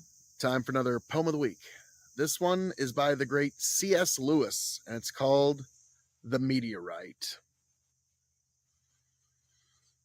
Among the hills a meteorite lies huge, and moss is overgrown, and wind and rain with touches light made soft the contours of the stone.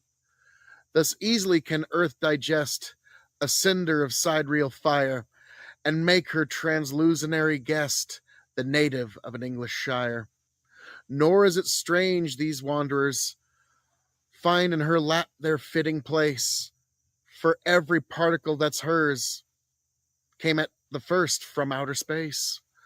All that is earth has once been sky. Down from the sun of old she came, or from some star that traveled by, too close to this entangling flame. Hence, if belated drops yet fall from heaven on her plastic power, still works as once it worked on all, the glad rush of the golden shower. The Meteorite by C.S. Lewis. Folks, if you got a poem you'd like me to read or you'd like me to read your poem, just let me know down in the comments or any way you know how to get a hold of me. I'd love to find some beautiful place out here in God's creation to do it. Folks, that's been this poem of the week. God bless. Travel well.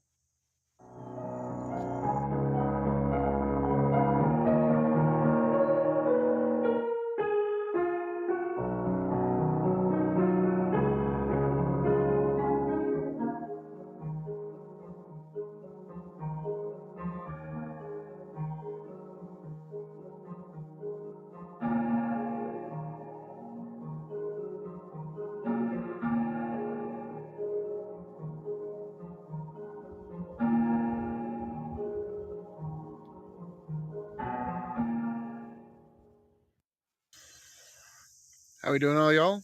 Time for another poem of the week. This one is by the great C.S. Lewis. It's called On a Vulgar Error. No, it's an impudent falsehood.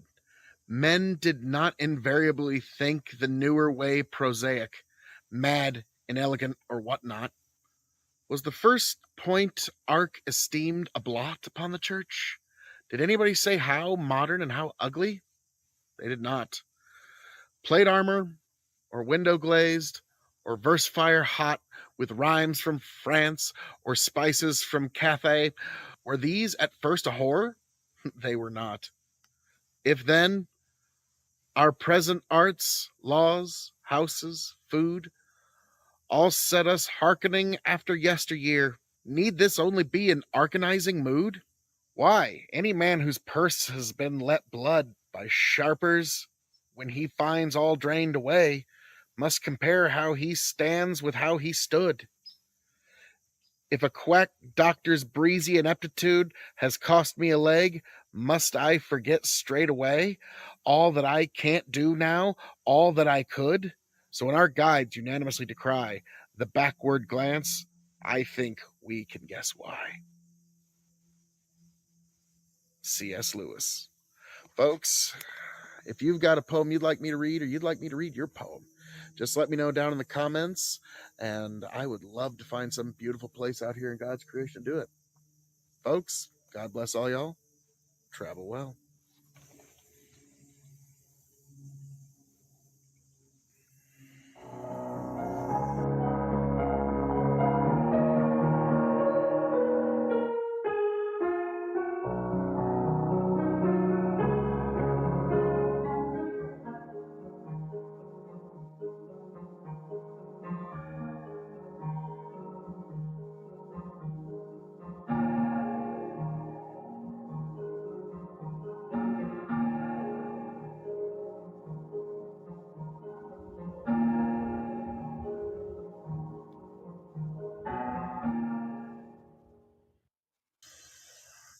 How we doing, all y'all? Time for another poem of the week. This one is by the great C.S. Lewis. It's called On a Vulgar Error. No, it's an impudent falsehood. Men did not invariably think the newer way prosaic, mad, inelegant, or whatnot. Was the first point arc esteemed a blot upon the church? Did anybody say how modern and how ugly? They did not. Plate armor, or window glazed, or verse fire hot with rhymes from France, or spices from Cathay, were these at first a horror? They were not. If then, our present arts, laws, houses, food, all set us hearkening after yesteryear, need this only be an arcanizing mood? Why, any man whose purse has been let blood by sharpers, when he finds all drained away, must compare how he stands with how he stood. If a quack doctor's breezy ineptitude has cost me a leg, must I forget straightway all that I can't do now, all that I could? So when our guides unanimously decry the backward glance, I think we can guess why. C.S. Lewis. Folks, if you've got a poem you'd like me to read or you'd like me to read your poem, just let me know down in the comments, and I would love to find some beautiful place out here in God's creation to do it. Folks, God bless all y'all. Travel well.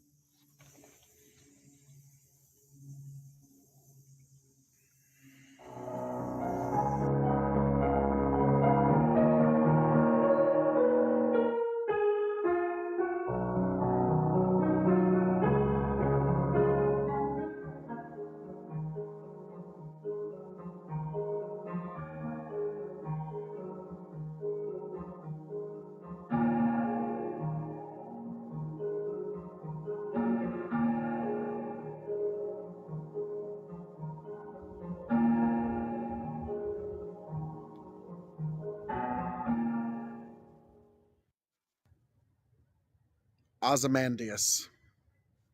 I met a traveler from an antique land who said, "Two vast and trunkless legs of stone stand in the desert, near them on the sand, half sunk, and a shattered vision lies whose throne, and a wrinkled lip and a sneer of cold command tell that its sculptor well those passions read which yet survive, stamped on these lifeless things, the hand that mocked them and the heart that fed.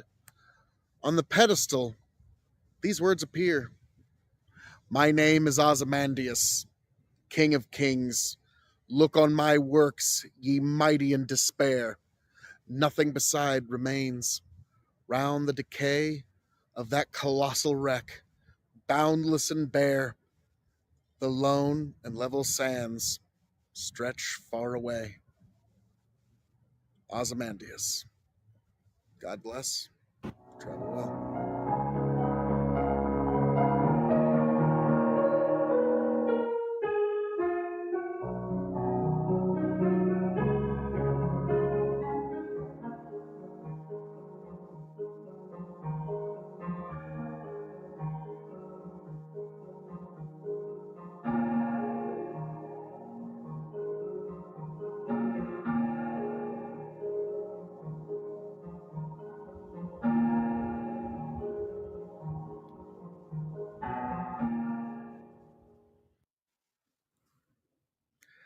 How we doing, all y'all? Time for another poem of the week.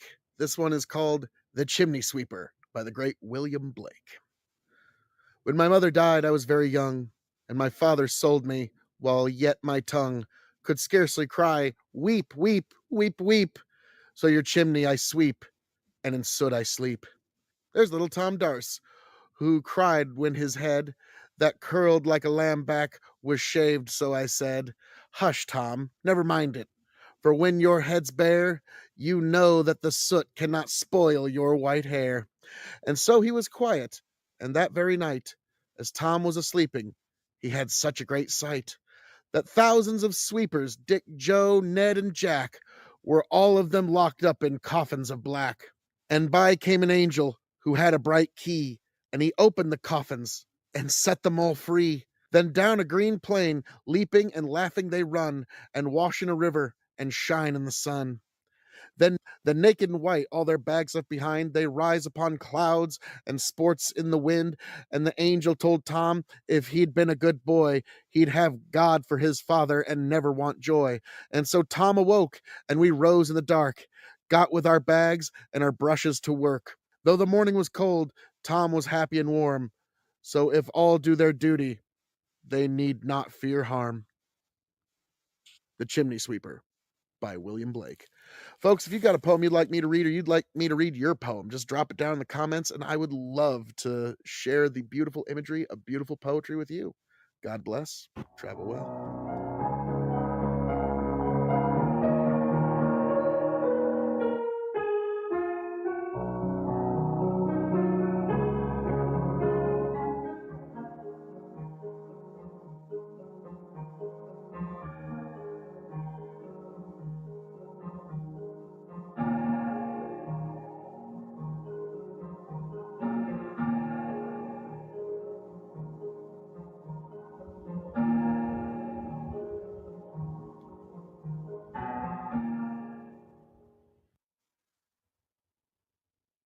Remember Me by Margaret Mead. To the living, I am gone. To the sorrowful, I will never return. To the angry, I was cheated. But to the happy, I am at peace. And to the faithful, I have never left. I cannot speak, but I can listen. I cannot be seen, but I can be heard. So as you stand upon a shore, gazing at a beautiful sea, as you look upon a flower and admire its simplicity, remember me. Remember me in your heart, your thoughts, and your memories of the times we loved, the times we cried, the times we fought, the times we laughed. For if you always think of me, I will never have gone. Remember Me by Margaret Mead. God bless. Travel well.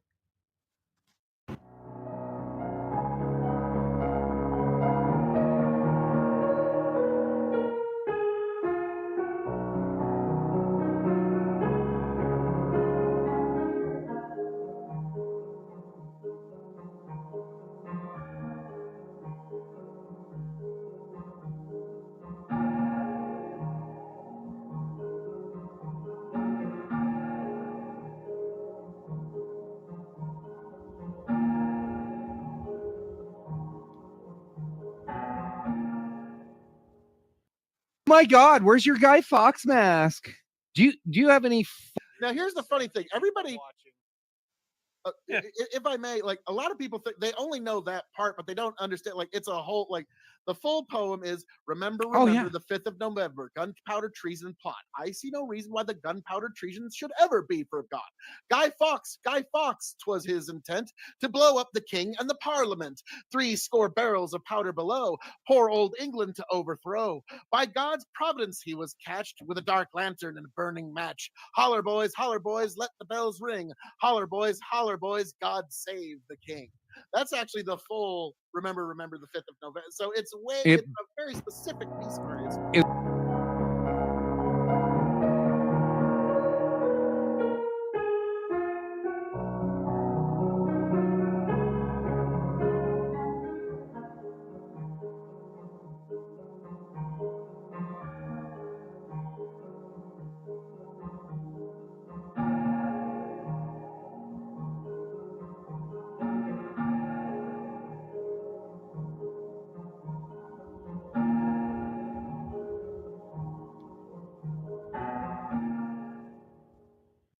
My God, where's your Guy Fawkes mask? Do you have any? Now, here's the funny thing. Everybody, if I may, like a lot of people think they only know that part, but they don't understand. Like it's a whole, like the full poem is remember, Oh, yeah. the 5th of November, gunpowder treason plot. I see no reason why the gunpowder treason should ever be forgot. 'Twas his intent to blow up the king and the parliament, 60 barrels of powder below, poor old England to overthrow. By God's providence he was catched with a dark lantern and a burning match. Holler boys, let the bells ring. Holler boys, God save the king. That's actually the full remember the 5th of November. So it's it's a very specific piece of art. And there we go, folks. That was fun. It was gave me a moment to touch base with the wife because when I head upstairs next, I bet she's asleep. But if not, you never know. And let me share something with you that I really enjoy. But hang on. Woo! That was a heavy sneeze. That was a heavy one. That one, even though I muted the mic, I'm pretty sure you folks at home still heard it. Whew. That one was powerful, Joe Rogan experience. All right. Now, depending on where we go next, we're going to go either heads or tails. Heads, we're going to go a heady route. Tails, we're going to go a route that protects your behind. Tails. All righty. Without further ado, folks, we're going to get into the route that protects your behind. So we're going to do this for a little while. I'm just having fun with y'all. It's a fun Thursday night. So let's get right into this one without further ado, protecting your behind. Welcome, one and all, to the K.O.E. Nation Knife Reviews. Just like so many of you folks, I am on the never-ending journey to find that perfect blade. We're going to grade every blade on a 5-star scale as a tool, as a self-defense implement, and as a knife overall. Also, would we replace this knife if we lost it, and should you add it to your collection? Most important of all, without further ado, let's get to this knife review. How we doing, folks? Welcome one and all to the K.O.E. Nation for this very special knife review of the Raja 3. I truly, truly love this knife. Folks, this is a knife I carried for, I'm going to say, about 9 months. I'd say I've carried this knife for about 9 months. It's been an excellent, excellent knife. I've been utilizing it for, basically it's a great rope cutter and a great box cutter. Whenever you start the cut right here and start pulling through, it really gets through quite a few things. So I've been using this as a work knife. I just cleaned it for this review. But yes, there we go. Raja 3. Yes, folks. The Raja 3 knife. Cold steel. As you can see here, cold steel made in Taiwan. AUS OS 10A, if you will. Now, to me, what I love about this knife is quick and easy to open. No problems with that. It seems the cold steel triad lock, with the more you open it in any kind of way, it seems to get a little smoother. So I really am a believer in the triad lock here. Taiwanese knife, this cost me about $60, which is actually a pretty good deal. Now we get to the very interesting part here, the grading of every knife. Because to me, we grade on a 5-star scale here, folks. 5 meaning you have to have this knife before you shuffle off this mortal coil. 0 meaning pass it on by, the K.O.E. Nation has advised you well. So we're going to grade it on 3 5-star scales and then 2 yes or no questions. So on a 5-star scale, we're going to grade this as a tool, as a self-defense implement, and as an overall knife. So as a tool, I've beat this knife up. It was on the farm for a considerable amount of time, and it performed. And what it really excelled in is you could dig right into the furrow of where you had planted, because a lot of people don't know that it's two discs that plant a crop. So literally just two discs spinning against each other, and in that mechanism is where the seed gets planted. And so in that furrow, a knife is a perfect tool to dig into that furrow. Now, I usually grip it like this, finger thumb grip like that, but I'm just trying to demonstrate the point. This knife has held up under every condition that I put it under. I'm going to go ahead and say, as a tool, I gotta give it 3.75 on a 5-star scale. 3.75 as no, I'm giving it 4 stars. I'm giving it 4 stars as a tool. Excellent blade here, folks. As a self-defense implement, you gotta really be on exact with your flicking. Let's see. Nice. You can even do it underhand. The Raja 3, excellent self-defense implement. I'm also going to give it 4 stars as a self-defense implement. I mean, obviously, it's got a good enough indentation. Some people might call it a choil. I think this actually just up here is the choil, but let me know in the comments. It's got enough so your fingers won't, drive up the knife, but to me, anyways, it's just almost too small, almost. But as a self-defense implement, it utilizes the amazing Emerson Wave Open, which I'm going to show you right here.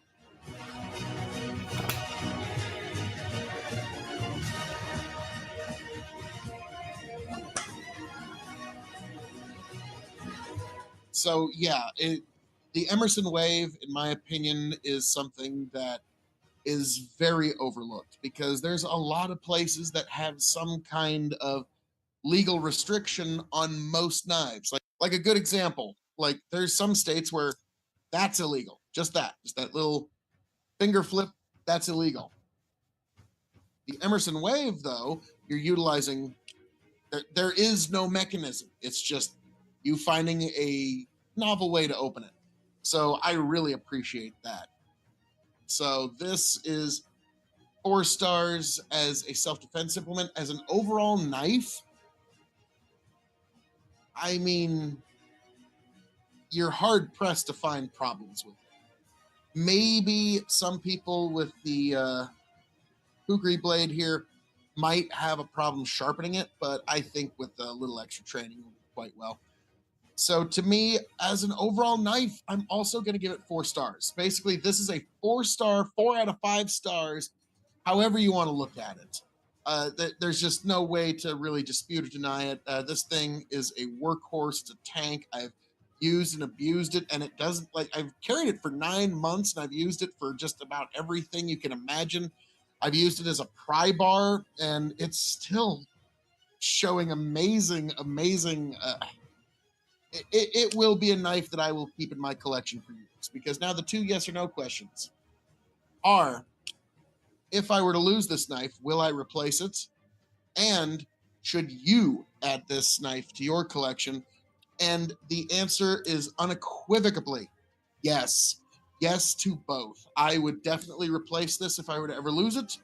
And I would also definitely recommend you add this particular knife to your collection if this is something that, if it fills the holes that you need, then yes, this would be a knife I would definitely recommend. So, folks, as I'm known to say around here, all that being said, thank you for joining us for this very special review of the Cold Steel Raja 3. God bless every last one of you. I hope all of you make it back here to the K.O.E. Nation happy, healthy, much the wiser, folks. God bless. Travel well.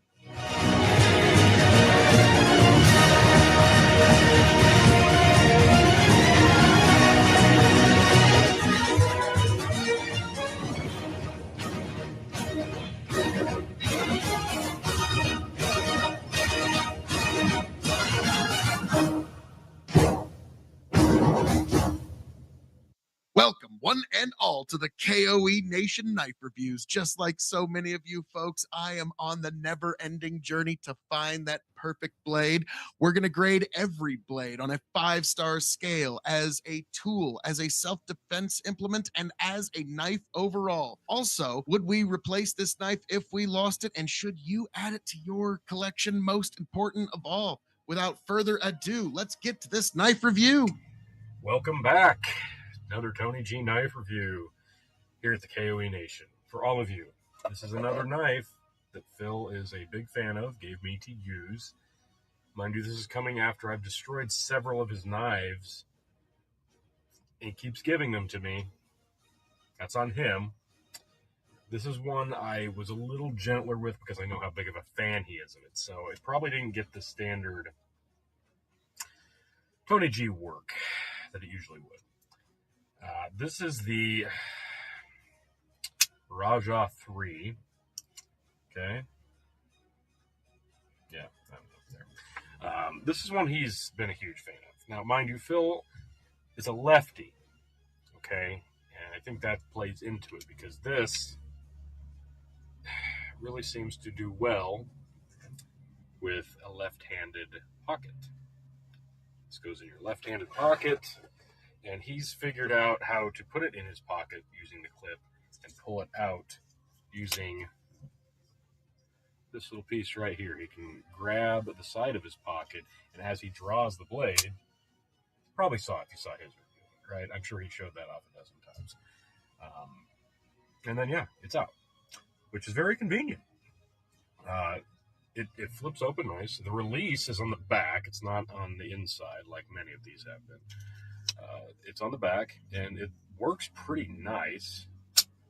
Flicks open pretty good, and it's not too hard to depress, and it doesn't, like, slam on your fingers when you go to close it. I think... Oh, no, you can actually. I guess I should know. He's left-handed. These here can be taken out. It can be moved. Like, you can do it as a righty, too. So... I think that's why he likes it, though, is because this is set up to be ambidextrous. Now, this is cold steel, made in Taiwan. The blade, different shape. I've gotten it dirty. I didn't break the blade, though. Now, that's probably from a lack of trying, because I think, honestly, the other one I had, the K.O.E, I feel like that blade is actually a little more durable. This one feels thicker, but it feels very... If I started sawing with this, I think I'd probably mess this thing up pretty bad.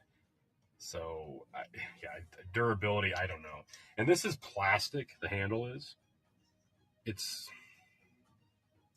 not like a impressive, durable plastic. So, it's kind of a unique looking blade, and the ambidextrous feature, pretty handy for lefties. So, I'll be honest, it's not my favorite knife. I didn't really master the flicking out of the pocket, having it at the ready maneuver that Phil does. Maybe I'd give it some more points if I was able to, master that technique, but I didn't. The blade design is just unique to me. It doesn't make any difference to me what the blade looks like, just that it works how I need it to work. And this isn't one that's going to work how I need it to work. If I'm cutting tape, yeah, this would work. But there's better knives that are going to be more suited for me, like a utility knife or a very standard, smaller size of this one. Now, this works the same. It's just the design is not for me in my line of work. So as a knife, I'm going to give the Raja 3, I give it, I'm not going to like this, Phil, 2.75. Like, it's fine. Nothing wrong with it. I don't know how much this thing cost, but I'm guessing it wasn't a cheapo. But the blade, it's cold steel. It should be a little more durable. It should be a little more quality. I'm sure it's all right. I was just babying it because I didn't want to break it for you, Phil. But yeah, the handle, I don't know. It's, yeah. Didn't seem like quality. So 2.75 is a knife. As a tool, I'm going to give this a 1. This can cut stuff. That's about it. I'm not going to dare try to do anything fancy with this because it's not going to hold up. I can already tell. As a self-defense utility, this would be a lot more. Yeah, this is going to be a lot more honed in on that particular department. The blade definitely looks a little intimidating. And if you can flip that bad boy open at the ready and have it ready as a defense mechanism, yeah, this could be a little intimidating. And obviously the ambidextrous feature, big ups on that side. So I'll give it a 3.75 in that regard. Yeah, not bad. Not bad. It's a cool blade. I don't know what this thing costs, like I said, but Phil loves it. Not my favorite, but the Lord of the Scottish Highland, your leader of the K.O.E. Nation, highly recommends this bad boy. So I do recommend you check out his review. And like I said, if you're a lefty, this one might just be for you if it's not a tool you need. So that is Tony G's review of the Raja 3. We will catch you on the next one.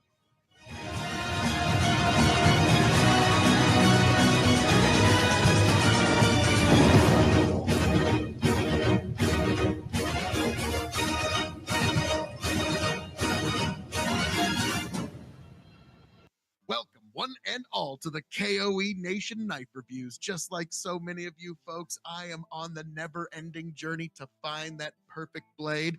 We're going to grade every blade on a 5-star scale as a tool, as a self-defense implement, and as a knife overall. Also, would we replace this knife if we lost it, and should you add it to your collection? Most important of all, without further ado, let's get to this knife review.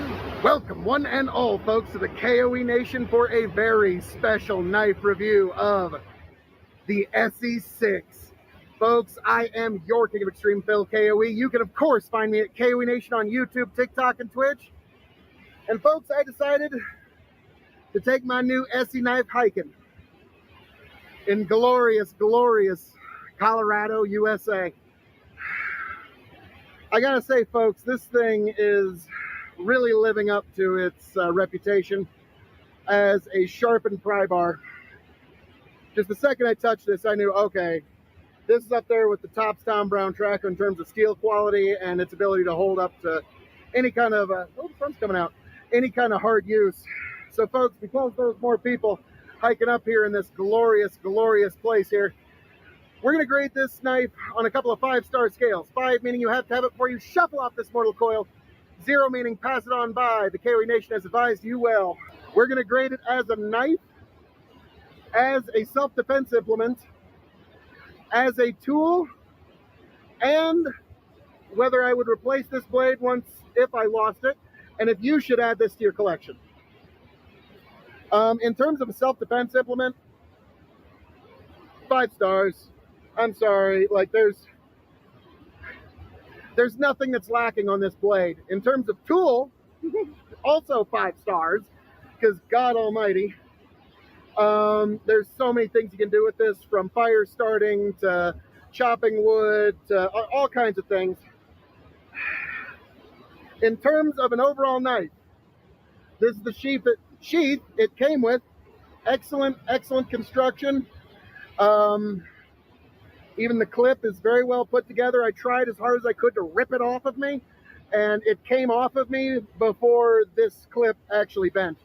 So yes, as a knife, I'm going to give it 4.25 on a 5-star scale. Would I replace this knife if I were to lose it? Yes, absolutely. This really hits all the, checks all the boxes for me. Should you add this knife to your collection? For most of you, I think the SE4 would probably be a slightly better option. The SE6 is just perfect for me and all of my varying uses. But for some of you, the SE4 might be the way to go. So folks, all that being said, thank you for joining me for this very special knife review. God bless every last one of you. Travel well. And a little addendum. I decided to take a little Welcome, one and all, to the K.O.E. Nation Knife Reviews. Just like so many of you folks, I am on the never-ending journey to find that perfect blade. We're going to grade every blade on a 5-star scale as a tool, as a self-defense implement, and as a knife overall. Also, would we replace this knife if we lost it, and should you add it to your collection? Most important of all, without further ado, let's get to this knife review. How we doing, all y'all? And folks, welcome to this knife review of the Hori Hori knife by, I believe that's Adawila. Let me know in the comments how you would pronounce that. But folks, this is a Japanese design. Hori Hori translates roughly into dig dig.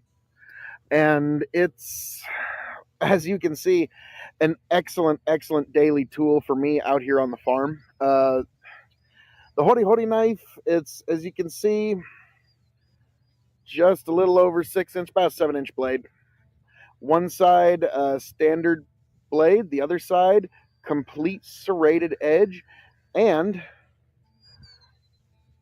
it curves, so it makes an excellent trowel. Like just for any kind of digging.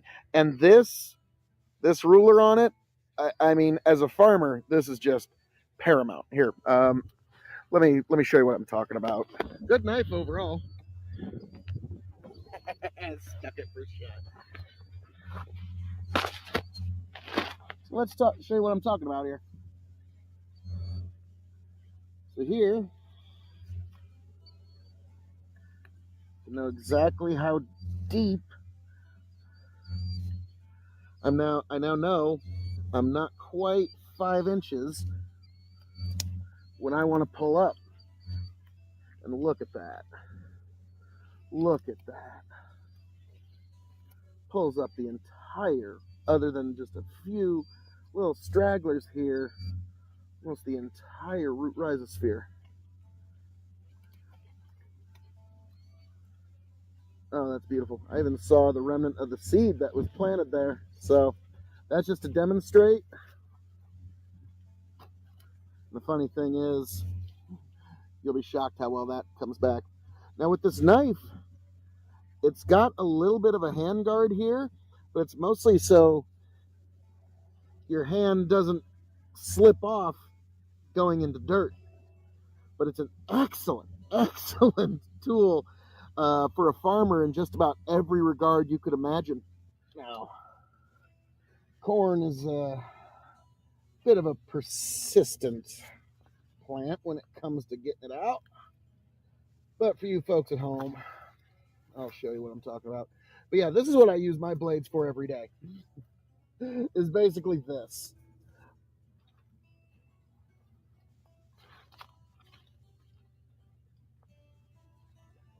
And once you get under,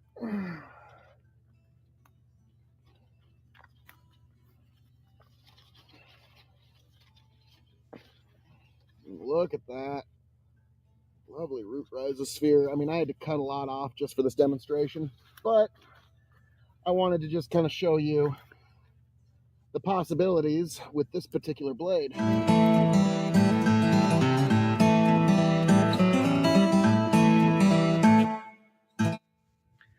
So, obviously, this is a tool that will take a licking, keep on ticking, and that's what I like about it.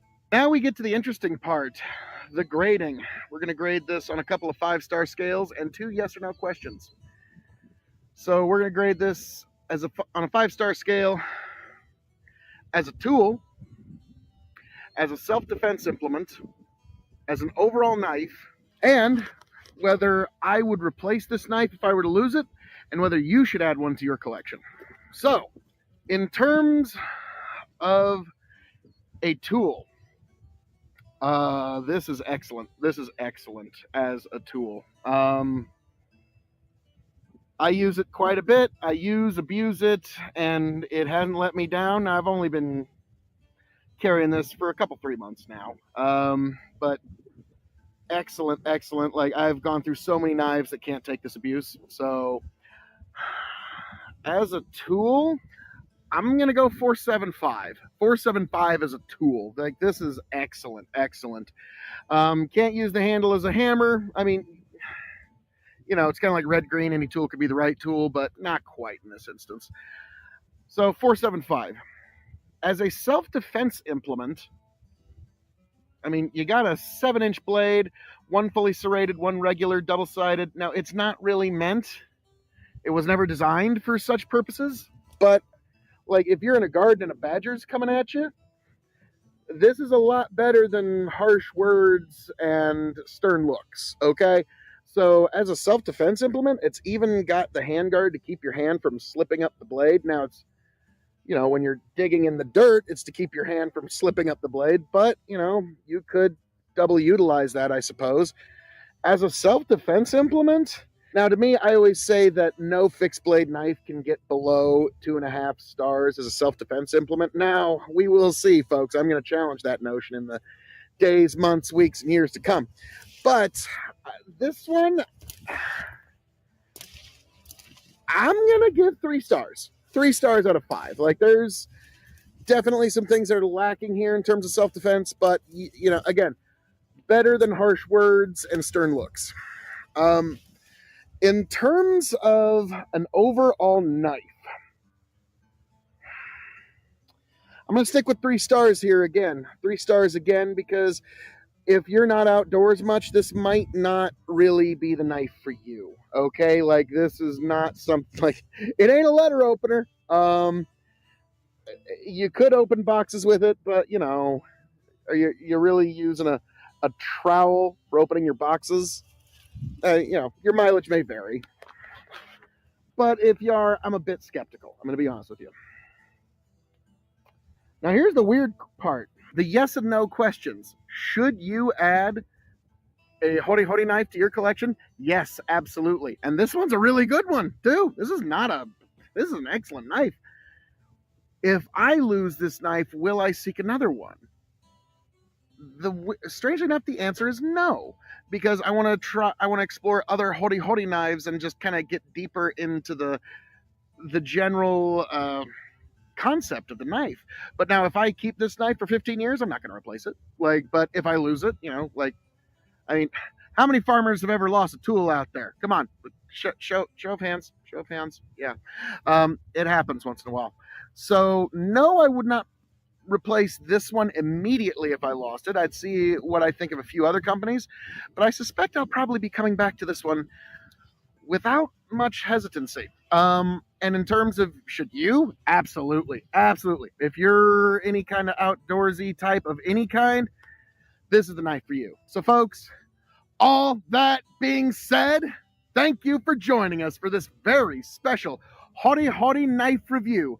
Folks, I am your King of Extreme, Phil K.O.E., the man of the hour, the man with the power, the man that makes the other podcast cower. You can, of course, find me at K.O.E. Nation on YouTube, TikTok, Twitch, and now Twitter as well. Folks, God bless every last one of you. Travel well.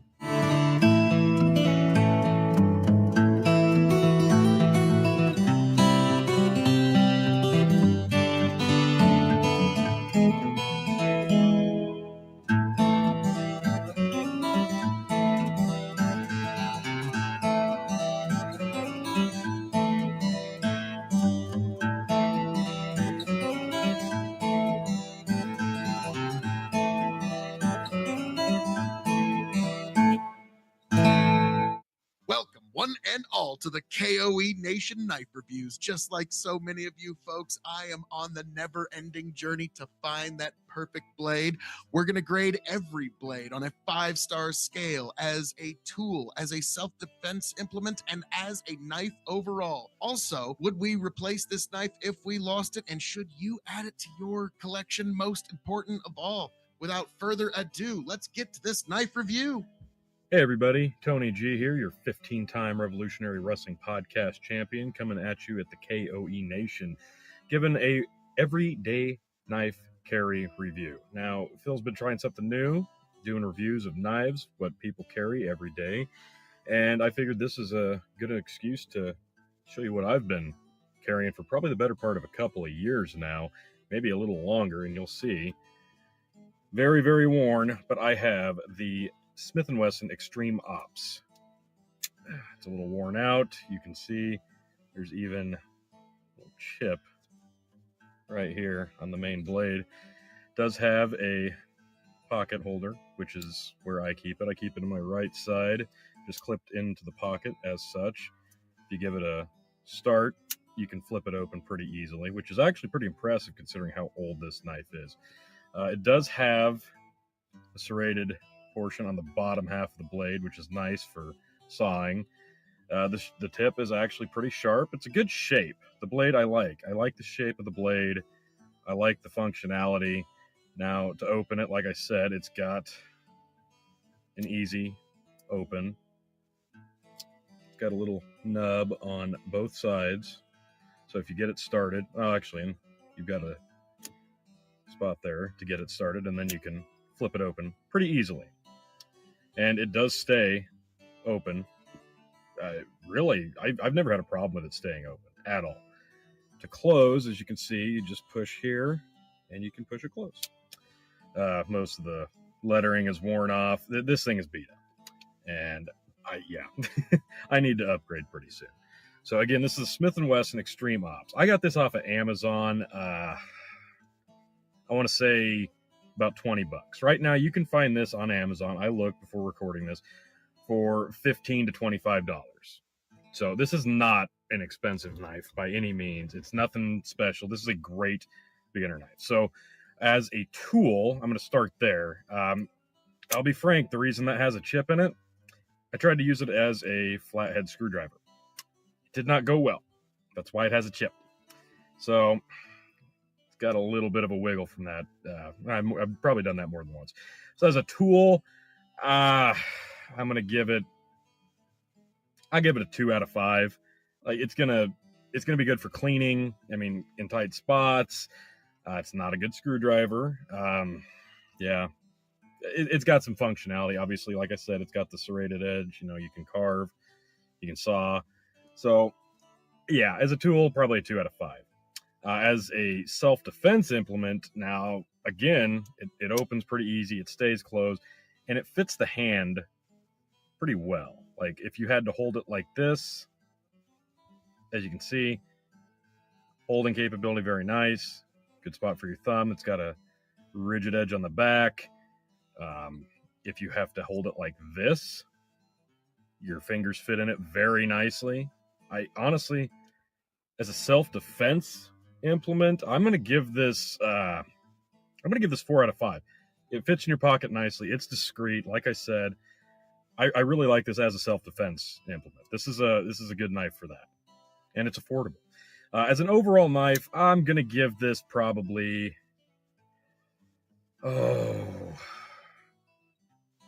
it's lasted me over 2 years, I think. I'm going to give it a 3 out of 5 as an overall knife. You know, it looks good. It's sleek. The black color, it's a good name. You know, it's quality. It's all metal. I don't know exactly what metal, but yeah, nothing wrong with this at all. It's a good, affordable knife, but for what I do every day, I might be better inclined to use like a utility knife in most instances, or a bigger bladed knife. So if I would replace this once this does break, or I inevitably lose it, one of the two, it's 50-50. For the price point, yeah, I might replace it for the price point, but I may look to upgrade to something a little, not extravagant, but more diverse in terms of being a tool with what I do every day now. And should you buy it? That's a real question. If you need something affordable, absolutely 100%. This is a great knife. The Smith & Wesson Extreme Ops, very affordable, very available. Definitely something you should buy. If you need more of a slice, a quick slice, if you need to like open boxes or cut tape or if you need to cut stuff open, this isn't going to be your best slice. Like you can cut, you can saw, you can poke and stab stuff open, but you might be better off with like a box cutter style or a utility knife with a replaceable blade. So it's really going to come down to what you need to do every day to justify carrying it every day. Price point, you really can't beat it. As a self-defense implement, it's great. Not a great tool. But, this has held up very, very well for me over the years. I do recommend it, especially for the price point. It looks good. It's solid material. So, yeah, I do recommend it. Like I said, on Amazon, very findable, very affordable. Something I would definitely recommend. It's a good beginner knife. That's a nice way to put it, right? So, yeah, not a bad one. But when I do eventually upgrade, I'll be back at you with another knife review. That was my everyday carry until that changes. Thanks for coming, folks.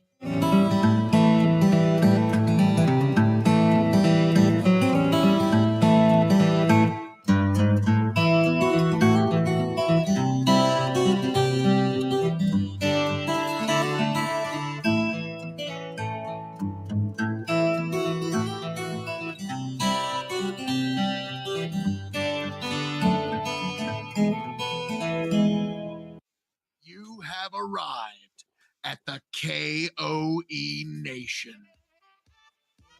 Yes, folks, you truly have arrived here at the K.O.E. Nation for the unboxing of a $12 Bowie knife. Yeah, folks, Mossy Oak $12 Bowie knife bargain bin at Tractor Supply. Folks, I am your King of Extreme, Phil K.O.E., the man of the hour, the man with the power, the man that makes you the podcast cower. You can, of course, find me at K.O.E. Nation on YouTube, TikTok, Twitch, Twitter, X as well, folks. And I am more than a little curious about this. So on the back here, it says razor sharp clip point blade, brass handguard, full tang construction, durable wood handle, polyester sheath. And I know this is going to be as a very big surprise to a lot of you, but a $12 Bowie knife was, of course, made in China.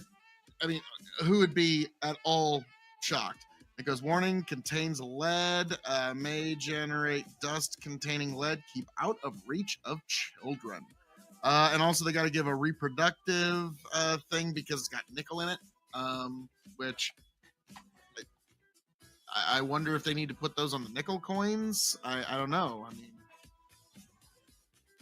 so I'm a little curious. I know you are. $12.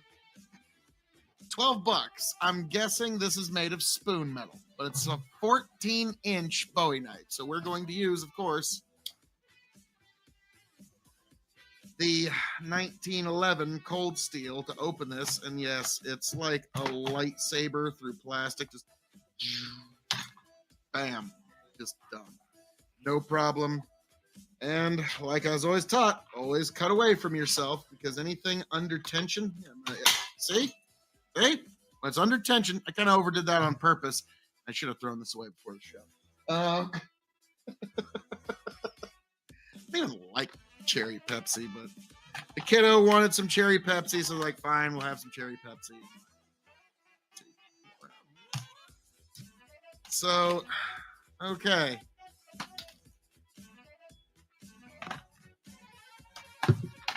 Blade is extracted. Getting the sheath out. Mighty sheath. So, full tank construction, as it says in the front. Razor, sharp clip point. Durable wooden handle. All of that, I am sure, is totally true.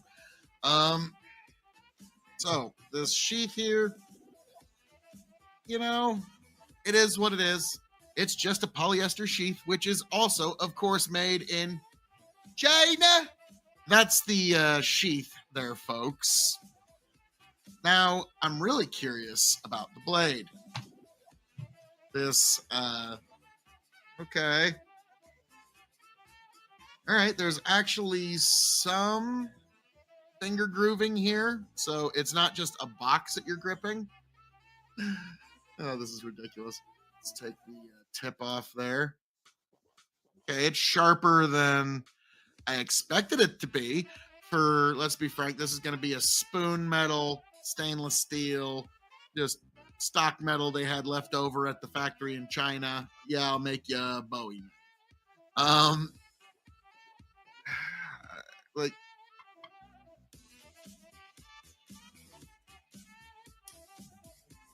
hear it? There's a little click. but I just tried that a little bit. Now, that might have been the wood, might have been glue, might have been anything. Already loving it. And I didn't put a lot of force into it. Like, hey, for $12, like, can't complain too hard now. Let's see. Okay.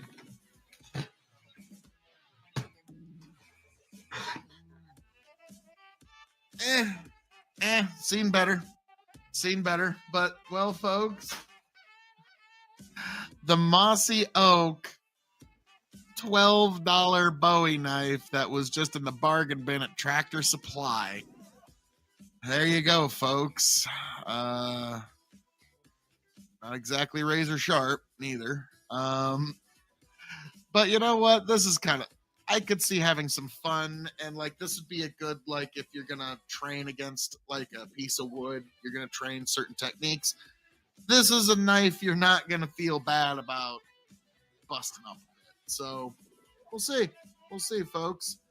But as I'm known to say around here, all that being said, that has been this unboxing and first impression of the Mossy Oak $12 Bowie knife. Folks, God bless every last one of you. I hope all of you make it back here to the K.O.E. Nation happy, healthy, much the wiser. God bless. Oh. There you go, folks. Actually, last thing. Let's see how the blade interacts with the sheath. Does it even really hold in the sheath? Hey, it all comes together and it all measures properly. I mean, hey, say what you will about Chinese manufacturing. They've got measurements down at this point. So we'll see how these two hold together in due time. The review is definitely coming. Did the bottom pit? No. That's a lanyard hole. That's so you can put a little bit of cord in there. So that's how it was in the box before I opened it. But that is actually, no, that's a lanyard hole for if you want to do that. But good observation, Bandit. Good observation. So there you have it, folks.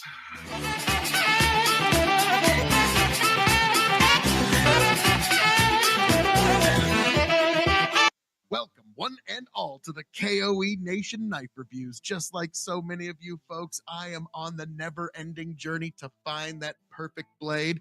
We're going to grade every blade on a 5-star scale as a tool, as a self-defense implement, and as a knife overall. Also, would we replace this knife if we lost it, and should you add it to your collection? Most important of all, without further ado, let's get to this knife review. And what a review this shall be, because, folks, I'm here to review the venerated K-Bar. Yes, the K-Bar knife, one of the most recognizable knives in all God's creation. I mean, there it says right there, K-Bar. So this is a legitimate K-Bar, and this is one that I have owned for decades. I bought this when I was, I think, 19 or 20, so I've had this for a very long time. And as you can see, it's been taking a licking, and it keeps on ticking. I lost this knife for like 7 years. It sat in a box in my shop for about 7 years, and then I found it, and I was like, oh, sweet, because I use this for all manner of things. Because to me, what impressed me about the K-Bar the most, I know, like, a lot of people have, like, that's what sold you. You can use the bottom as a hammer. Yep, you can use the bottom as a hammer, and I have many times, as you can plainly see. Yeah, I've used and abused this knife and have given very little consideration to its cleaning. And over the years, there's a little bit of rust on the tip you can maybe see just from general use and abuse. This is the gold standard for knives going forward here at the K.O.E. Nation. So I'm going to grade this on a few 5-star scales. 5 meaning you have to have this knife before you shuffle off this mortal coil. 0 meaning pass it on by. The K.O.E. Nation has advised you well. So, fixed blade, formerly United Cutlery, now K-Bar, which apparently the name comes from like somebody wrote in a letter that they alleged that they killed a bear with this knife, which, don't get me wrong, it's better than harsh words, but I'm skeptical of one guy's letter. We're going to grade this as a tool, as a self-defense implement, as an overall knife, whether you should add this knife to your collection, and whether I would replace this knife if I were to lose it. So, on a 5-star scale as a tool, I'm going 5. Okay? The hammer sold me, and a friend of mine in the Marine Corps said that this indention here can be used in some sort of fire starting. Fascinating to me. The serrated blades, serrated actually is an added bonus for me. I've always been a fan of serrated edges. I think they do wonders. So yeah, I'm definitely a fan as a tool. I've used this as a tool, and it's been more reliable than some tools. So 5 stars as a tool. As a self-defense implement, the K-Bar has killed a not insignificant number of Nazis during World War II. That's worth noting. Now, to me, just its value as a tool is all I would need to keep this knife in my collection. But as a self-defense implement, you can get a really good proper grip and in reverse grip as well. Again, this is the gold standard, so I'm gonna go 5 stars as a self-defense implement, and I don't throw that out kindly, but it's got the proper length to do really what you need to do if you were ever, and God, I hope you never are ever called to defend your life. In terms of an overall knife, in terms of reputation, recognizability, in terms of its, the thing's basically a sharpened pry bar. Normally, fixed blade knives, I dock points because you have to have some sort of external construction to carry the knife on you. In this instance, this particular polymer sheath, which has lasted, it's done as well as the knife. The sheath is done spectacularly. So, in terms of an overall knife, I gotta give it 5 stars, folks. 5 stars is a knife. Now, should you add this knife to your collection? I would say absolutely yes. And then the more important question, would I replace this knife if I were to lose it? Oh, you betcha. So, folks, this is the gold standard, the inaugural review of the K.O.E. Nation Knife Reviews, and this is the knife that now every other knife has to kind of stack against here, folks. So it's 5 stars all around, and you should definitely pick it up for decades-long review of this particular blade, folks. I hope all of you make it back here happy, healthy, much the wiser. Please like, share, subscribe to the K.O.E. Nation on YouTube, TikTok, Twitch, and follow me on Twitter. God bless every last one of you folks. Travel well.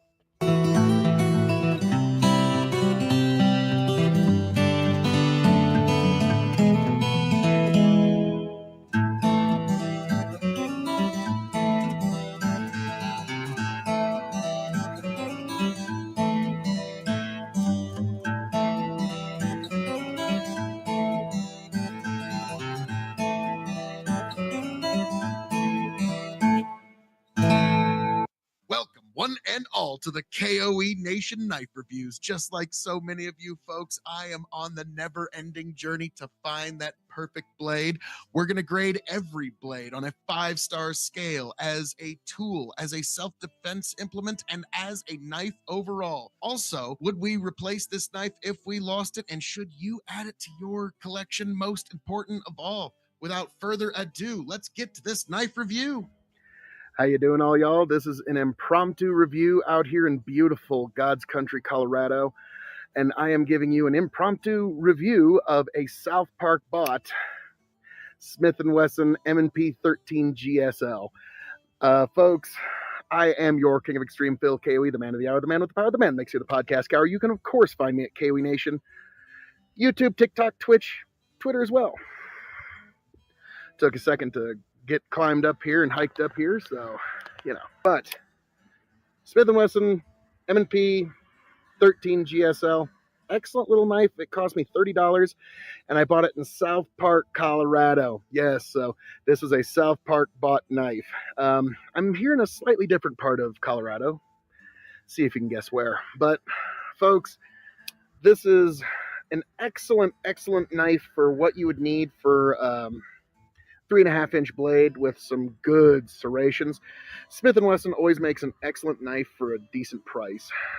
This knife, there's people coming, so I'm going to be real quick and grade it on a 5-star scale as a knife, as a self-defense implement, and as a tool. There is no assisted open.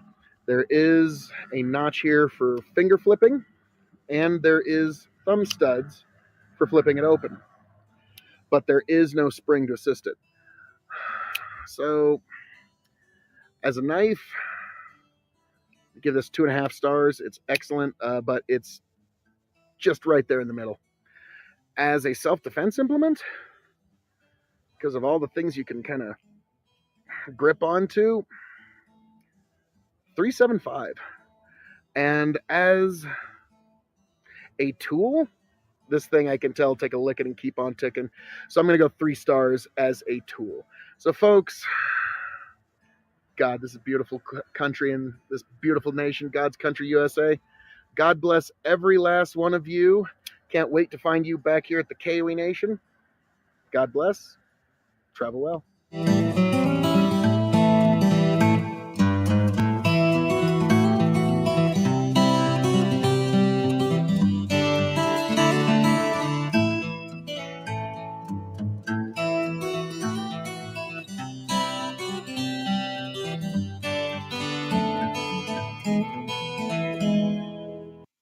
You have arrived at the K.O.E Nation. Well, folks, you have indeed arrived here at the K.O.E Nation for a very interesting tool review of the O-Knife Otisel D1 Titanium Hex Bit Driver, folks. This one I thought was just a fascinating little tool when I saw it online. It's a solid piece of titanium. It's made of, let's see, I got the box right here. It's made of TC4 titanium. It's 42.5 grams, 1.5 ounces. So there's a little bit of heft to it. And what it is that opens up right there. And there's a nice little chunk of hex drives right in there. And here's the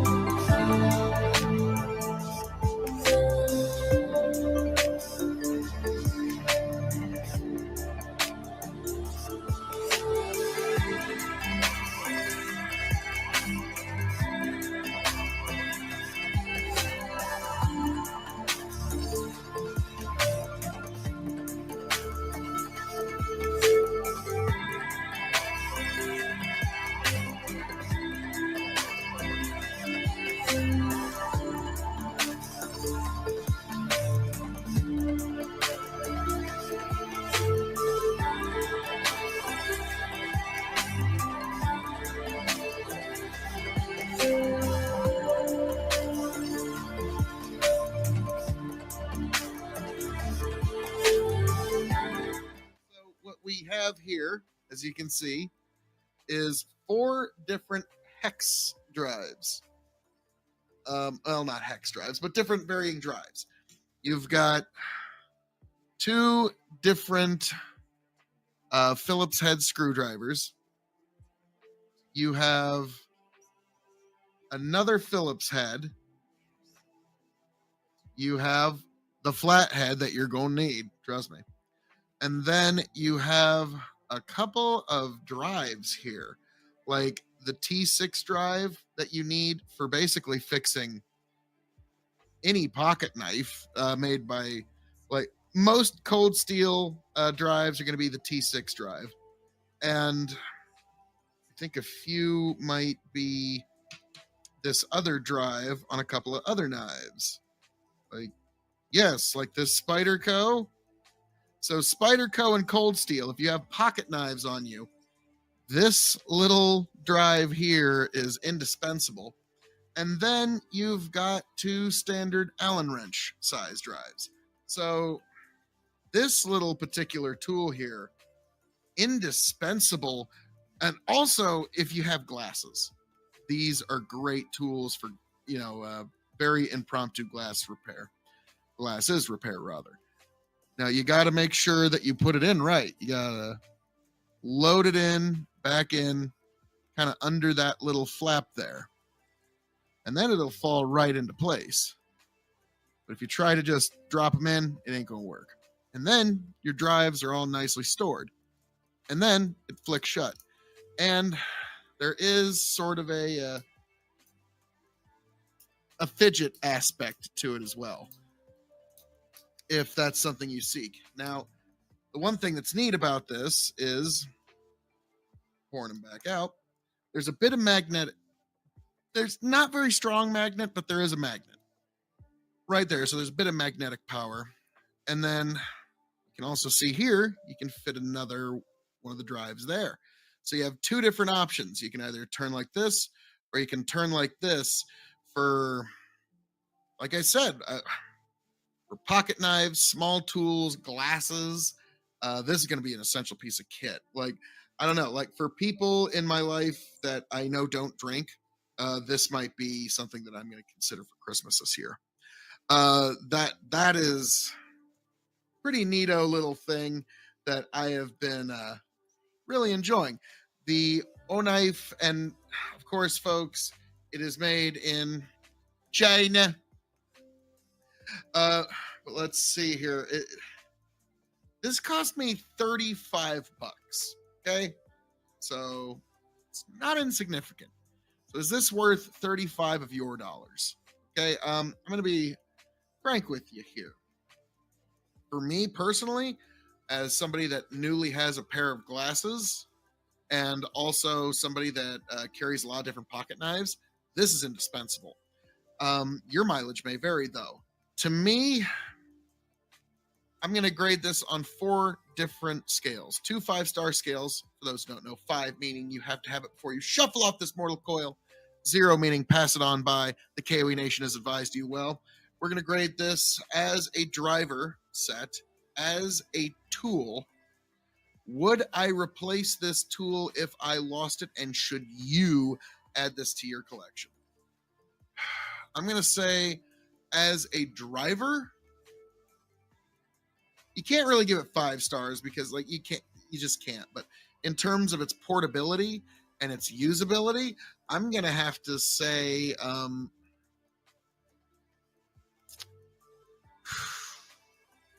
3 stars as a driver set. As a tool overall, I'm going to agree just because it's so portable, and we're a tool using species, so we need our tools to survive. Should you add this to your collection? Your mileage may vary on its usage. Like I said, like, it's a nice little piece of equipment that I've been carrying on my keychain for a couple of weeks now, and it's come in handy more than a few times. So I would say, as just having this little handy little piece of kit, yes, but your mileage may vary. Would I replace it if I lost it? Definitely, just because I'm getting into knife reviews, and this has all the drives I need for any kind of knife repair for most of the major companies that are available on the American market. So it's indispensable for that, and I'm wearing glasses now. Let's get some comments here. Bandit, when you lose all the heads, it still functions as, yes, when you lose all the heads, it's still an amazing little fidget thing. I hate to say, it both gains and loses points for its novelty. Yeah. But, like, see, the reason I like it is because it's a gift for people who have everything. Okay. Like if you got that one person in your life that just has everything, this is something you can't find at Walmart. I got it on Amazon, but so it's $35 on Amazon, and it was literally a 2 a.m. purchase. So folks, that was this review of the O Knife Titanium Drive.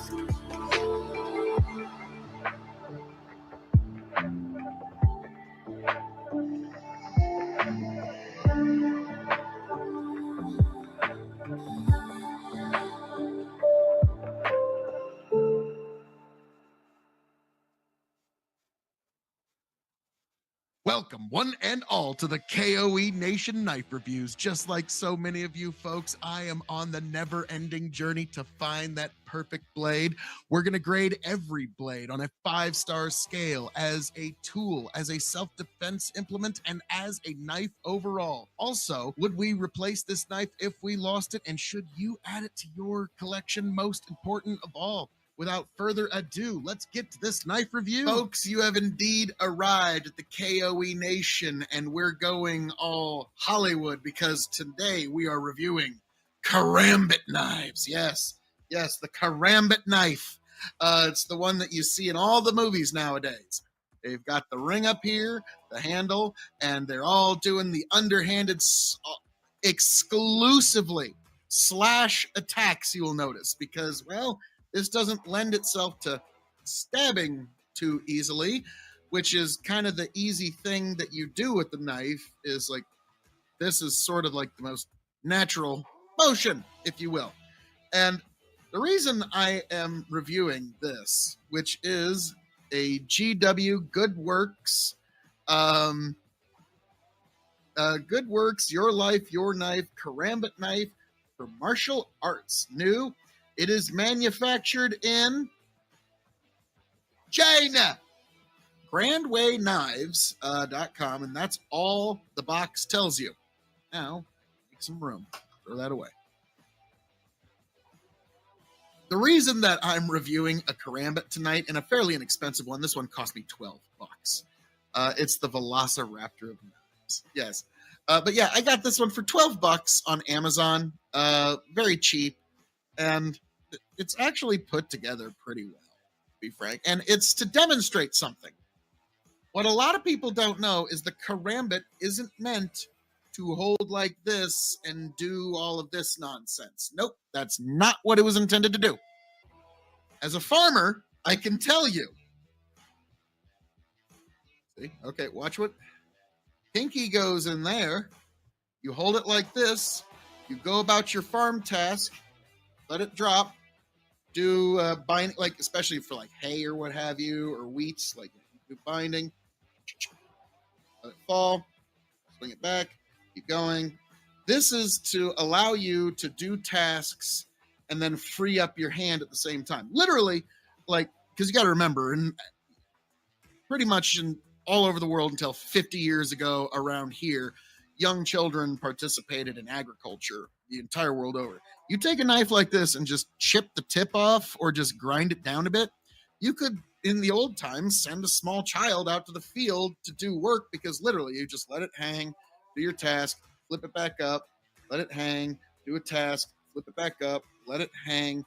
Like, this is how a karambit was supposed to be used, as an agricultural implement, okay? Because it can't do this. So it's immediately not going to make the guards in your area all that trepidatious when you're carrying a karambit around.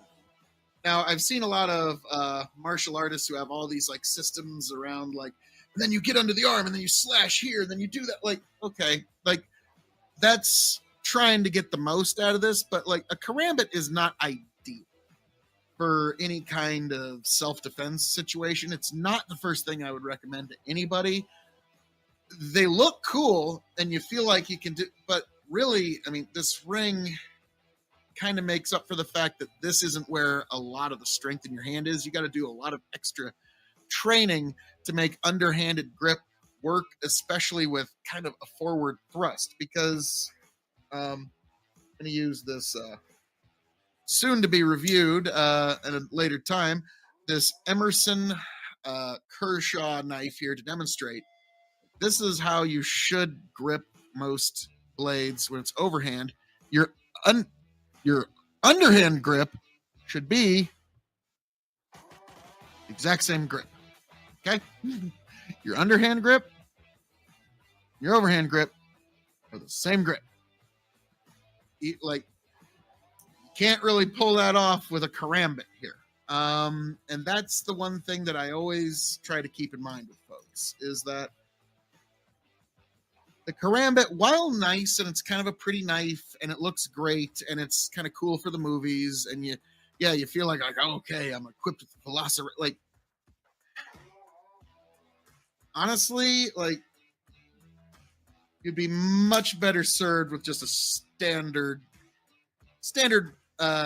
bladed knife. Now, I have nothing wrong with the ring here. I know some people who carry standard bladed knives with a karambit ring. That's great because that's extra retention. But again, it's also on their pinkies.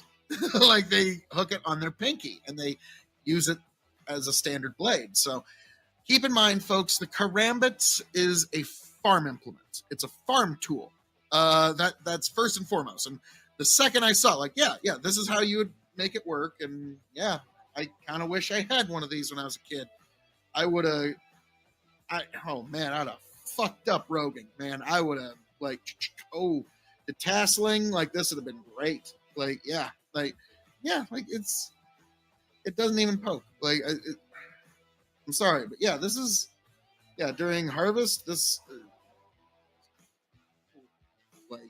this would help in some regard, but definitely tasseling and roguing season. Like, just keep doing your task. Like, oh man, this would be just A+ as a farming implement, but always keep that in mind. Folks, we are going to grade this knife on a few 5-star scales. 5 meaning you have to have it before you shuffle off this mortal coil. 0 meaning pass it on by, the K.O.E Nation has advised you. So we're going to grade this as a tool, as a self-defense implement, as a knife overall. Would I replace this blade if I lost it? And should you add this one to your collection? Here's the thing. Everybody thinks karambits are the ultimate self-defense implement. I don't agree. I really don't. So as a self-defense implement, I'm going to give this 2.5. It's just right in the middle. It's a fixed blade, nice knife. It can definitely make, like, to me, most fixed blades should get at least 2.5 stars as a self-defense implement, and this one gets exactly 2.5 stars. And not really much more. In terms of a tool, like I said, as a farm implement, it's excellent. You can go about your task all day, and it's very, very efficient versus resheathing your knife every time you need to do some task that requires fingers. So as a tool, I give this 3 stars because that's what this is. And that's what this always was. It's just Hollywood turned it into a weapon because it looks cool for the cameras.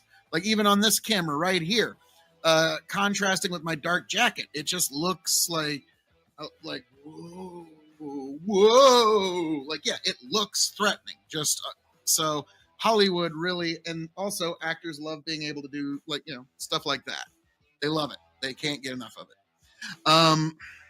So yeah, as a tool, 3 stars. As a knife overall, I'm gonna stick with 2.5. Okay, because it's a good, acceptable knife. It's 440C steel, which is kind of cheap steel, but hey, I got it for $12. and it's to demonstrate something. Would I replace this knife if I were to lose it? I probably would, because I don't know how many examples of a karambit I'm going to keep around. It's just a knife style that I don't really subscribe to. I think it's very overrated. And I think if you were carrying something like this particular Kershaw, or my personal favorite, one of my EDCs, the Cold Steel Spartan, fully serrated blade, uh, I think you'd be far better served with something like that. So I think I would replace this, because I don't anticipate keeping a lot of karambits, and I need one as just sort of a proof of type. And should you? Strangely enough, yes, because I think if you've got the bug of getting a karambit, probably don't spend a lot of money. Either get something like this, or Smith & Wesson makes some really good budget folding karambits. And those would probably serve you very well. So don't spend a lot of money on a karambit, because your dollars are probably better served elsewhere. So get a budget version like this. So folks, as I'm known to say around here, all that being said, thank you for joining me for this very special review of the Karambit by Good Works Knives and the Karambit as a concept. God bless every last one of you folks. Well, all right. Let's see. Osiris looks like a velociraptor tail. It's kind of the whole point. It's a good movie knife, like, which is why people love them, and they're very popular now. Like the second I saw them, I was like, yeah, that's a farm implement. That's what that's for. Because if you hold it like this, you can cut hay, you can cut whatever, and then let it hang, tie it into a bundle, and then go back to work. like I saw it as a time-saving device. That's all this is. There's a reason why militaries don't issue karambits, and it's because its uses are too slim. Too few things that you can do. Sorry. Yeah, I think it's overrated because we didn't find out about it until Iraq, Afghanistan, and it's a fixed blade. Osiris. The degree of the curve throws me off, but maybe, I don't know. Well, the thing is, you can't do that. And this is the most common natural motion of the human arm. With this, yeah. Like, yeah, I don't even need to explain. Like, it's pretty easy to, like, words don't even, like, yeah.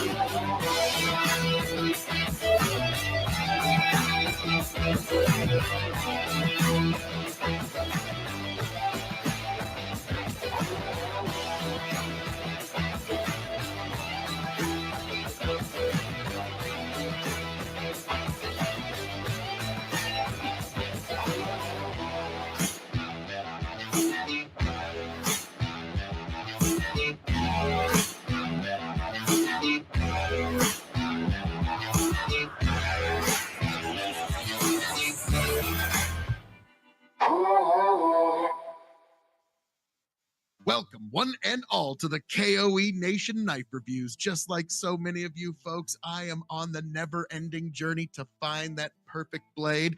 We're going to grade every blade on a 5-star scale as a tool, as a self-defense implement, and as a knife overall. Also, would we replace this knife if we lost it, and should you add it to your collection? Most important of all, without further ado, let's get to this knife review.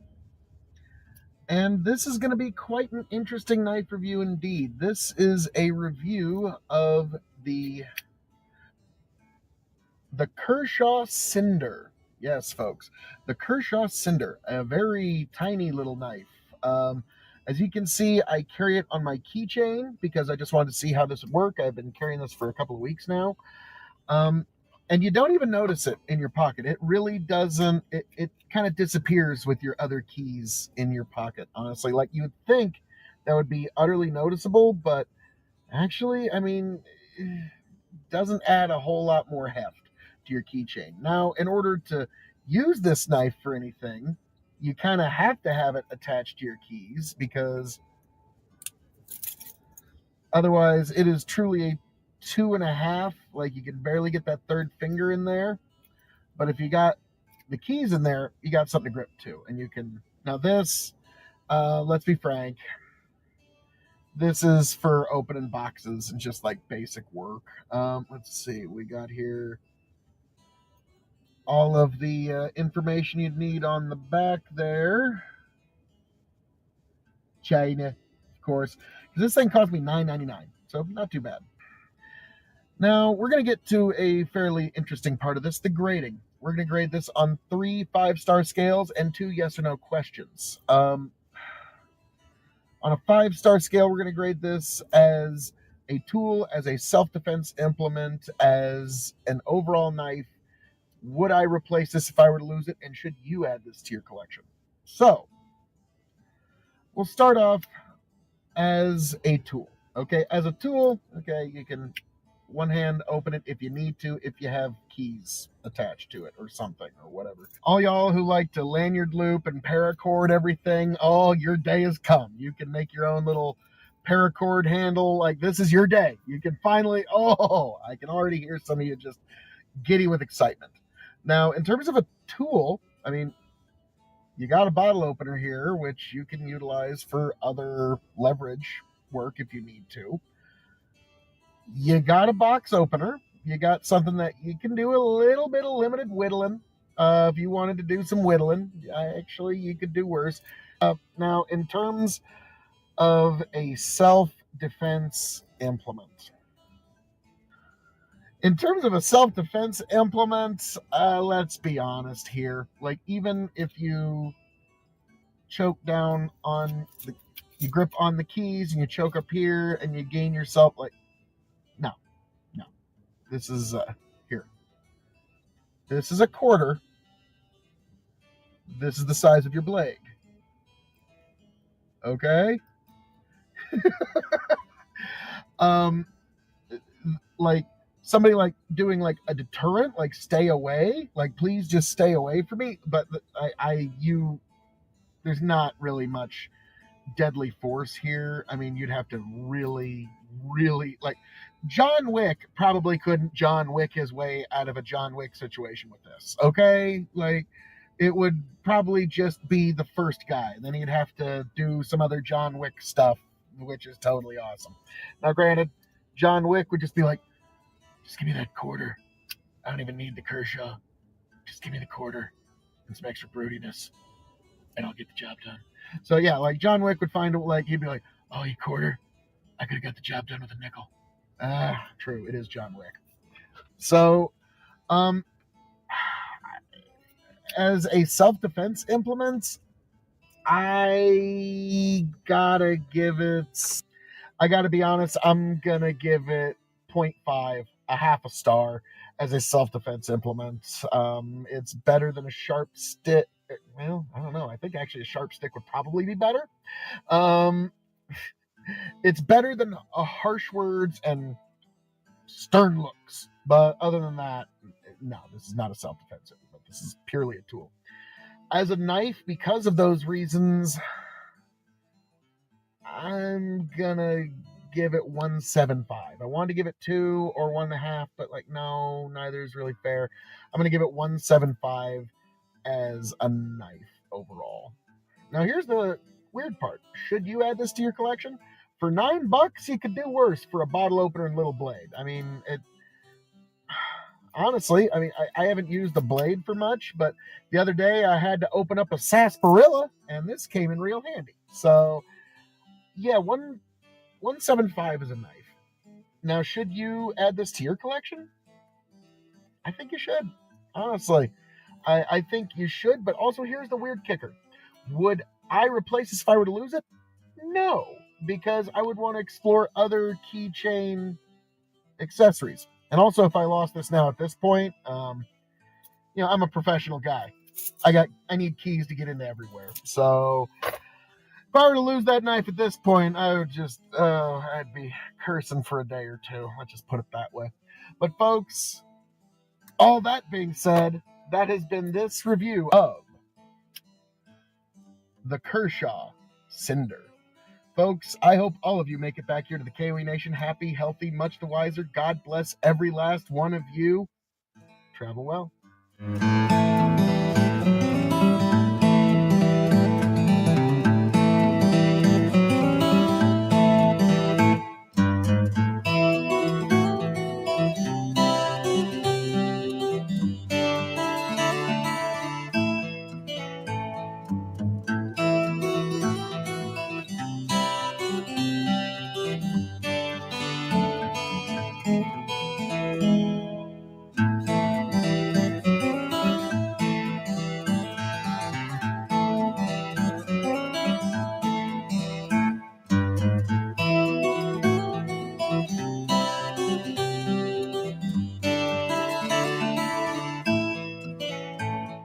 Welcome, one and all, to the KOE Nation Knife Reviews. Just like so many of you folks, I am on the never-ending journey to find that perfect blade.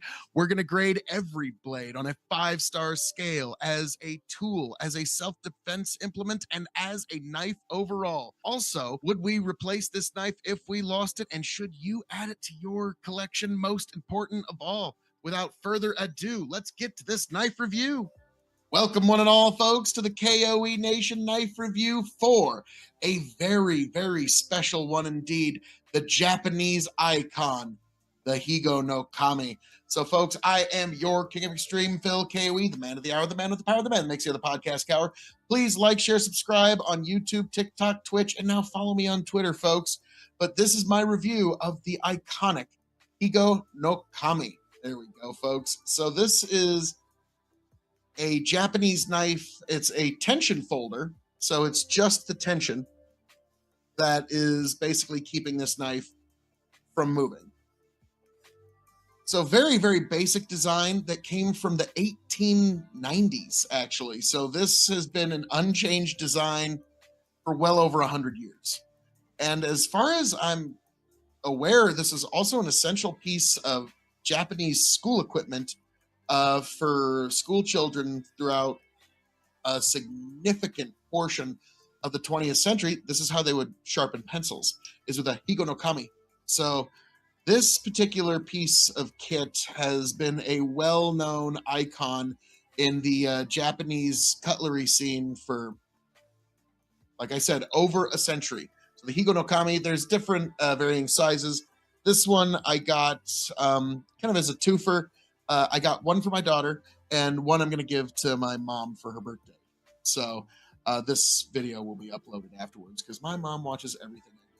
So this will be uploaded after her birthday, obviously. So this is an interesting knife. This particular blade style I'm not too familiar with. This would be probably the first one I've ever had of this style, where in terms of how you would utilize it, like, it is 100% a tool knife, just in every way you would utilize it. Now, I guess that means now would be the best time to get to the grading. For those who don't know, we grade on a 5-star scale. 5 meaning you have to have this knife before you shuffle off this mortal coil. 0 meaning pass it on by. The KOE Nation has advised you well. So we're going to grade this as a tool, as a self-defense implement, as an overall knife, and whether you should add this knife to your collection, and whether I would replace this knife if I lost it. So, on a 5-star scale as a tool, I have to give this 3.5 stars. This is marvelous as a tool, and just like you need to have some whittling you need to do, if there's just some very fine work you need to do.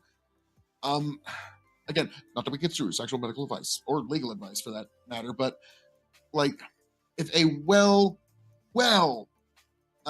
trained surgeon had to make do and like do a pinch grip up towards on the blade here, I imagine they could probably do something here. So something to keep in mind. I paid about $20 for it, so you really can't complain. And yeah, I could see using it for sharpening pencils. It open like the ultimate box opener right here. So you're gonna be able to get into almost any package with this knife. Now we move on to self-defense implement. Okay, you have this that you could put your thumb on the back here, and you have one choil here that you can put a finger in. But other than that, your hand would slip up the knife. In terms of like maybe a slashing motion, but it wouldn't be very good. So this knife, in terms of a self-defense implement, you would be better served with quite a few other knives. It's better than stern looks and harsh words, but I'm going to give this 175 as a self-defense implement. It's definitely not a first choice. There's a lot better things you could go with. But again, if you have to defend your life, it's better than, stern looks, anyways. So I'll give it that. In terms of an overall knife, I'm going to give this 2.5 stars. It's just right in the middle there, folks. It's just a perfect, just middle of the road knife for just all like you could open letters, you could cut hoagie buns open with this. There's a lot of things you could do with this that again, like the brass is antimicrobial, so yeah, keeping one of these in your kitchen probably wouldn't actually be a bad idea, honestly. Now this is going to be kind of interesting here. Should you add this to your collection? I would say yes, you should. If I were to lose this knife, would I seek another one? No, because there's other Higo made knives that I might explore before I get another Higo no Kami. And again, this is a gift for my daughter and one for my mother. So I would explore other Japanese made tension folders by Higo, and I've heard there's a couple other companies that make kind of like the Cadillac Higo. Now, yeah, these tension folders, you really gotta work it loose. I'm trying to get it loose before I give this one to my mom. But yeah, so I'm gonna say yes, you should add this to your collection. No, I'm not going to seek another one because I'd want to look into the bigger one, or I think there's even a mini. And so those I would look into before I would purchase another one of these. So, folks, as I'm known to say around here, all that being said, thank you for joining us here at the K.O.E. Nation on YouTube, TikTok, Twitch, and Twitter as well, folks, for this very, very interesting review of the Higo no Kami. God bless every last one of you. I hope all of you make it back here to the K.O.E. Nation happy, healthy, much the wiser. God bless you. Travel well.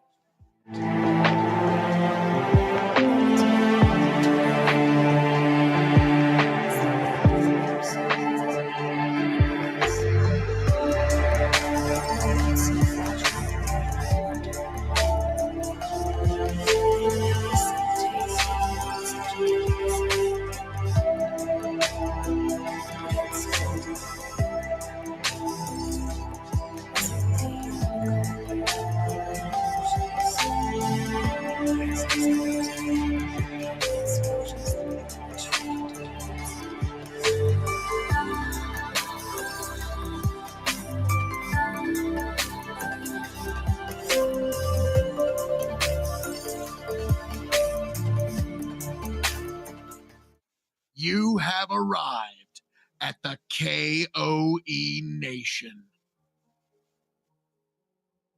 Folks, you have now indeed arrived here at the K.O.E. Nation, which you can, of course, find on YouTube, TikTok, Twitch, and X as well. And I'm here to review the most important knife in my collection. This was a knife that was given to me by my daughter. She was 5 years old. As you can see here on the belt clip, it says, "I love you, Daddy." On the blade, it says, "Love," oh, there we go. "Love always," and her name. I'll just block that for her benefit. But yes, love always. Her name. And this is one of my most cherished possessions, if I'm going to be honest with you. Yeah, this is one of the most cherished possessions. Because it immediately takes me back to a different time. Because, my little girl, she's growing so fast now. And this just reminds me when she was just my little girl and I was just her dad. Different times. Different times. I used to carry this knife with me everywhere for, I want to say 3 or 4 months. And then there was a day where I almost lost it. And I now keep it in a drawer. And I rarely pull it out. I don't use it as a tool, really, in any regard. I mean, it's got a nice serrated edge, as you can see, and the blade is in good condition, but that's not what this knife is about. Like, if I were to go to a desert island and I could only take one knife, it might be this one, and I might not use it as a tool all that often. I'd probably just find a way to sharpen a rock fairly quickly, because I don't like using the word treasure a lot, because it's kind of an overused word, but this is something that I do treasure. Okay, like, don't know how to explain it, and it's something that I always tell to people, especially the children of young parents. The things that you don't even know you're taking for granted now, and especially the things that annoy you now, be the things you miss more than anything down the road. Anything. And it's, yes, more than anything, those will be what you miss down the road. I can't emphasize that enough. Like, I mean, yeah, used to have a little 5-year-old kiddo that would get up all the time and keep me up all night. Now I'd give almost anything for that again. And so that's my advice to anybody who has new children or young children that are under the age of like 7. Enjoy every moment, because it doesn't last. They grow quick. I feel like I blinked a few times and she's already growing into a beautiful young woman. And that is something. So this knife, I cannot rate because it defies rating. But this is my review of the most important knife in my collection. God bless every last one of you. Travel well. I think that was appropriate, folks. I loved every bit of that. That is the review for this particular blade. Okay. Yeah. I always remember when she gave me this one. And yeah, I carried it with me every day until I almost lost it one day. Now I carry just regular knives that I beat up. But that one, the house is burning down, might be the one thing I try to pull out of here. So that's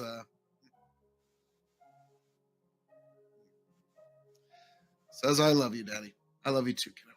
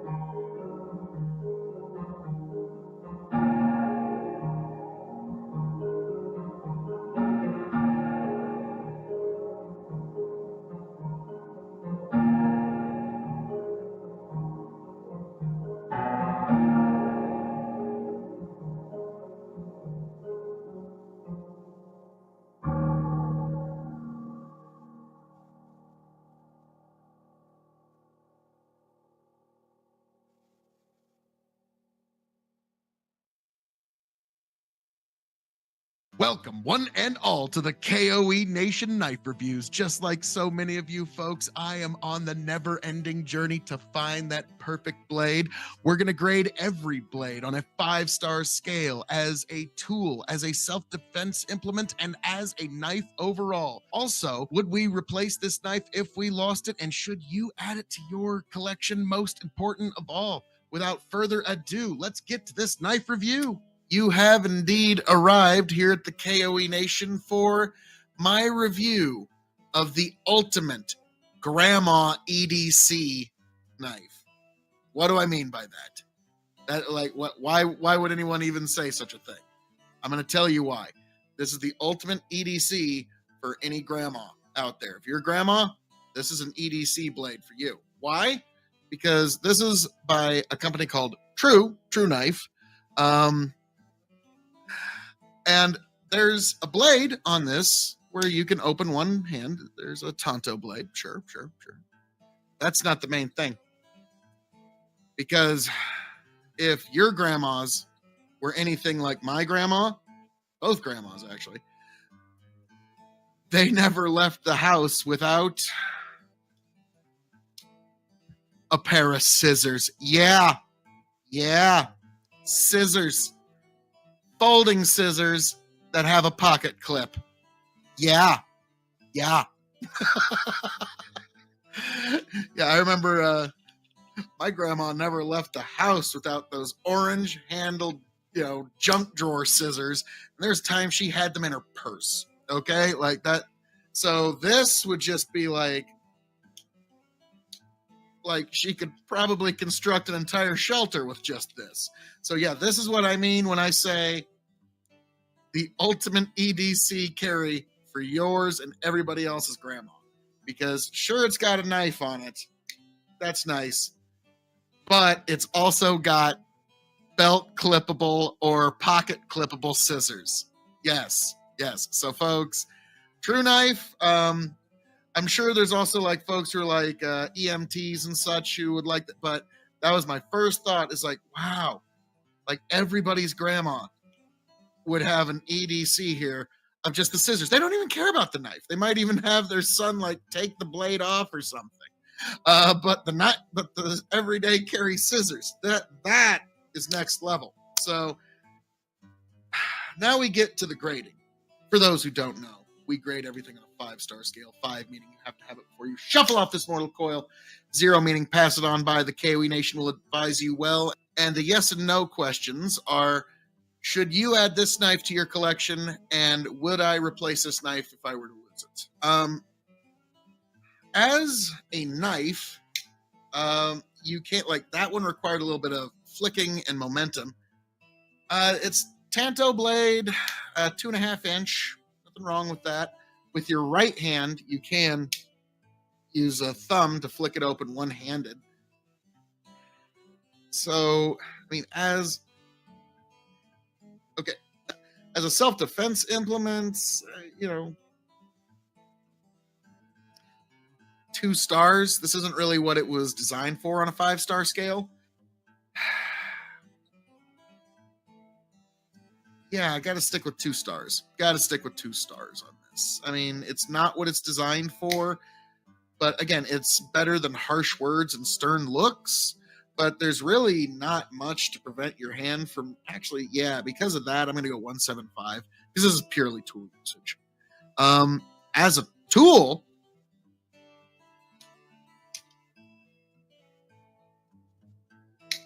if you're needing scissors, 4 stars. Like, if in its narrow need, 4 stars. As a tool, 4 stars. As a knife,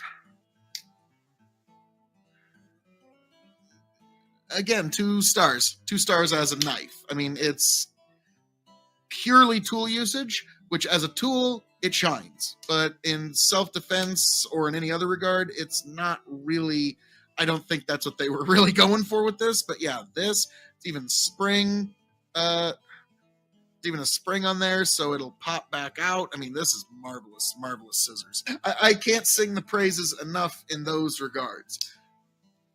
In terms of would I replace this knife if I lost it, I don't know if I would run out and do so immediately. This cost me $29 USD.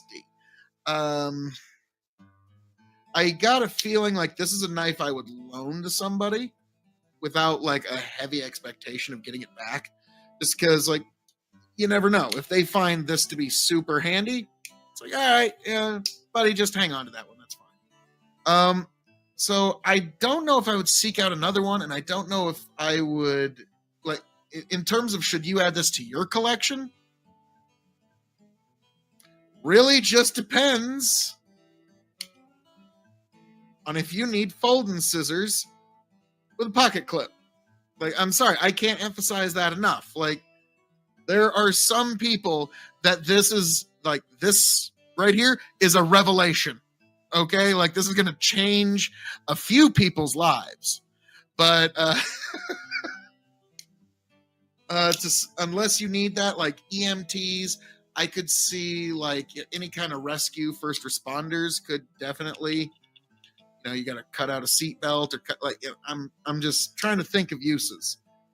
But like I said, it's not going to be for everybody, but for the folks it is for, this little true knife scissor combo, this might very well be for you. But folks, all that being said, that was this review of the true knife scissor combo. God bless. Travel well. All right. I just, the first time I saw that, I was like, that's a grandma knife. Like, I don't know how else to put it. Now, I think it would, I'm not going to tell True how to do their business here, but man, if they were to put some pliers,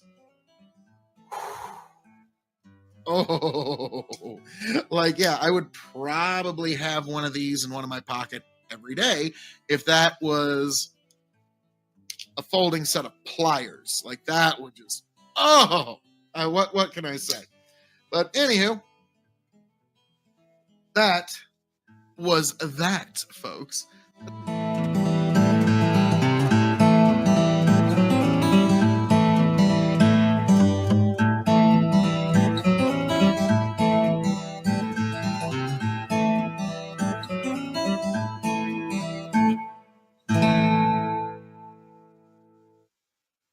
You have arrived at the K.O.E. Nation.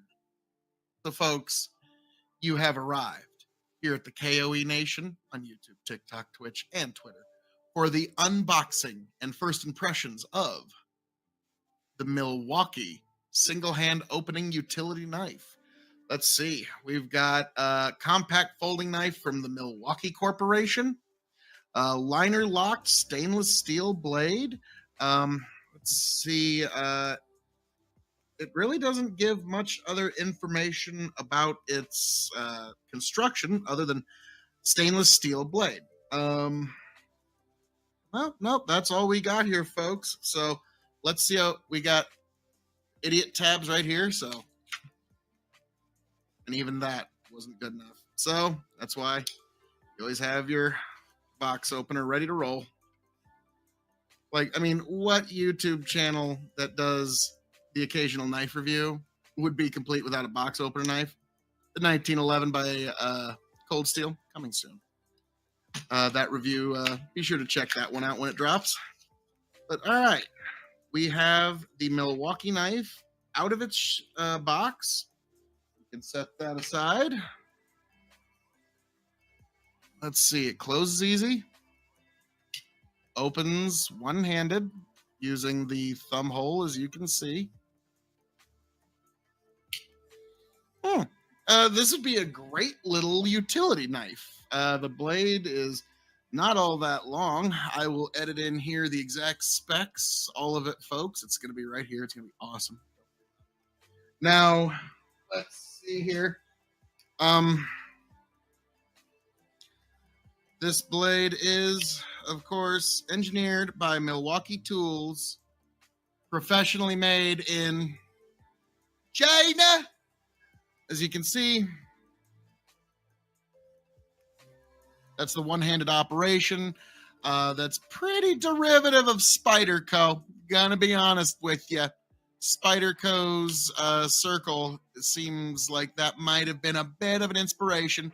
It also has another Spyderco invention, not maybe invention, but they definitely made it popular, pocket clip.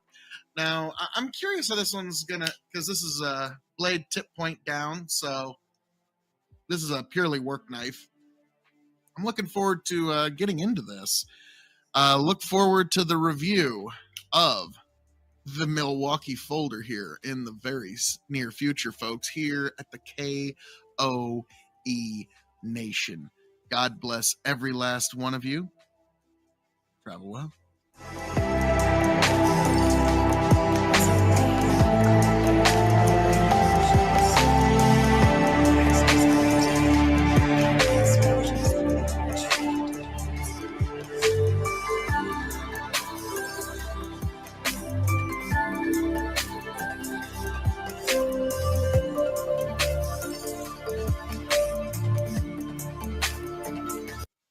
You have arrived at the K.O.E. Nation. You folks have truly arrived here at the K.O.E. Nation for the unboxing of the CRKT Igniter with Beth Serrations, designed by Ken Stegerwalt. So, folks, there's some stuff on the back of this box I need to read, which calls for glasses of extreme. So, we hope to ignite your passion for high-tech folders with the Igniter. It raises the bar for all value-priced folders by using premium blade steel, layered G10 scales, and patented features including assisted opening, a unique knife safety, and our special serrations. It has a modified drop point design with a high hollow grind. We use premium 8CR14 MOV stainless steel. Its features: fast opening, outburst assisted opening, deploys the blade fast, safe and secure, safety integrated, thumb stud prevents accidental opening, extremely sharp. Verf serrations provide superior cutting power of rope and straps. Specifications: blade length 3.38 inches. Edge combination. The steel is 8CR14 MOV. The finish is satin.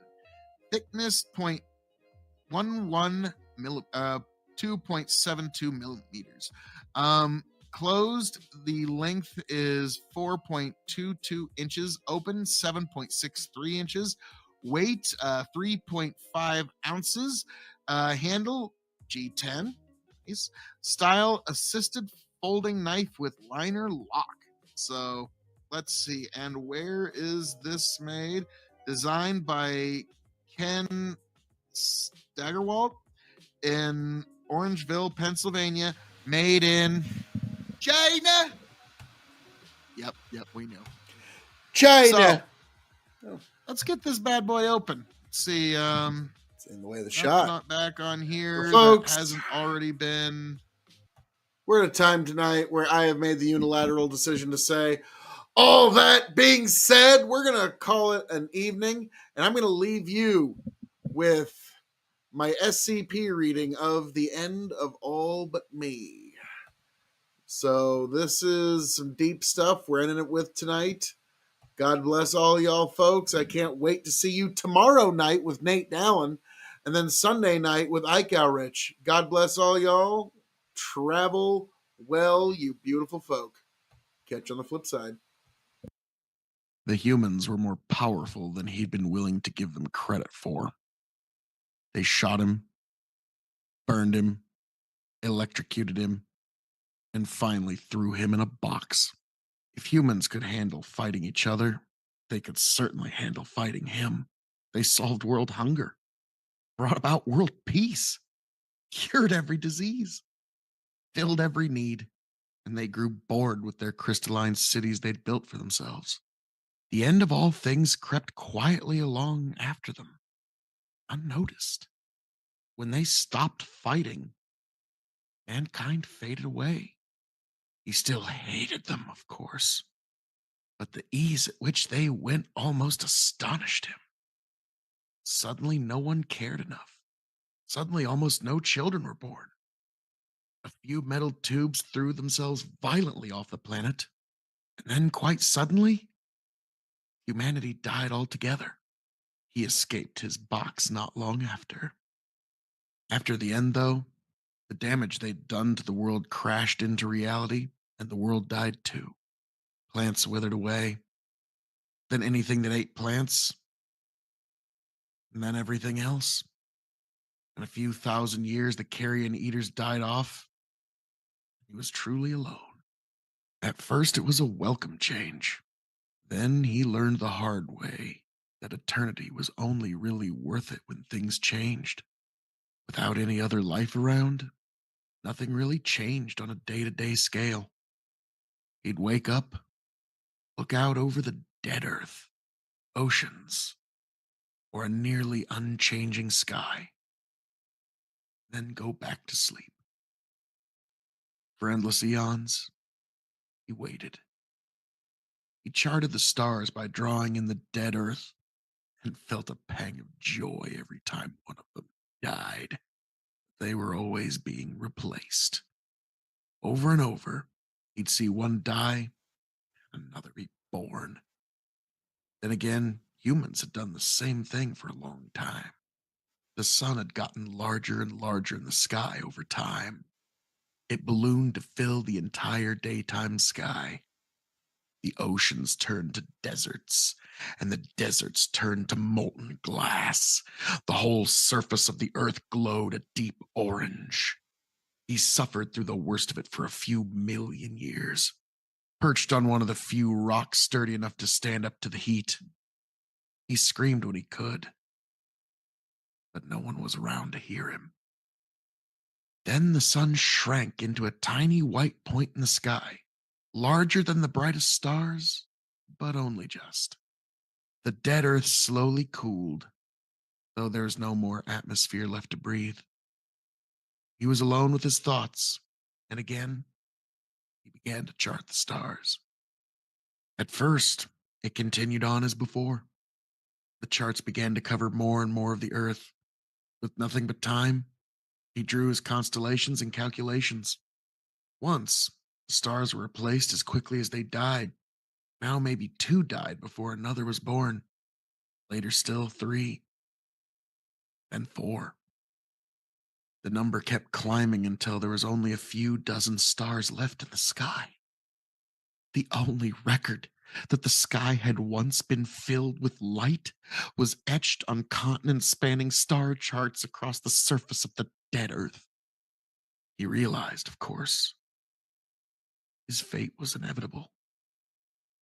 Even after all the stars had gone, he would still be here. He would be the only thing left in an infinite darkness that would continue for eternity. He rested his head on the rock and gazed at a star, wondering for how much longer it would burn before fizzling out. Then one day, a trillion years after the last star had blinked out, SCP-682 squinted at the night sky. A new star had formed. This one was brighter than anything he had ever seen before. It moved strangely and quickly. Eventually, it darkened and disappeared. A few years on, another shooting star joined it and darkened again. Then another. For millennia, a colony grew above him, larger and larger still, until it hung over him like a tantalizing treat, just out of reach. Then they began to land on his world. He felt the rage return. His world, his home. But they deliberately avoided his drawings, chose a few blank spaces between the constellations and calculations to dig out the earth. Then they placed boxes gingerly into the ground, covered them, and drew new markings. In a few months, they returned, this time with another box. He approached their landing party this time, staying as hidden as he could. He looked. They were humans. He listened to the ground for the vibrations of their speech, but the language was nothing he'd ever heard before. Over and over, year after year, they came, and year after year, he would go and listen. Eventually, he understood their language. Today, he'd woken up to another shooting star, again coming to his home. He made his way to the landing site and waited. The men and women followed the same pattern as always. He suspected they knew that he was there, but they'd made no moves against him. Maybe one day he'd kill them, destroy their ship, or take it to the stars and end them once and for all. But for all his petty fantasy, he knew that he would be alone soon enough. Time would destroy whatever he didn't, and in the end, he'd just be bored sooner. So he let them have their ceremony.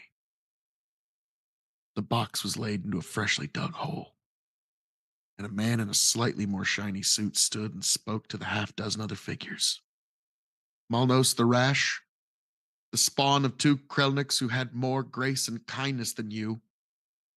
You hurt everyone. With your words, or hands, or tools. It did not matter. For this, we are sorry. Though we deserved better from you, so too did you deserve better from us. You died hungry and alone in the between spaces.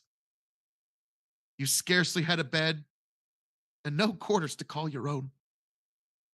I commit now your soul to the stars, the home of your ancestors. I commit now your body to the earth, the home of their ancestors. I hope you find the peace you deserved in life somehow. May the Star Keeper bless your passing. May the Star Keeper bless your ancestors. May the Star Keeper bless us all. The humans covered the hole with dirt slowly and then shuffled into their ship. SCP-682, the Star Keeper, and the last witness to a dying universe, watched them disappear into the black eternity. Walked over to the grave, pawed at the freshly dug ground,